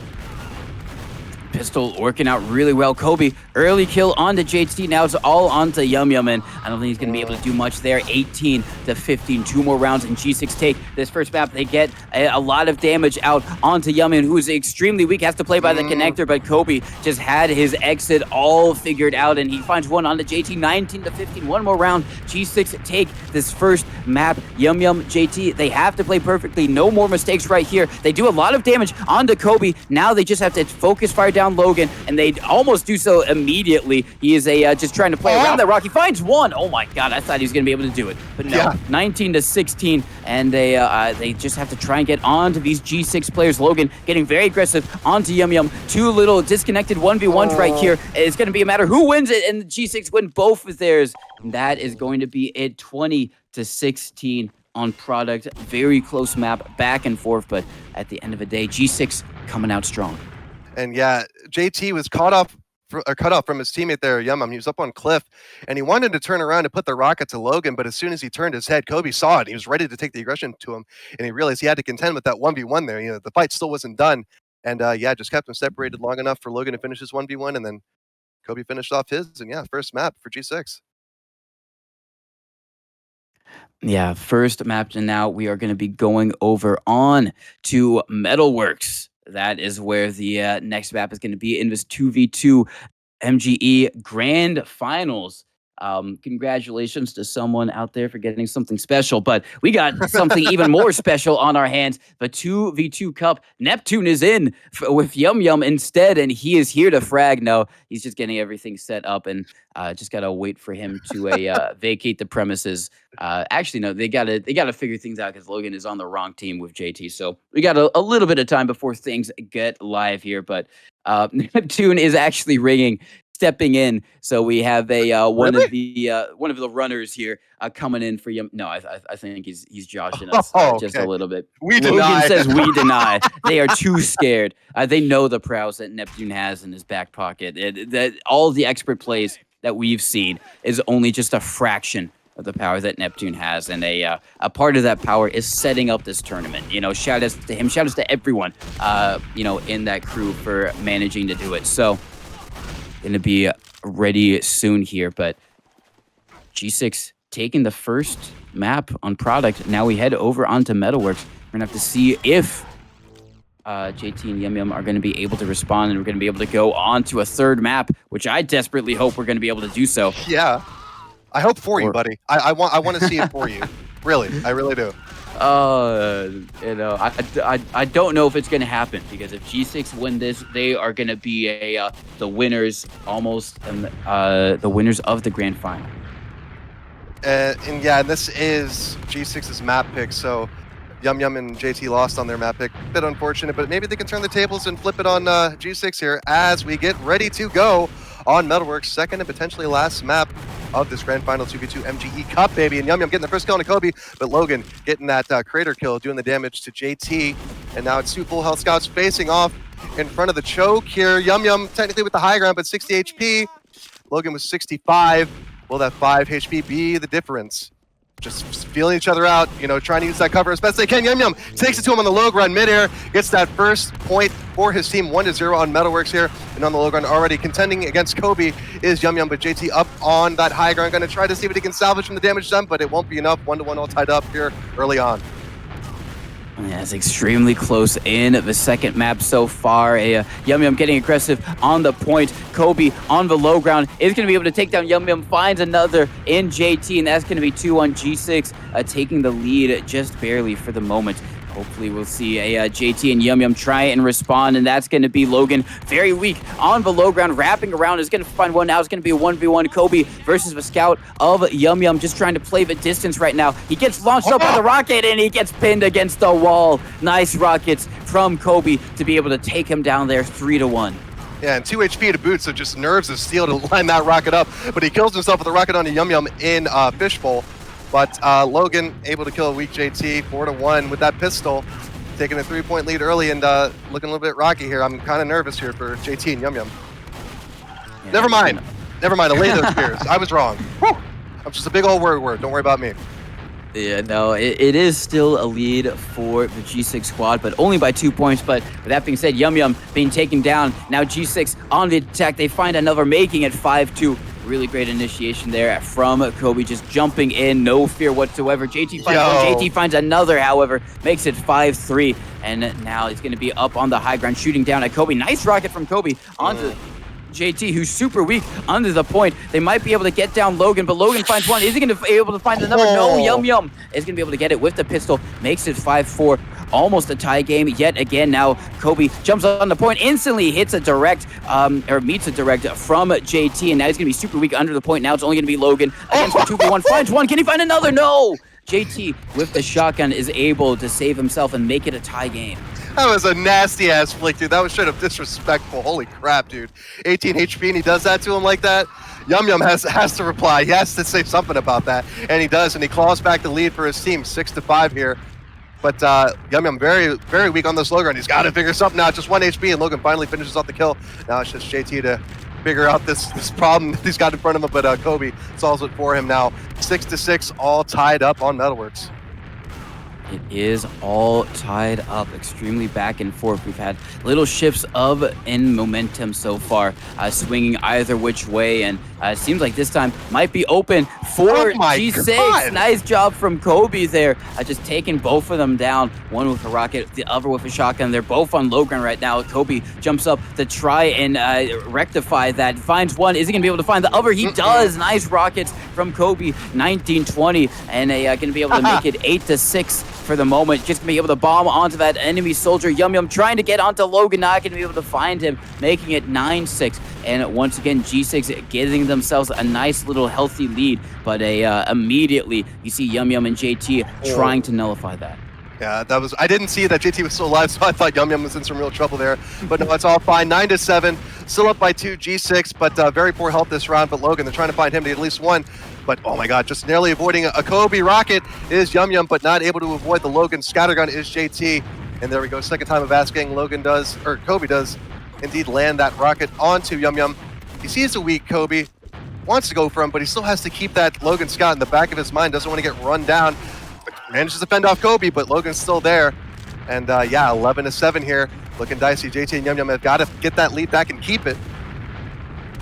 Yeah, they definitely do. I don't want to say that allowing no double or disallowing any double scout was the difference maker here, but Kobe has just been so good with those rockets so far. However, this time JT gonna be able to get the better of them. Now has to try and go over and help with this battle. Logan is gonna be able to take down Yumyum. Now it's only gonna be a 1v1 with the shotgun versus the pistol. Logan wins it with the pistol. Very crucial there. Makes it a 12-8 game, 4 points separating them. Now Kobe jumps onto the high ground. Some good, nice spam rockets down onto the low, and Logan is gonna get knocked down as well as JT is going to be the only one up. He finds one, but not going to be able to find the other. 13-8, and it seems like G6 are getting comfortable once again. Certainly, but JT's going to try to put some discomfort in that. Oh, pulls out the equalizer, but those mini crits, baby. I like the effort. You know, I see what you're seeing, but man, that means it's going to be 14-8. But Yumyum onto Logan, finds Kobe, doing his best to stay alive.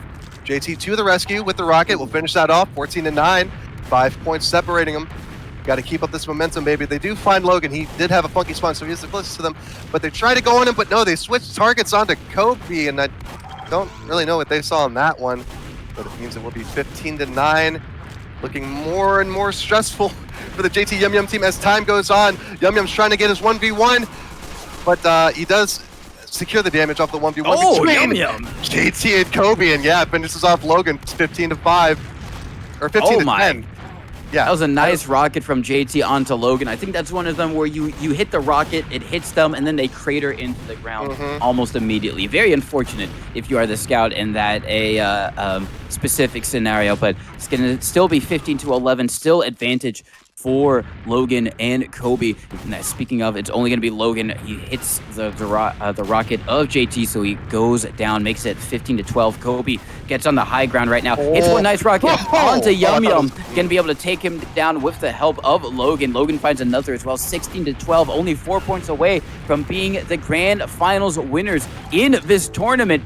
But they're hot on their heels right now, only 3 points away from them. And JT and Yumyum have to really... Oh, it's a bracket reset, actually. Okay. Okay. So not completely over for JT and Yumyum whatsoever. Because they were the lower bracket, of course. We forgot about the mythical bracket reset. Yes.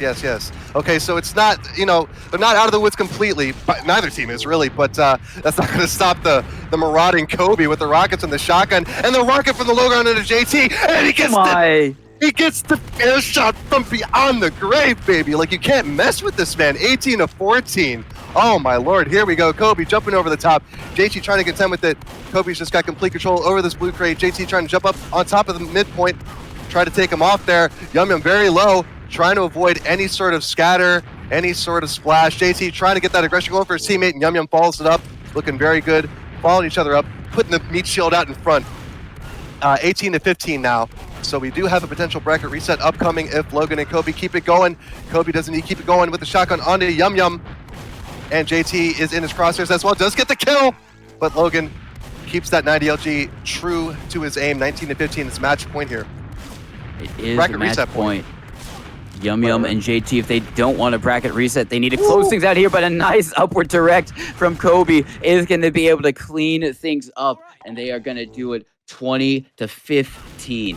And that is going to be G6 making the bracket reset happen. So that was the first best of three. Now we have got one more before we have the decider. And now for JT and Yumyum, they don't have any more cushions. They have got to do it right here, right now in this next bracket if they want to try and walk away with it. And if you're G6, just keep on doing what you're doing. You're hitting the shots, you're doing the damage. They look in really great form. So maybe an opportunity for JT and Yumyum to, recollect themselves, figure out what their strategy is going to be. And for G6, it's just an opportunity to be like, all right, we're the GOATs. Let's keep on being the GOATs, For sure. Yeah. We talked about the not so rare, straight through the bracket, that one team, just you see their name on every single match all the way to the grand finals. I think it's rarer to see people that started in the upper brackets drop down and then just a straight shot all the way through back to the upper brackets for the grand finals. And they're making it happen. So bracket reset, looking good so far. They look good in the tournament despite getting beat by JT and Yumyum earlier. But I think that might be more of a statistical fluke if this performance continues on their behalf, honestly. I think it might be. I also think that the double scout rule was a little bit beneficial there to help them in that quest. But regardless, we don't have the thing just quite yet. We have the bracket reset. There we go. So now they're going to be able to repick. Hopefully, maybe we'll get lucky and fortunate. There's going to be another process by. Oh yeah, they definitely think they won because they all left the server. All of them left the server. They believe that was get back here. You're not done. Neptune is going to be able to get them back in. Because if not, I guess that's a Yumyum, Logan and Yumyum and JT just kind of accepting the defeat. So if they give it up there, then I think everything's good between them. But Either way, Well, we'll keep you updated. Okay, no, oh, Yum we're Yum waiting. says they're waiting on a ban. All right. So it's Okay, not so a. Neptune doesn't have to go full Scorpion and shoot a thing into his neck and say, "Get over here." Yes, go all Mortal Kombat, just yank them over type of deal. But we are going to be waiting on the initial ban from G6 because now this time they are Team A. And hopefully they're going to be as generous as the Yum team were, and they give us the hope of at least a process spire being in the map pool. But regardless, if not, we're gonna have to see how it all shakes out. But this is gonna be it. Number one, this is where it's all gonna be decided. It's been a nice long journey. Technically, it did start in the open bracket because the winner of that went on to invite, and they could have theoretically won this Oh, whole entire thing. I mean, imagine yeah, you win the open bracket, and then you yeah. come in, and then you also win the invite bracket. That's like double the keys. So, well, Beyond not actually, but beyond David and Goliath, I think at that point, never mind the keys. At that point, the bragging rights truly are the only thing that matters. Who cares about Oh, keys? yeah. I beat all of Invite in an MGE Cup. What? No way, dude. I have the 2 stream bots that prove it.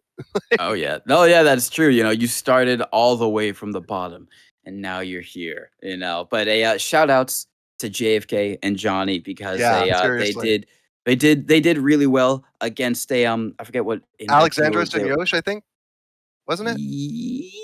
Yes. I can We check the can bracket. look back. Yeah, it was because Yes. they went down 20-19 and just about as heartbreaking as you could get for that team. And they look good, and Zach knows those dudes, and his high praises correlated with what we saw yesterday. But big ups on them. They already won the 40 keys, so I mean, come back for the next one, train up a bit, win be the reigning champs 2 cups in a row for the open bracket. Come back for the invite. Who knows? Yeah, exactly.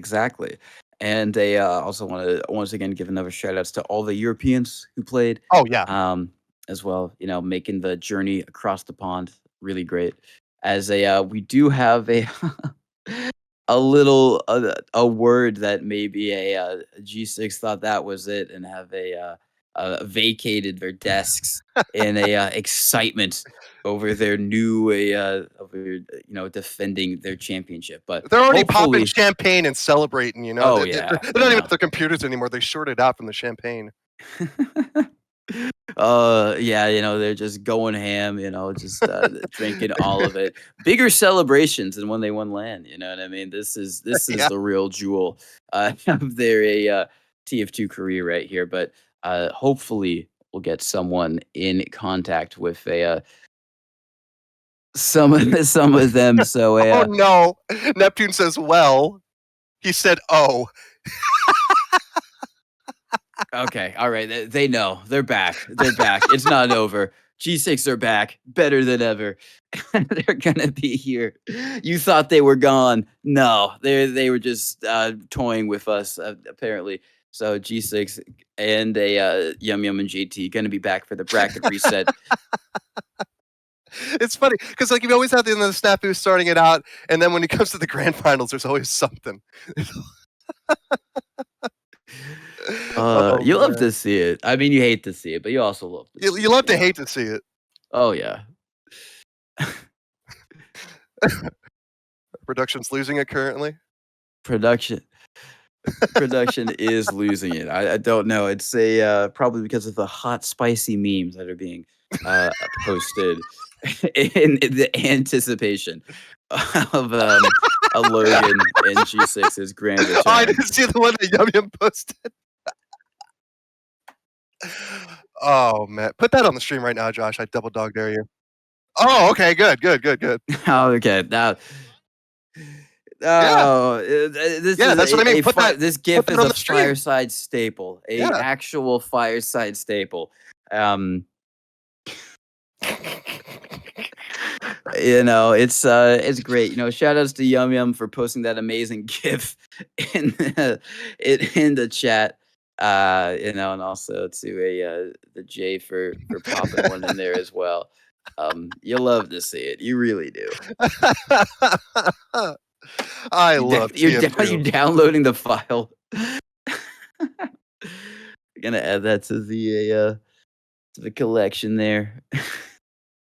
What But the hell? What's the second version of the GIF?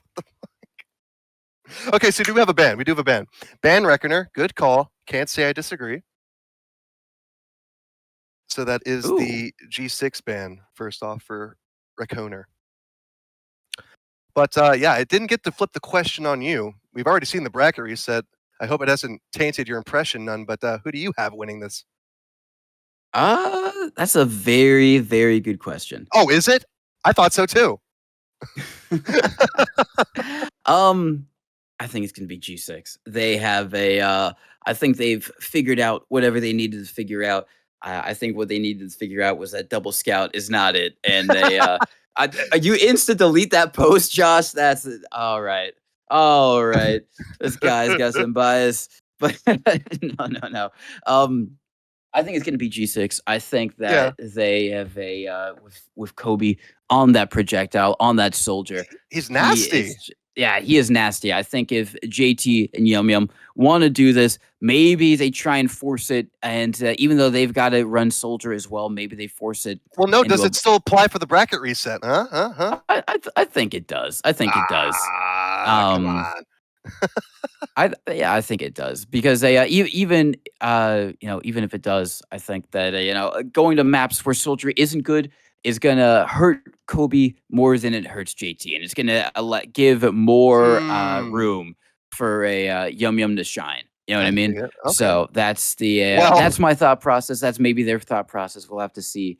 They ban metal. Comes down. They ban metal, so they've definitely figured out that one. At the very least, ban Reckoner, ban metal, and then pick Badlands. Go figure.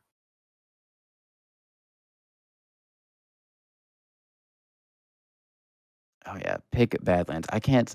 I'm glad Jay is streaming it because my Discord is like not popping up, so I can't actually see the. Yep, I can read it too. I can read it too. All right.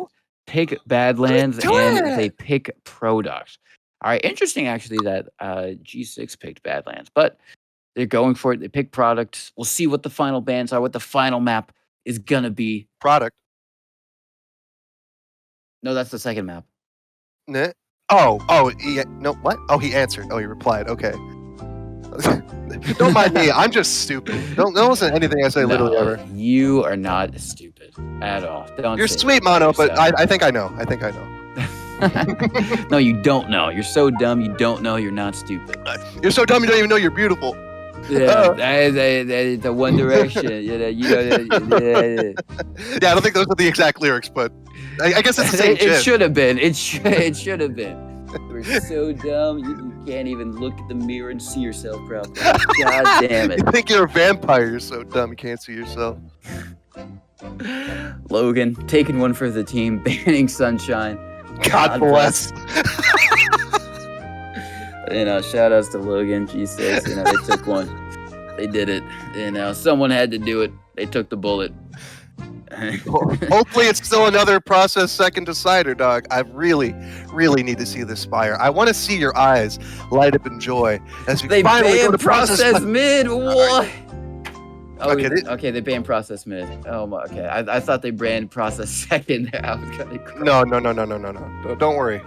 I will hop through this monitor and beat the ever living shit out of them. It's such a wild ban as well to go for. Seriously, what are the odds? But that was close. It would purely be a fuck you TC pick or ban. That's exactly what it would be. Maybe. But who could ever do that, right? That would be like sacrilege. Maybe. We'll have to see what the final pick is. Logan's typing it. We're all pick process. Thank you, Logan. You're real. You're the real one. Let's fucking go. I don't know if we're gonna get there. I think G6 are looking fairly dominant, but I like the optimism. Oh man, see. Let's just hope that Logan's femur or his radius just snaps in half, like right now. No. We want good TF2 from both I of would these guys. never wish harm upon somebody ever when I have money riding on it. ever. That's right. Yeah, we haven't said that we have some insane bets going on between everyone here at the Fireside crew. Unfortunate for Zach, he lost big. He went all in on someone from a team from the open bracket, making it all the way. Oh Unfortunate. no. Yeah, he lost out, but those long shots, man, it's a real adrenaline rush when they hit. It really is, but unfortunate not. That's why you don't gamble. Never gamble. It's not great. Exactly. Just play poker. That's not gambling. No, not poker. I mean, not gambling. It's all skill. 100% skill, no luck whatsoever. Well, certainly more skill than playing against the house. Oh yeah. No, yeah. Of course. No, it is a lot more skill than playing against the house. So I highly recommend anyone go to Vegas, do that, put all your money in, and you will probably not make any money unless you actually know how to play poker. I recommend doing that first, actually. Here's a rule. Here's a rule for poker.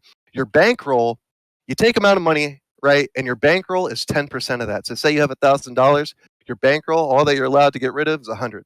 So do it that way. It's more responsible, I guess. There you go. Some wise words from number one on how to poker efficiently and responsibly. Everyone do that, but it's better than going broke. I don't know. It is better than going broke, as we do have, I think, everyone in the server getting ready for this final matchup.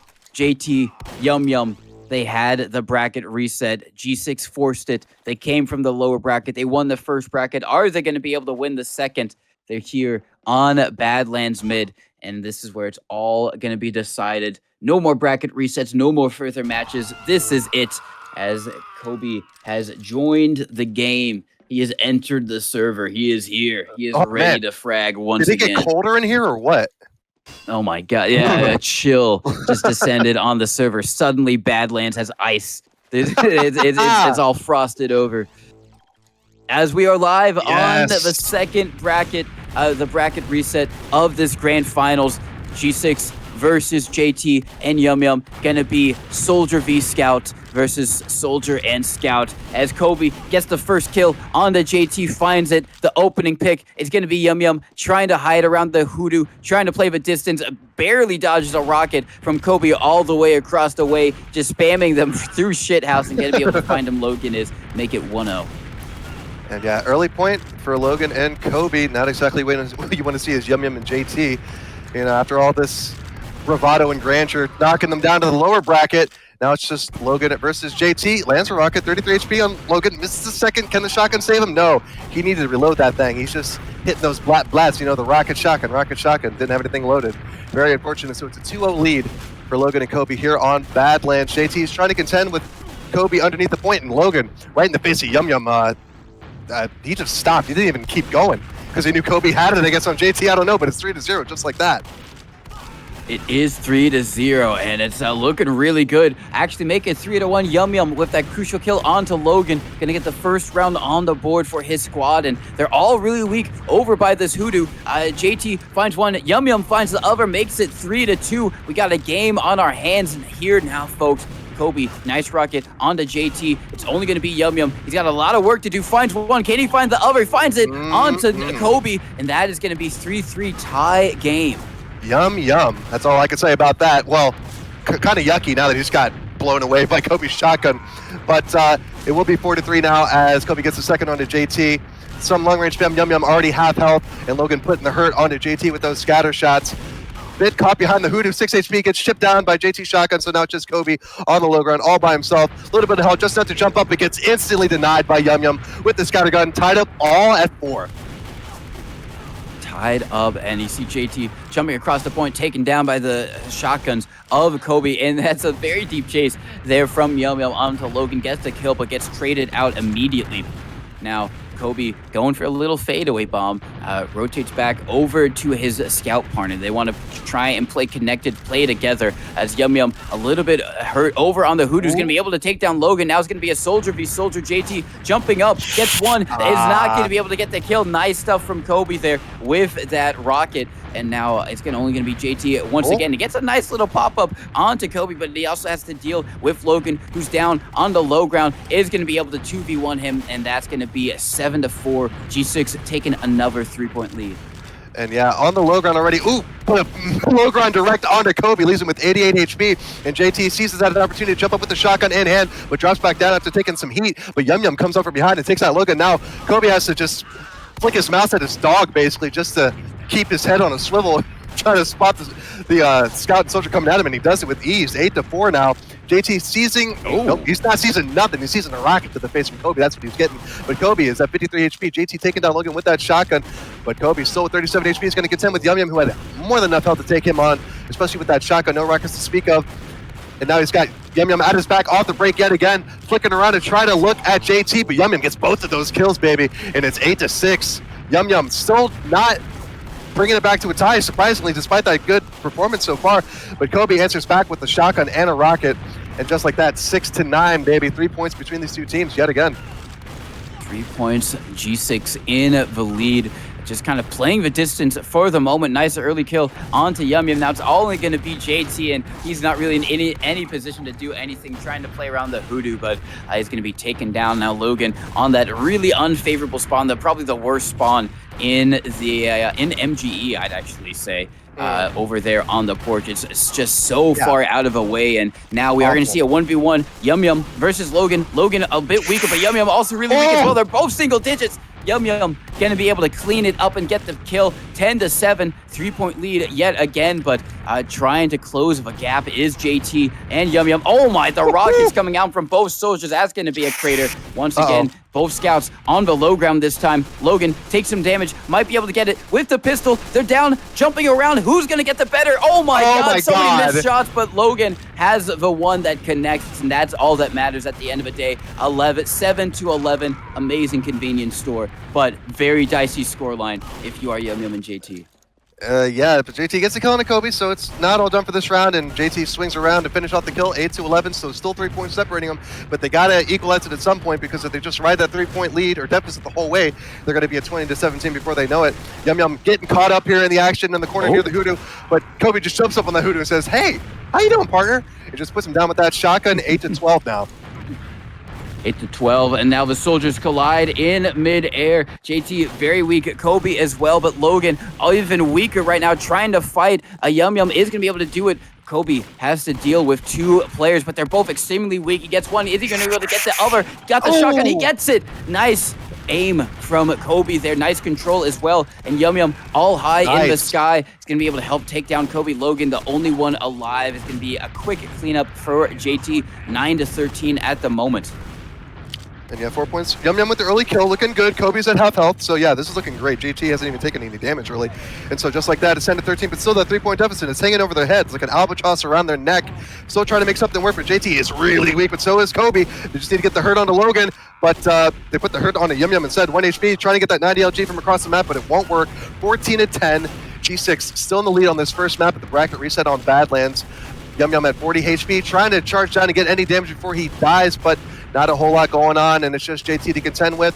And Kobe will just very nonchalantly reload his shotgun now at 15-10. G6 still in the lead, and JT looking like he's going to go down pretty early here. Yumyum still messing around with that hoodoo.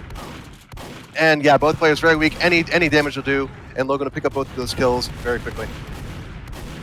16-10, G6 extending their lead. It's only going to be JT. He finds one. He might be able to find another onto Logan. Very weak, playing around. Logan, however, going to be able to close the distance, gets the meat shots, and gets the kill. 17-10. Only 3 points away for G6 taking the first map in this bracket reset right now. That's going to be a weak Kobe falling to the ground. Now it's all going to be onto Logan. Yumyum extremely weak, but Logan has to do so much work here, just trying to juke and dodge, not going to be able to do so. As the server my shuts God. down. That's F's in the chat right now.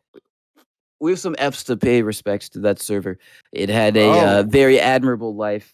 It started out as a little command line, but it's so unfortunate.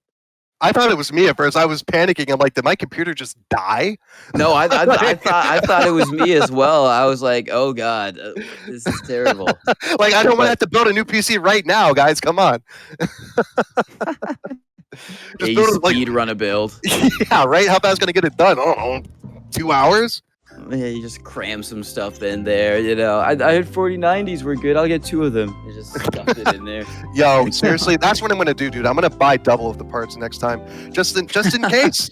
Yeah, that's oh. I Dude, thought you were those gonna buy prices. double the parts and you're gonna like combine them together. You know? No, I'm not gonna make a Voltron PC. Don't worry.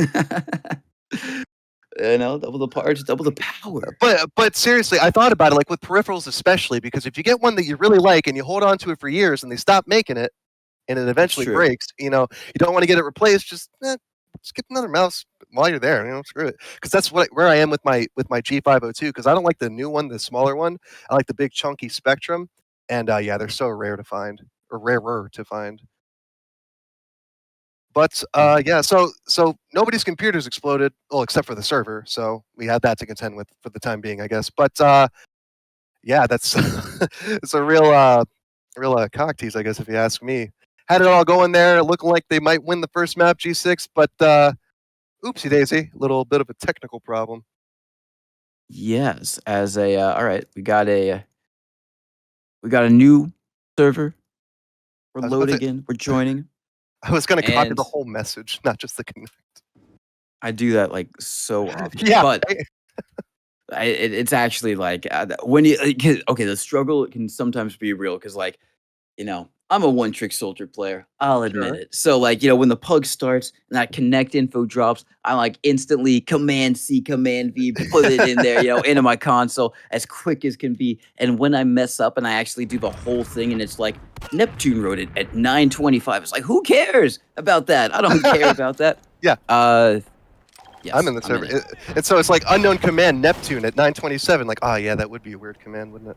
Yeah, it would be. But the way they're going to handle it is that it's going to be first to whatever 20 would have been. So for G6, first to 3. For JT and Yumyum, it's going to be first to 9. 9. Okay, so it was 17 to 11. Okay. Yes.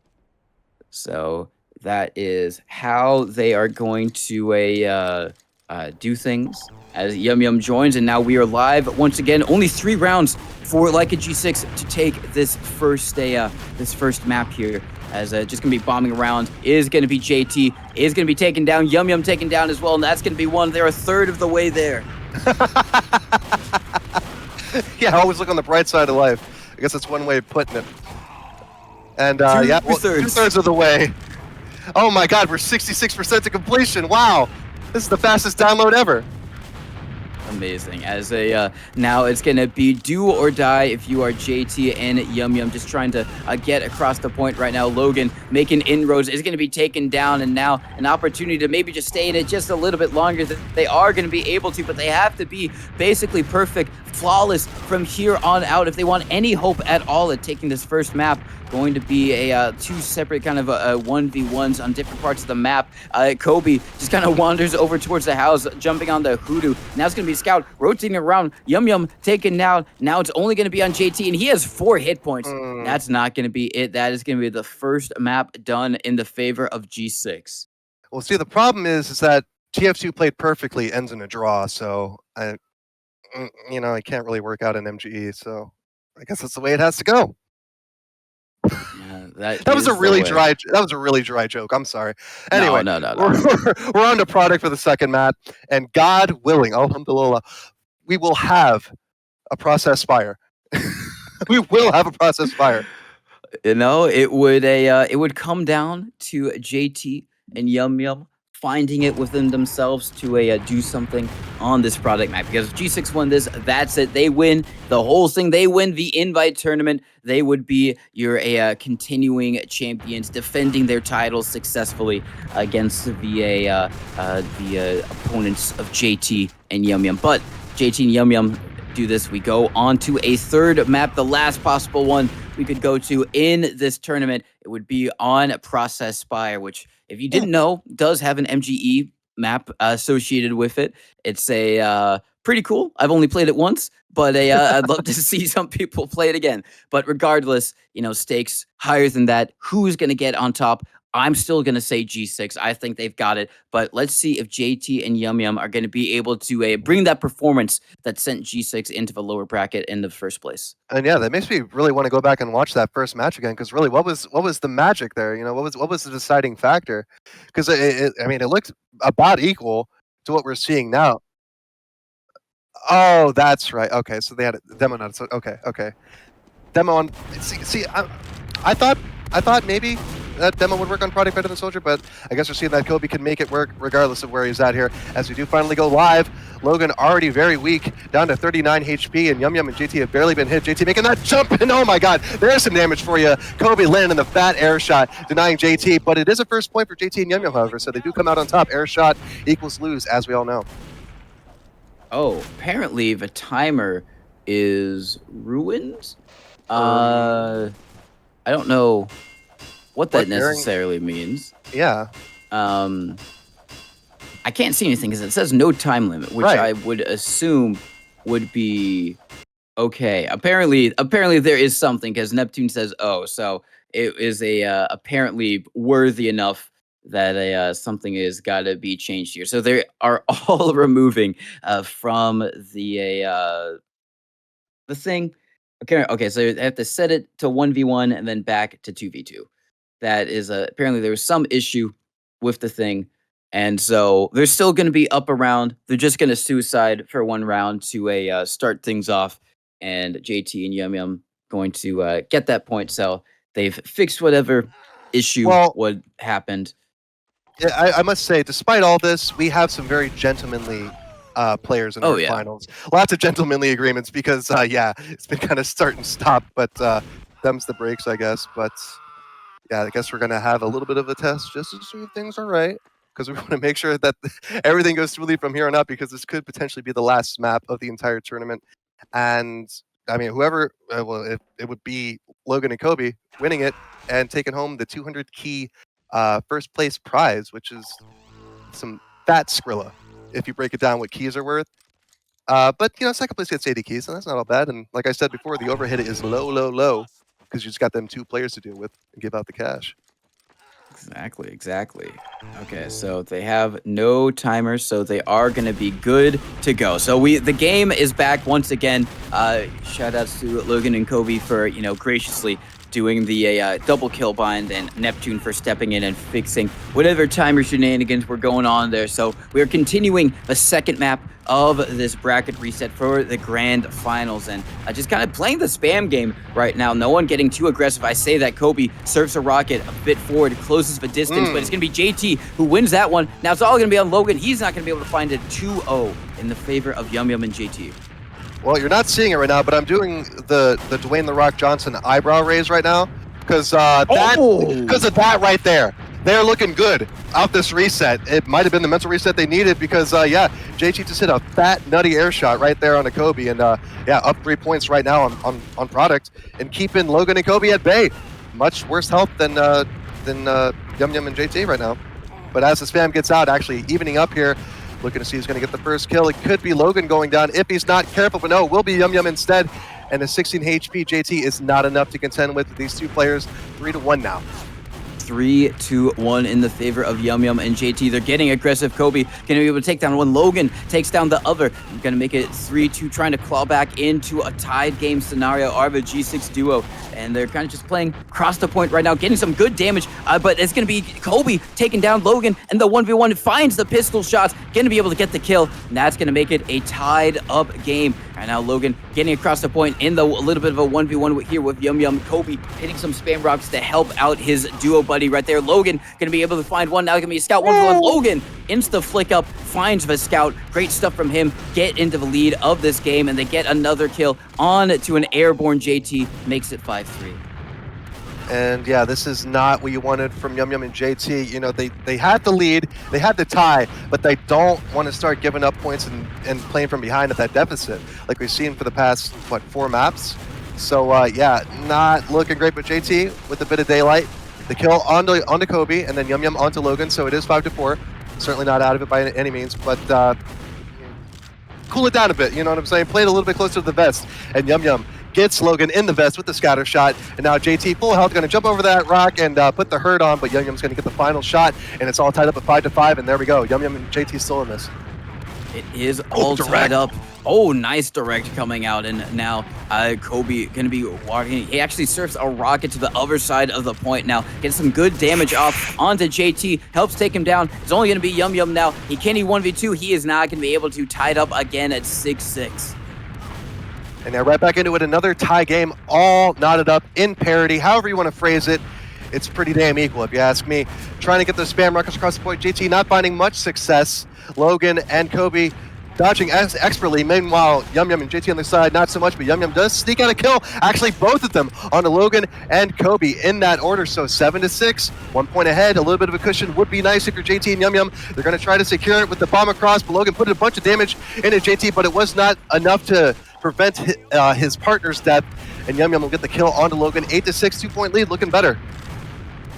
It is indeed looking a little bit better for JT and Yumyum. Logan 1 hit point. Unfortunately, not going to be able to find the kill against JT. He gets 2 against both of the G6 duo. Now going to be 9-6. Now the 3-point lead is in the favor of JT and Yumyum. RG going to be able to claw back. JT just jumping in. No fear whatsoever. Makes it 10-6. Now, Logan on the point right now, playing a little bit behind it, just in a little bit of a spam battle with that enemy scout. Going to be JT jumping across, finds one. Is he going to be able to find the other? Over 1v1. Kobe with a nice rocket, cleans it up 10-7.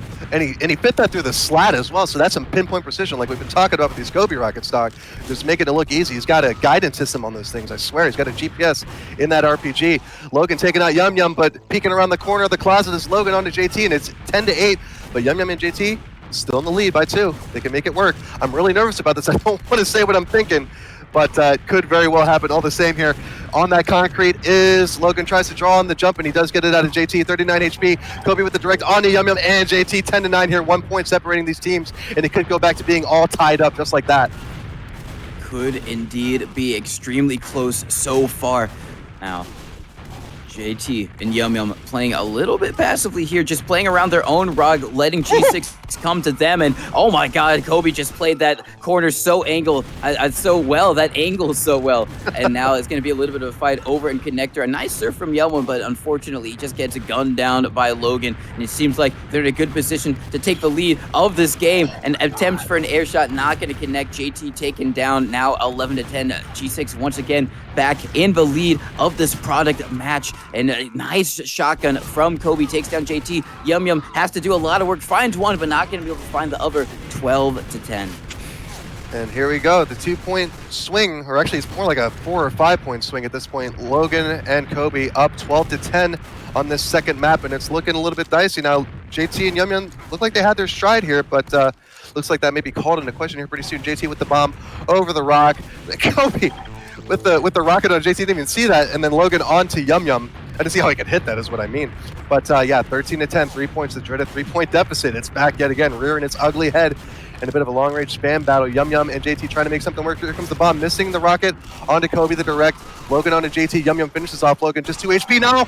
Does not get the miracle rocket that time, so Yumyum secures the 11th point for his team, 13-11. Now down to 2. Kobe taking a little saunter through the closet, finds Yumyum, decides, nah, I don't like that. He's going to make a second go of it. Does get the flank onto JT, gets the kill. Now Yumyum with the shotgun. Logan actually steals that one. 14-11, 3 point lead yet again for G6. And like I said, all they got to do is just ride this out to the very end, and they're walking away with those 200 keys, baby. Logan onto Yumyum, and then Kobe onto JT with that close range rocket. 15-11. 15-11, really great stuff from G6 so far. You see JT jumping across Kobe, just not letting him get any space whatsoever, just denying him. Really well there. And it's gonna be 16-11. G6 in closing distance of being the grand finals winner. 17-11, only 3 points away, and they will walk away as the first place, the continuing defending champs of the 2v2 MGE tournament. Can JT and Yumyum have anything to say? 18-11 right now. Kobe gonna be jumping in with the shotgun out, helps find Yumyum. Are they gonna be able to find JT? They do. Only 1 more point. This could be it. if they convert it, and there's going to be a 2v2 over in the side. Now Yumyum tries to fight, finds one. Is he going to be able to find the other? He does. He keeps his team in it for just a little bit longer. But now Kobe bombing in, finds JT up in the sky. Now the scouts once again on the point. Logan versus Yumyum, both around the same health. Now going to be meeting on the point. Who has the better shots? Who has the better aim? Who's going to be able to get the better of the Yumyum? Yet again, just barely staying in this match. And Yumyum finds Logan almost immediately. Now it's only going to be Kobe. He has to deal with the 2v2. Not going to be able to do it that time. Still match point for G6. And yeah, they've got the spawns on their side, but an unfortunate rocket sends Yumyum into the wall here, and now it's just left up to JT, and Logan comes out on top, and it seemed like they had a little bit more stable ground to stand on, but it was shaky just underneath the surface. And there you go, 2 cups in a row.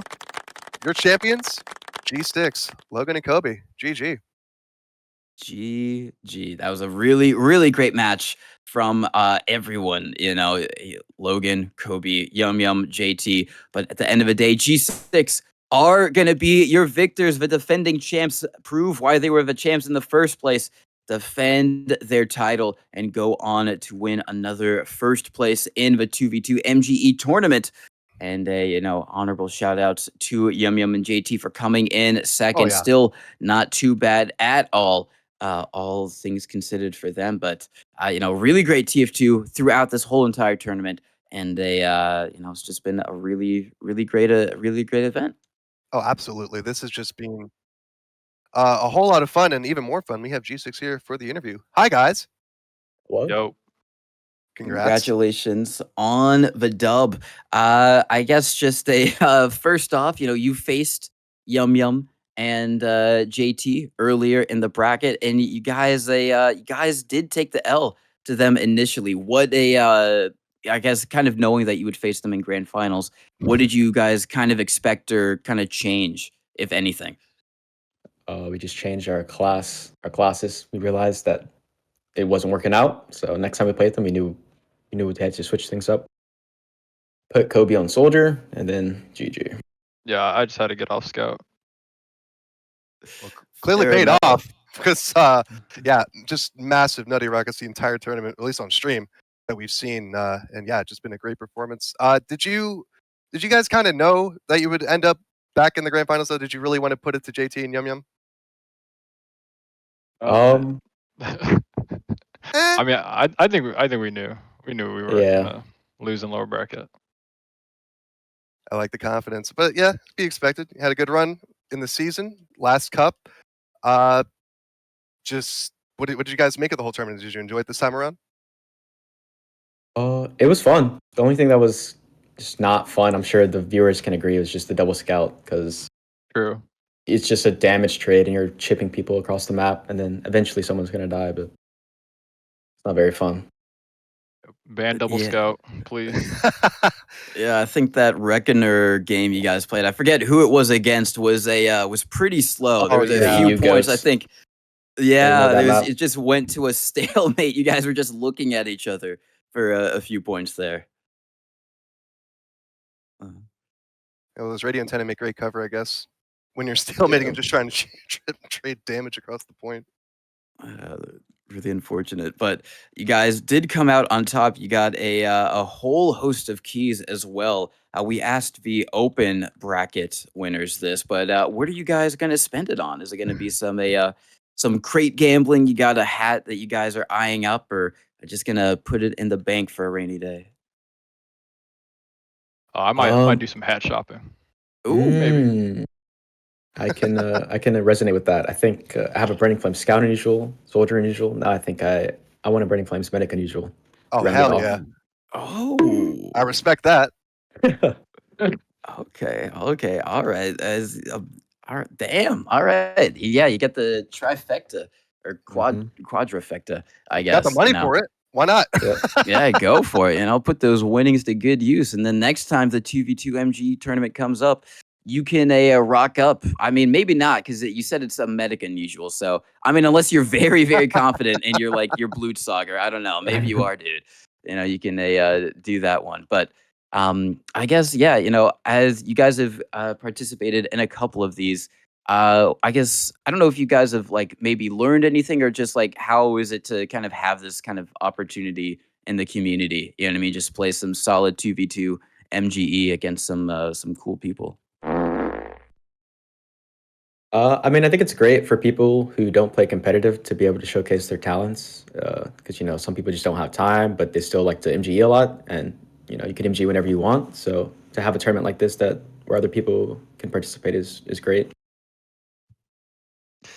That's really good. I do want to say I respect you guys for choosing Process Spire as the third map. I didn't think you guys would get there, but I would have really loved to see it because Wow. I don't know if you guys have had a lot of MGE experience on Process Spire, but Never in my life. Yeah, never.